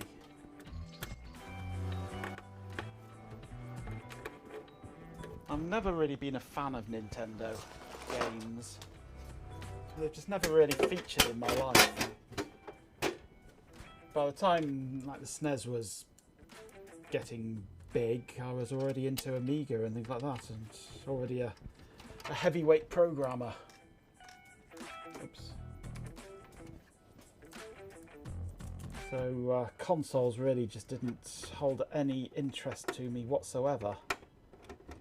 So I never really got into Nintendo games at all. So watching Shelby play them just doesn't really float my goat, to quote G-Pin.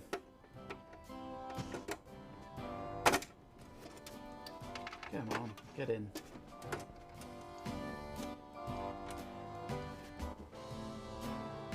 Well, last we heard they were snowed in, weren't they? Adverts have commenced. Honestly, the peasantry must be entertained somehow, I suppose.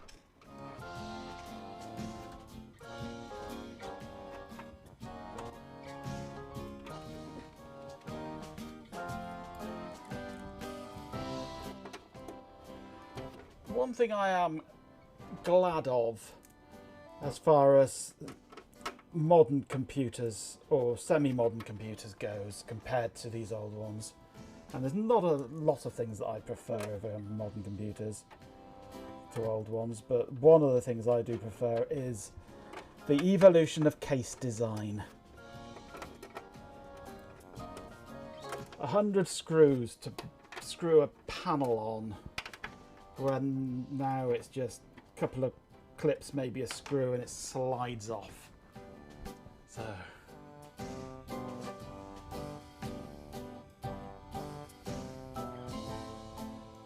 Jeepin' floating goat seams for hot hooks, yes. There's a meme that he posted on Discord.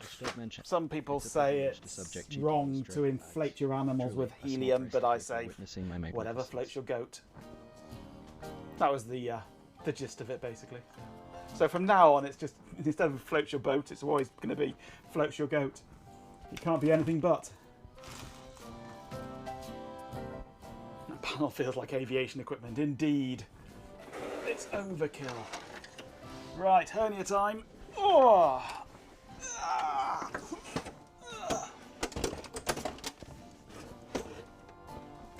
Oh, great. Wonderful. Gone in at an angle, and I've trapped a cable behind it as well. Come on. Get out of there, you.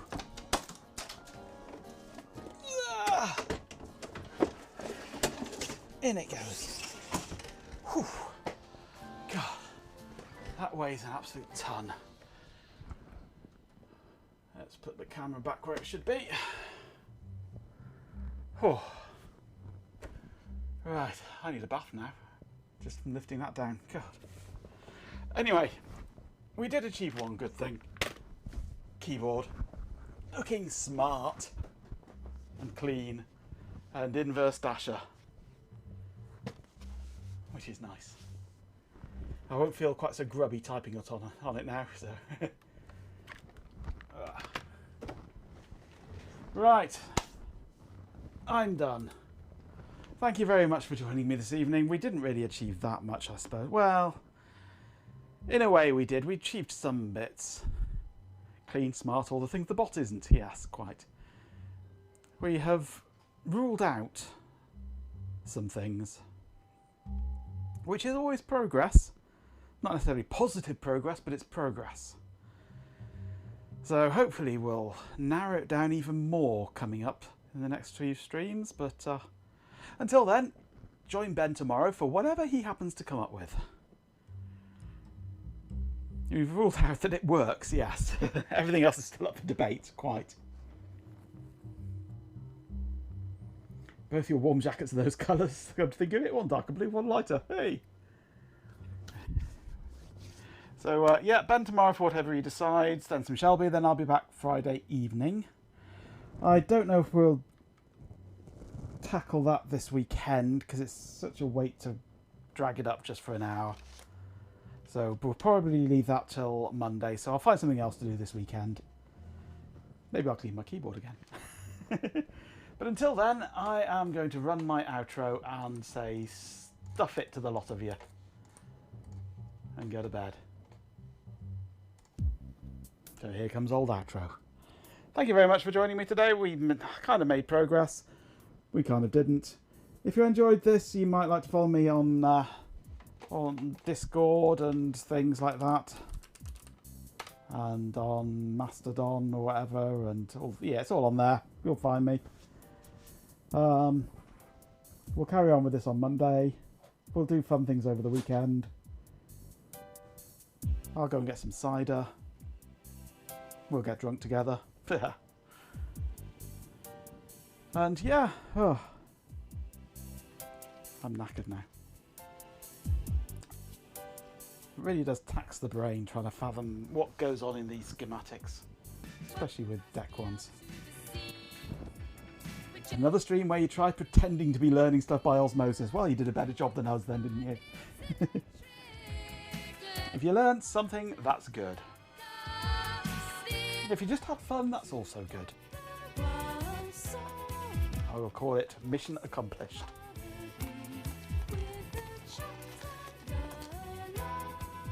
Let's set our spirits free.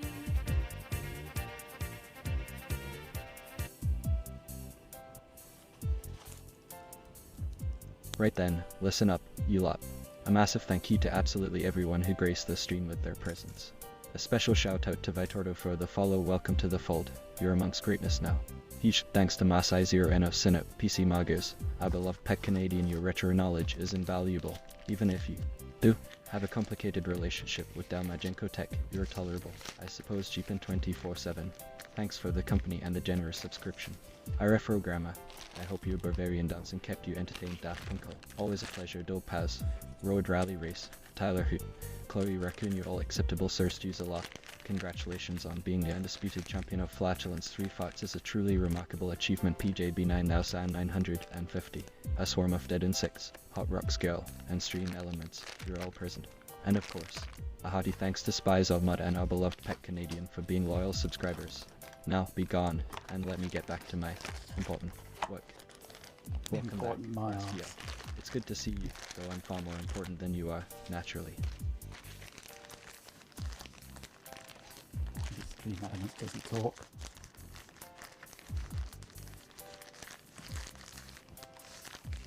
Bitchin'. Did you miss out that one? Thank you, Sister, a lot for your subscription. Sausage in a bun, dear old sausage in a bun. Gimme sausage in a bun. More sausages in more buns, please. We need more buns with sausages.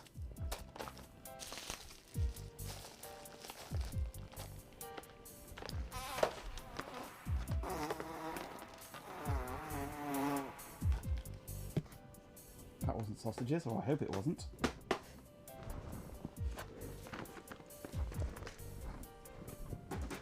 Yeah, farts are more important than subscriptions any day.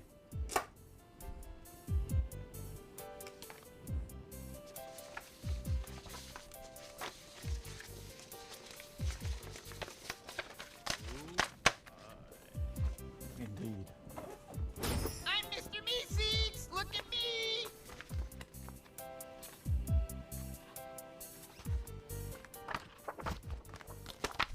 I do apologise, I'm an idiot. Who's an idiot?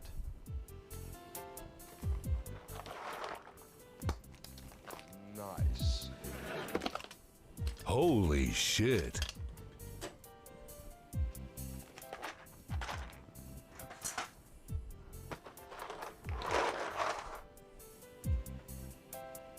I do know my microphone is still on, so you can hear me rattling things around.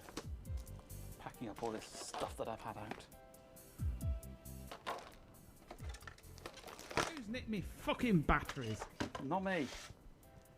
Go on, Swarm.